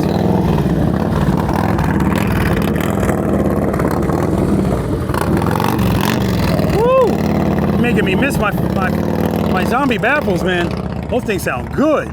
Oh my God. I'm sure I've lost a little bit of hearing, but they sound good. Good, stop looking at those cones. Look at the next gate you're going to. Good. Transition, hold that turn a little longer. Chris, a little longer. Good, hold that turn. You gotta hold it longer. Hold it. Transition. Go around it, don't worry about it. All right, come towards me. Hold it. Transition. Throw it over, good. There we go. Look at all that space you gave yourself. Come on, Chris. Trust and believe, brother.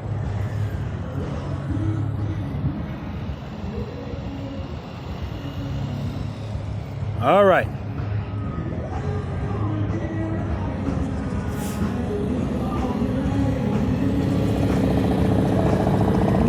All right, Carlos came in at the wrong angle, but again, he can make that up by leaning.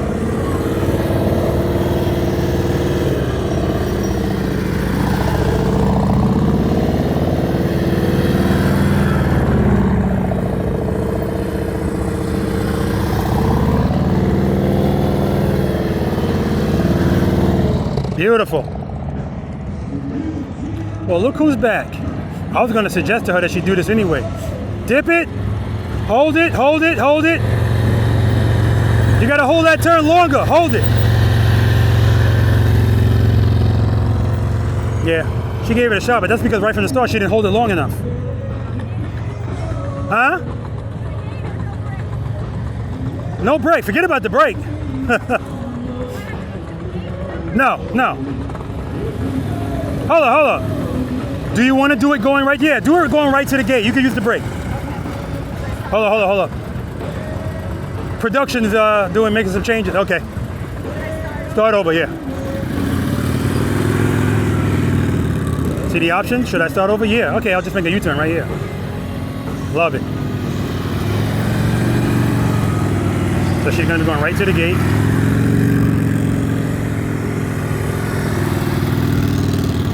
Without passing the next gate.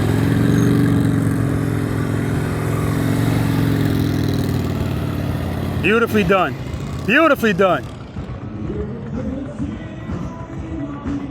Perseverance, guys, repetition, all of those nice words.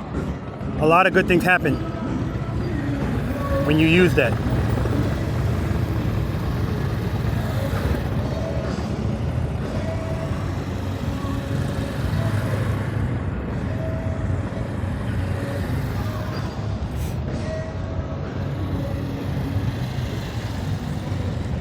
Beautiful.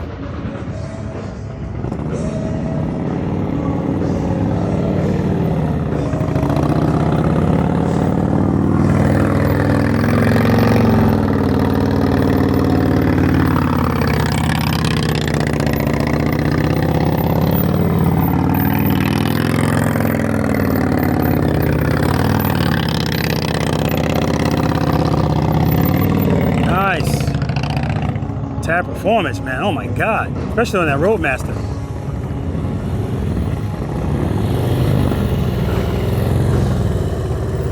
All right, hold that turn longer. Hold it longer. Transition. Good. Hold it. Come on, hold it. Transition. There you go. See, now we're back on track. Hold it. Transition. Yeah, keep going.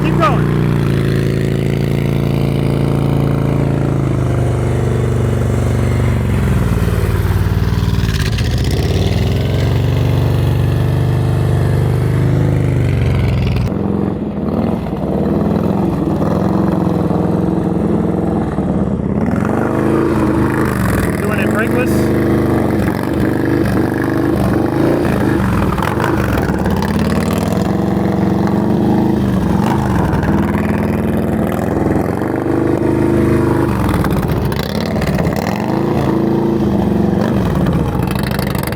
Beautiful.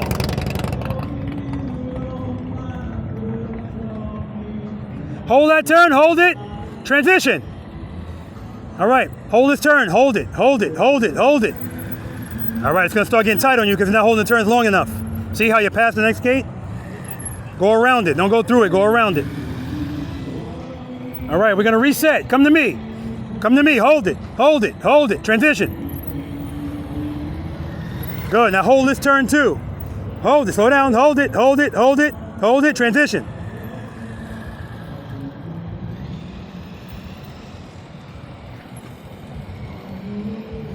Yeah, Chris is right around the corner, man. He's got it. It's just a matter of getting a little comfortable, leaning that bike over, head and eyes.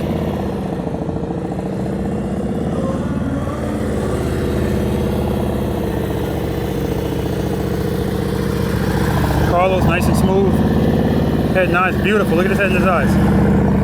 Right here, he's looking at the next gate. Now he's looking at where he's going. See, eyes right up to the next one. Excellent job, Carlos. Excellent job. All right, I'm glad that I see you here because I was going to ask you if you wanted to try this one because you have more room, right? Because you can go around the gate.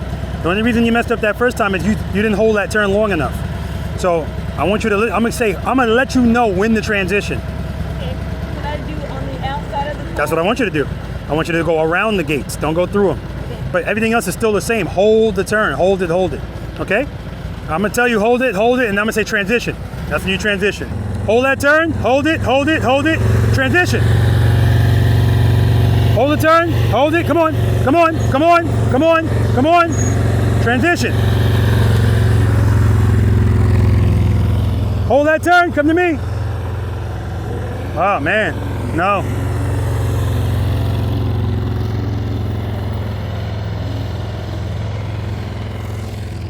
All right, so big shout out to her for getting back on the bike because she said she was done. That was the most she was going to go. And again, I commend people for that all the time. But I like the fact that she said, let me give that a try. All right, guys, last numbered exercise, the Abominable Snowman, and it will be abominable today. All right, let's do it.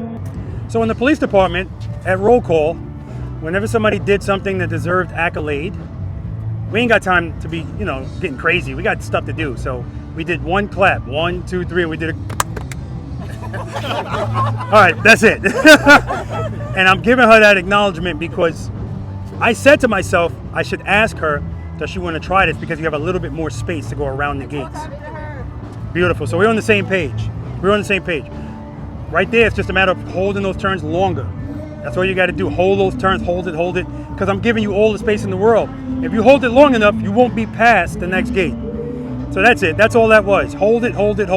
And the funny part is whenever I tell people to do that, I say, I'm going to tell you when to transition. I see their body going, screw you, I'm ready to turn.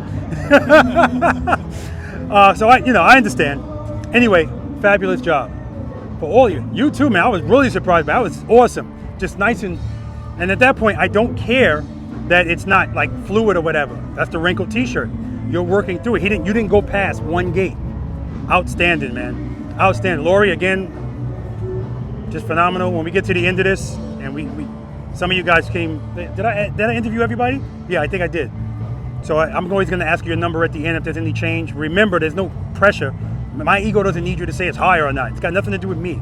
It's you, Lori. I'm just saying, don't do it. Don't do it. Don't sandbag. All right. If there's no questions on that, you guys did great. Brakeless, I saw it. Did you go brakeless? Yes. Okay. I gotta go back and check the video. Oh, on that? No. Yeah, on that. Okay. Not on that. No, I ain't doing that. Man, it just reminds me of my job. I'm telling you, man. I would ask somebody a question, be like, and my next thing you know, they're changing the story. All right. No, that brakeless is on my mind. Yeah. All right. Hold up. But you did the figure 8 brakeless. Yes, the first one. And let me tell you something. I thought he was screwed a couple of times because he was going way fast. Yeah. But all he would do is turn those handlebars and throw the bike over. I told you it creates a little bit of drag. If you can lean the bike, you can make up for a lot of different things if you're not, scared to do it. So outstanding, man. All right. Who's not familiar with the Abominable Snowman besides Chris? And you too. Okay. All right. Good. Perfect. 4 circles. The green cones just separate the circles.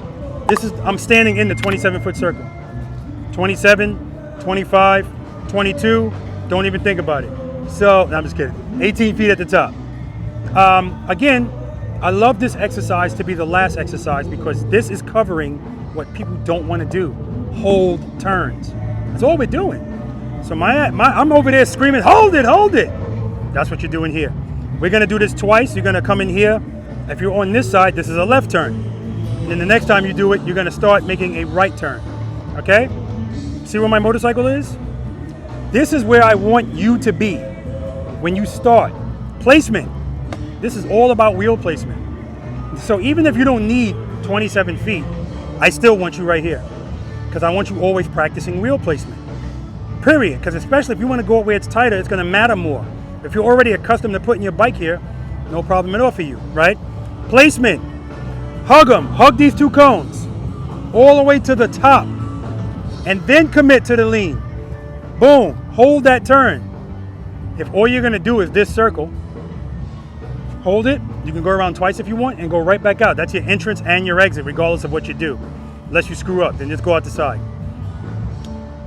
Now, I'm going to tell people, street glide, road glide, doesn't matter. You have a fairing, but it matters more with the road glide.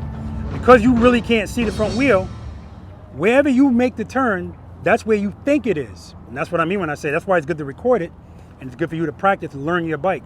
Because what you can see, you're going to be able to judge, all right, if I can see this, then my wheel's here. Because I had people that turn here, and they'll swear on a stack of Bibles their wheel was right there. All right, so remember, placement. Hug them all the way to the top. Commit. That top circle, definitely, it matters. Placement, hug them, and when you commit, you got to commit. Lean the bike. If you commit right away, you don't have to. You don't have to lean a lot. Lori, you already know what we're doing up there. When I go up there, I'm going to go into the 18-foot circle, and then I'm going to come back out. I'm going to make a left turn, come back out, and then when I go back, instead of making a left, I'm going to cut to the left and make a right. Now, you did that yesterday, correct? All right, so you're going to do it again today. Anybody else want to try it? Knock yourself? No. If anybody else want to try it, you can try it. I got to stop saying knock yourself out.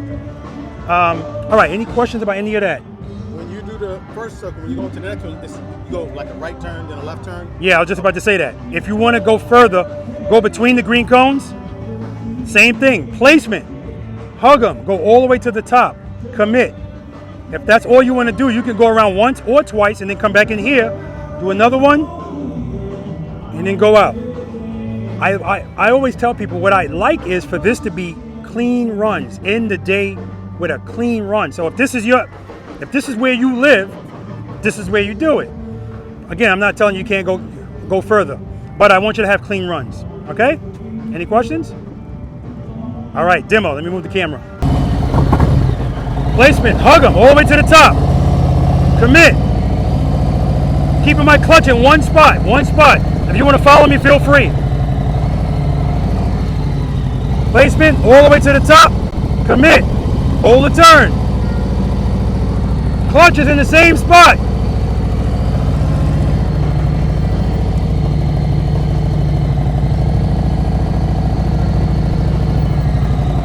Placement all the way to the top. Commit. Hold it. Hold it. Hold it. Notice nothing scraping because I'm going all the way to the top. I'm using all of my space.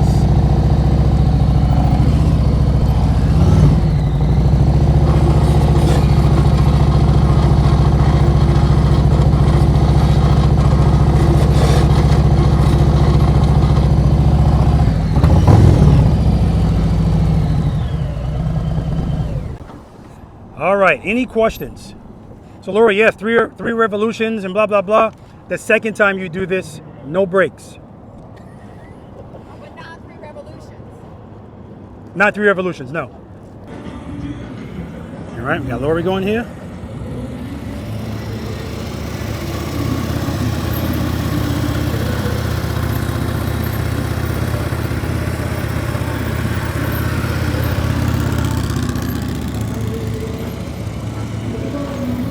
Hey Mike, did you cut that camera on?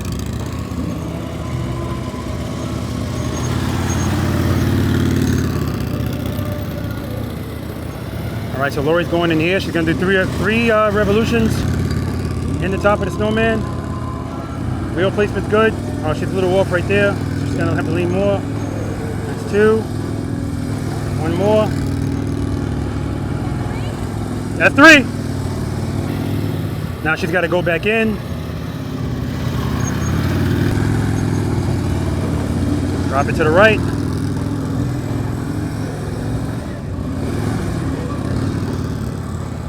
2. I forgot about the 2 revolutions. Look at this, guys. Look at this. Are you kidding me? Woo! Are you kidding me? Oh my God! Clean runs, people, clean runs. Oh, stop it. I'm not out of here yet. You know how many balls just shrank over there? I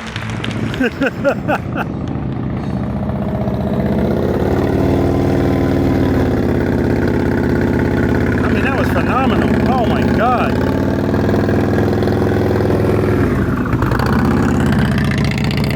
I forgot about the 3 revolutions for the second time.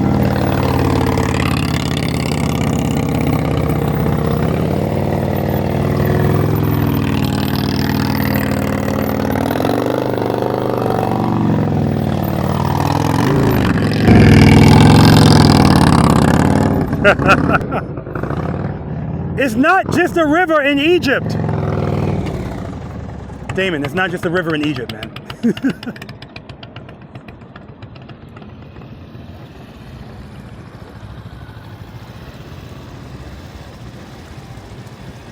Excellent. Oh my, this is better than your U-turns. Beautiful. Nice and smooth. Those damn right turns.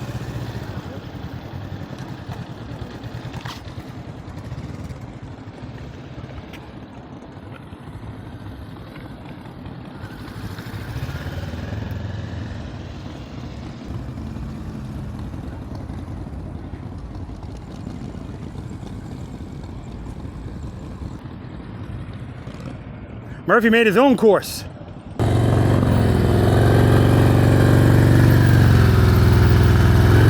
Good. Good, good correction. Beautiful, man, beautiful. Excellent.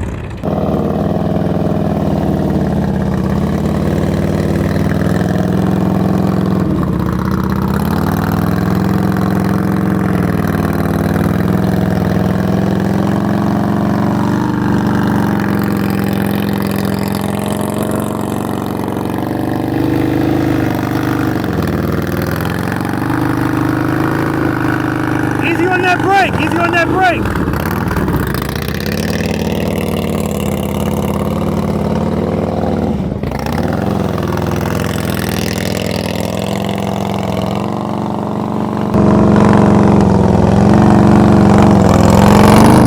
Placement is off. Fuel placement is off. That was it. But at the end of the day, if you're not smooth going through the other circles, it's going to be real tough to do that top circle like straight up. You got to lean that bike over and you got to be smooth with everything. Good. Commit, commit, commit, commit, commit. Lean it, lean it, lean it, lean it.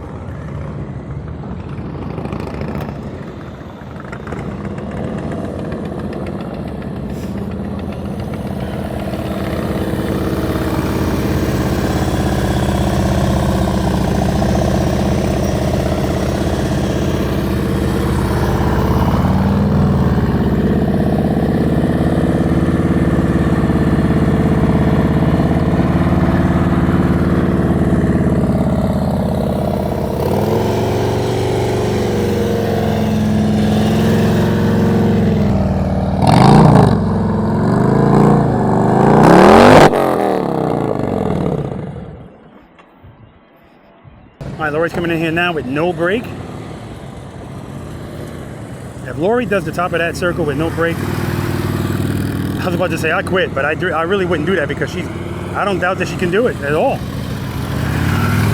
Not at all. She's actually done it, I'm sure.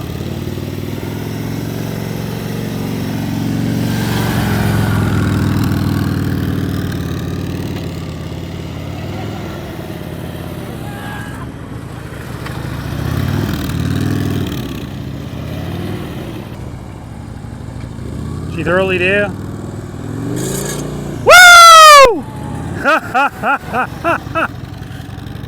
I don't give a shit about the rest of it. I don't care about the rest of it. That was beautiful. Beautiful. Because her placement was off and she just leaned the bike. She made up for it. Wow.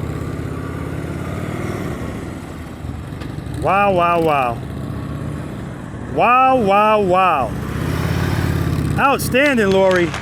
Man, oh man. Lori hit every cone except the cones in the 18-foot circle. It's crazy.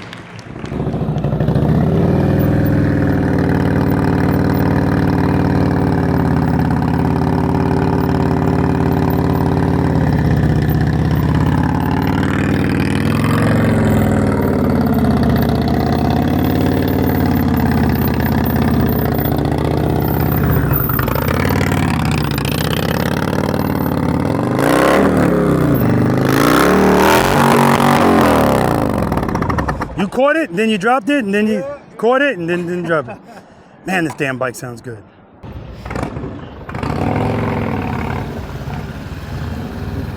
Slow down, watch the speed, slow down. Just a little. There you go, just a little. All right.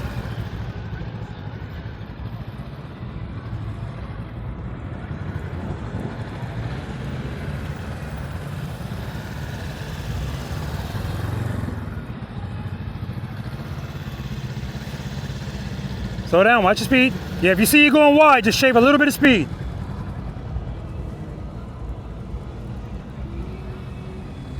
Beautiful. Uh-oh.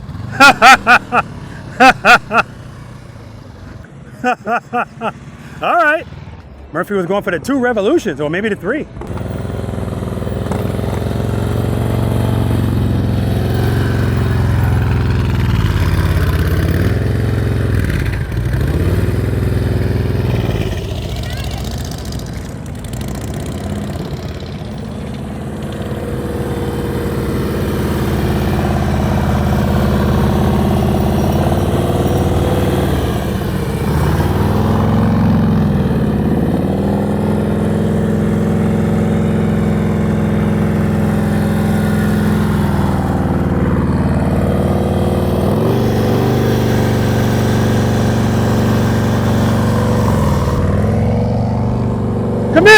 Commit!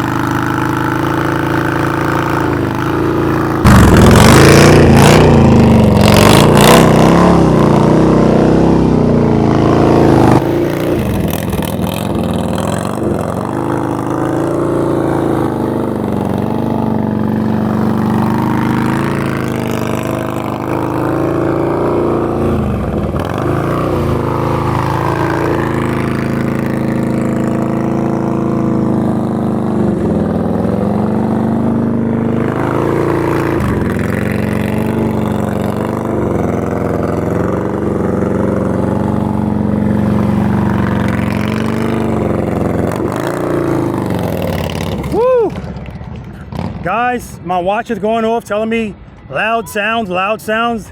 That was awesome. All right, guys, bonus time, to lean or not to lean. That's the question. Let's do it. All right. Let me tell you something, man. Fearless Motorcycling with Lori. That's her YouTube channel. We need a Fearless Motorcycling with Carlos, a Fearless Motorcycling with just, you guys are just, you know, the trust and believe is real, right? It's real. I love to see it, man. But that doesn't, like anything else, that doesn't happen overnight. That's why we practice, right? And you guys are pushing the envelopes because, like I said, that's all extra. You don't ever have to do that. These guys do. All right. Bonus time, guys. To lean or not to lean. Besides the 2 Chris's and, what's his name again? Malcolm. Yep.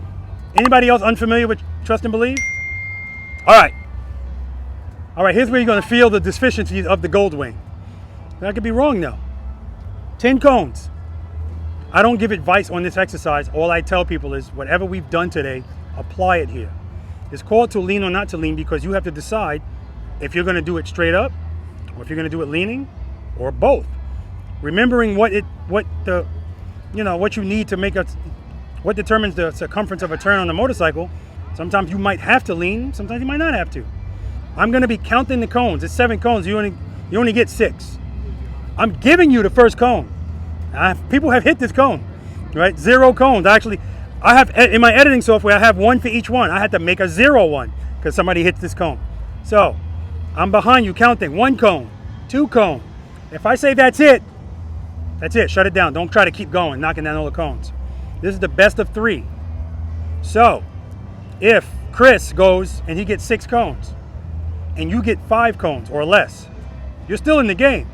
But if Chris comes down and get another 6, that's it. You're done, because you can't get, even if you get 6, you're still off by 1. Everybody clear about that?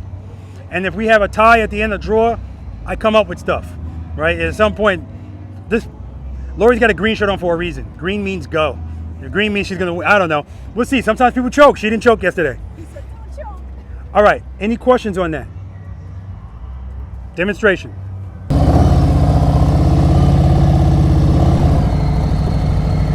I'm gonna start from where you guys are starting from.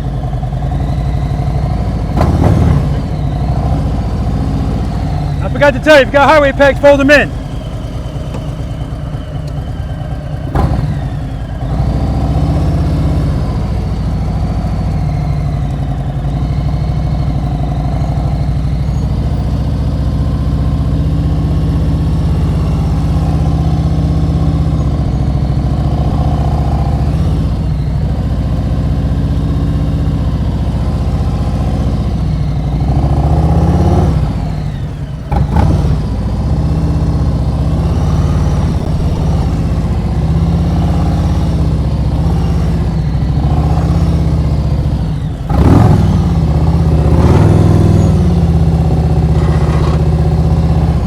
Let's do it!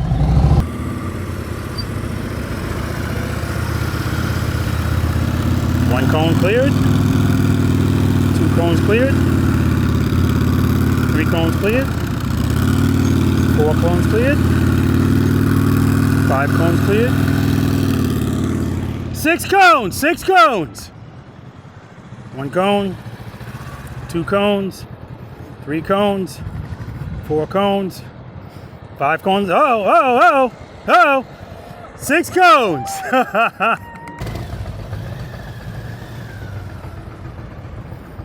All right, 1 cone. 2 cones. Just missed it. 3 cones. Good. That's it. 3 cones.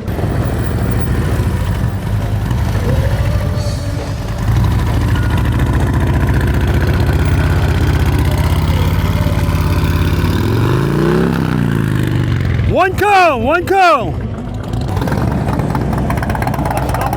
Huh? You mean stop the cone? Stop at the cone? No.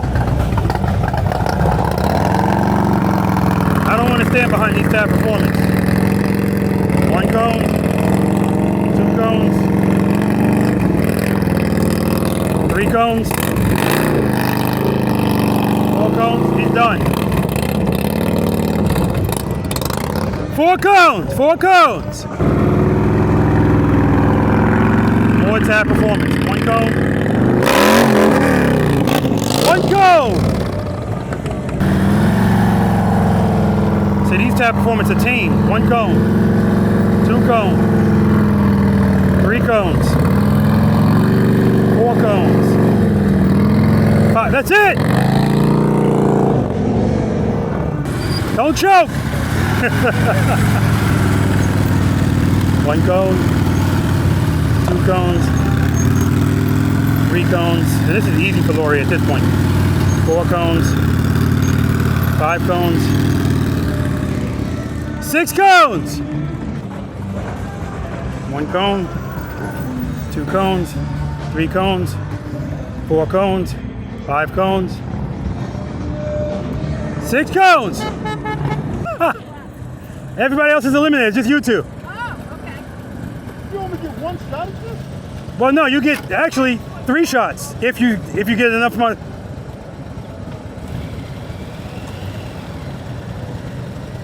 All right, you 2 are in the draw. You have to do it brakeless now. All right, you ready? Let's do it. Tiebreaker.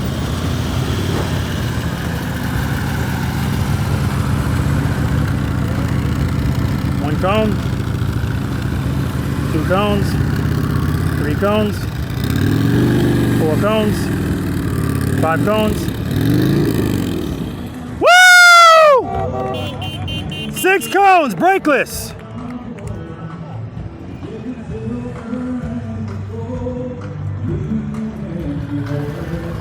Two cones, 3 cones, 4 cones, 5 cones. That's it! Lori, you got it again! All right, guys, exit interviews, exit interviews. How do you feel? I'm okay. I mean, I kind of learned about my limitations today, so. That's what today was about, stuff yeah. that I need to work on. Like what? Holding the turns, Mhm. leaning. That's it. Wheel position, No. speed, nothing. That's it. That's your main thing. Because the other stuff you've had from exercises 1 through 5, you're fine. When it's time to lean in a U-turn, you don't like the way it feels. Yeah. Even trust and believe you did, but you know, clearly if we have more time for you to just keep doing it. So, you know, the good thing about this is not about getting everything. It's about finding out what you need to work on, right? And so now you can go back and what I want you to work on. 1, start. I mean, you're stopped. I expected to see. I didn't expect to see that. Let's put it like that. So, but obviously, every time you stop, I want you to be practicing that. 2, slow ride. I want you to do that. I want you to go as slow as possible. And when you need power, just really quick. Give yourself a little relief, not a big relief. And trust and believe. I want you to practice that. Until you change your handlebars, exercise number 4 is going to be a challenge for you. But you're not in there stumbling around, putting your feet down. You know what I mean? So you don't have to work on as much as you think. You just need to trust and believe, and everything will come together. Okay. You remember what you rated yourself when you first came out here? 2. Any change in that number? 2.5. Pleasure to meet you, dear. Nice to meet you also. All right. Thank you. How you feeling? Great. Good, man. Your turns were a lot smoother today. A lot smoother. You remember what you rated yourself when you first came out? 6. Any change in that number? 7. Okay. Safe travels home, Thank I hope to see you again, man. Absolutely. All right, brother. 100%. I look forward to it. All right, brother. Thanks. You Thanks got so it, man. much, You got it. How you feeling? Feel good. You remember what you rated yourself when you first came out? Yes. What? A 4. Any change in that number? Probably a 4.5, 5. Okay. I think, you know. Okay. I think I got the foundation. I just about Repetition. That's right. repetition, man. So I think this gave me the foundation, gave me more confidence to continue on practicing. Yeah, remember, it's a perishable skill, so don't take long gaps in practice. And if you don't have cones, get some and just practice, man. Yeah, we'll do. All right, brother. Appreciate Nice meeting it, you. man. Nice All right. meeting you. Take care, man. All See you right. again. How you feeling? Great. Man, you did great out here, man. You guys, balls of steel. That's what I'll call it, man. You remember what you rated yourself when you first came out? 7. Any change in that number? I think I'm going to keep it at that number for now. Okay. Are you going home? Are you? Well, my wife, I heard, she might be on her way up here. So. I hope so, man. Because how long is that ride? 2 hours and a half. Oh, it's not bad. I mean, I think I can make it. I mean, Yeah. Okay. it's not too bad. Yeah. But if you can stay here and relax, that's cool too. Good to see you again, brother. Likewise. All I right, hope man. you come down to Miami. I just need a location and I'm there. I just need a location and I'm there. I don't know what the Harley Davidson dealership is, but it doesn't have to be a Harley Davidson dealership. I mean, I don't know. I've been trying to get down there. When you get into major cities, it's always tougher. So Miami's on that list too. Miami, New York. That's what I'll it be is. there if you do come down. All right, brother. I know you will. Thank you so All much. right, man. How you feeling, man? I feel good. Yeah. How about you, man? I feel great. Yeah, you should. I pushed the limits over the last couple of weeks trying to get ready to come here, and I kind of did good. Now, you know what? I've heard people say that all the time. I'm practicing for the practice session. And I always go, I get it, man. If it wasn't being recorded, people would just come practice. But because it's on video, I love that. And if I really think about it, I love it because some people, they're not going to practice. So if that makes you practice, that's not you, though. But yeah, you look good. Both of you look good. You just, you're a little rough one. Yeah. You remember what you rated yourself when you first came out? 5. Any change in that number? Maybe 5.5. Okay. What'd you rate yourself? 5.5. I just don't want to get. I don't want to get hit by a sandbag just in case. 7.5. All right. I'm feeling comfortable now. Yeah. Good. I got no issues with that, man. You're just excellent on the bike. Just excellent. In fact, I think your number's a little low. Because really the only thing limiting you is your bike. So. And I think I'm too reliant. Now that you introduce no brake. Yeah. I see I'm more reliant on that back brake. So that would have got me a little higher number. But I'll start practicing that now. I don't think so. Oh, I see what you're saying. Okay. Yeah. All right. Whatever. That's a small thing, guys. Because again, in the real world, you're going to use your rear brake, but we don't want to overuse it, and that's the whole point. We don't want to make the bike fight. Like Malcolm's bike was fighting, like right from the start, it was a domestic dispute between between the rear brake and the throttle. So things I didn't know. Yeah. Things I didn't know. But the funny part is, when I saw how hard you were on your rear brake, as soon as I told you don't use it, I thought you were going to be all over the place, and you weren't.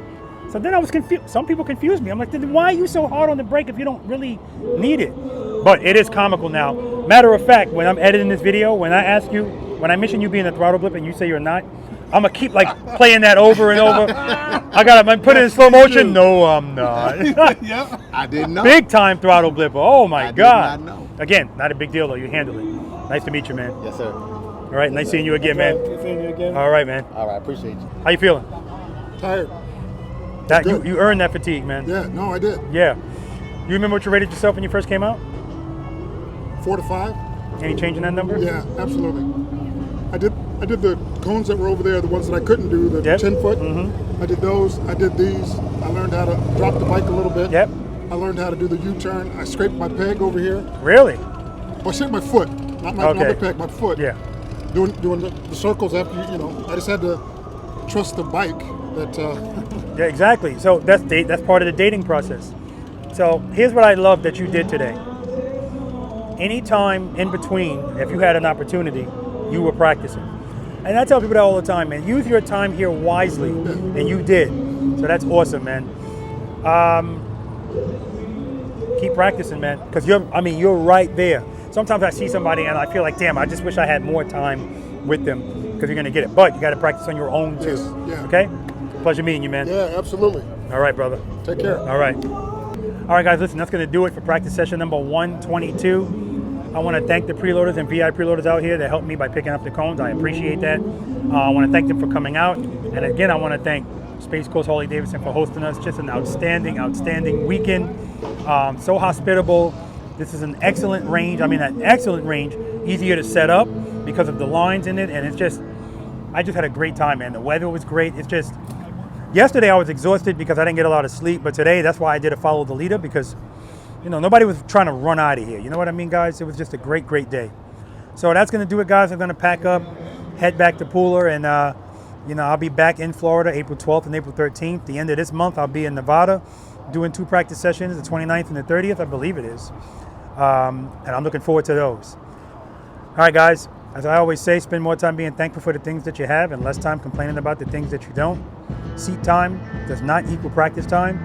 If you have time to ride your motorcycles, guys, you have time to practice on them. It's not my opinion. Until next time.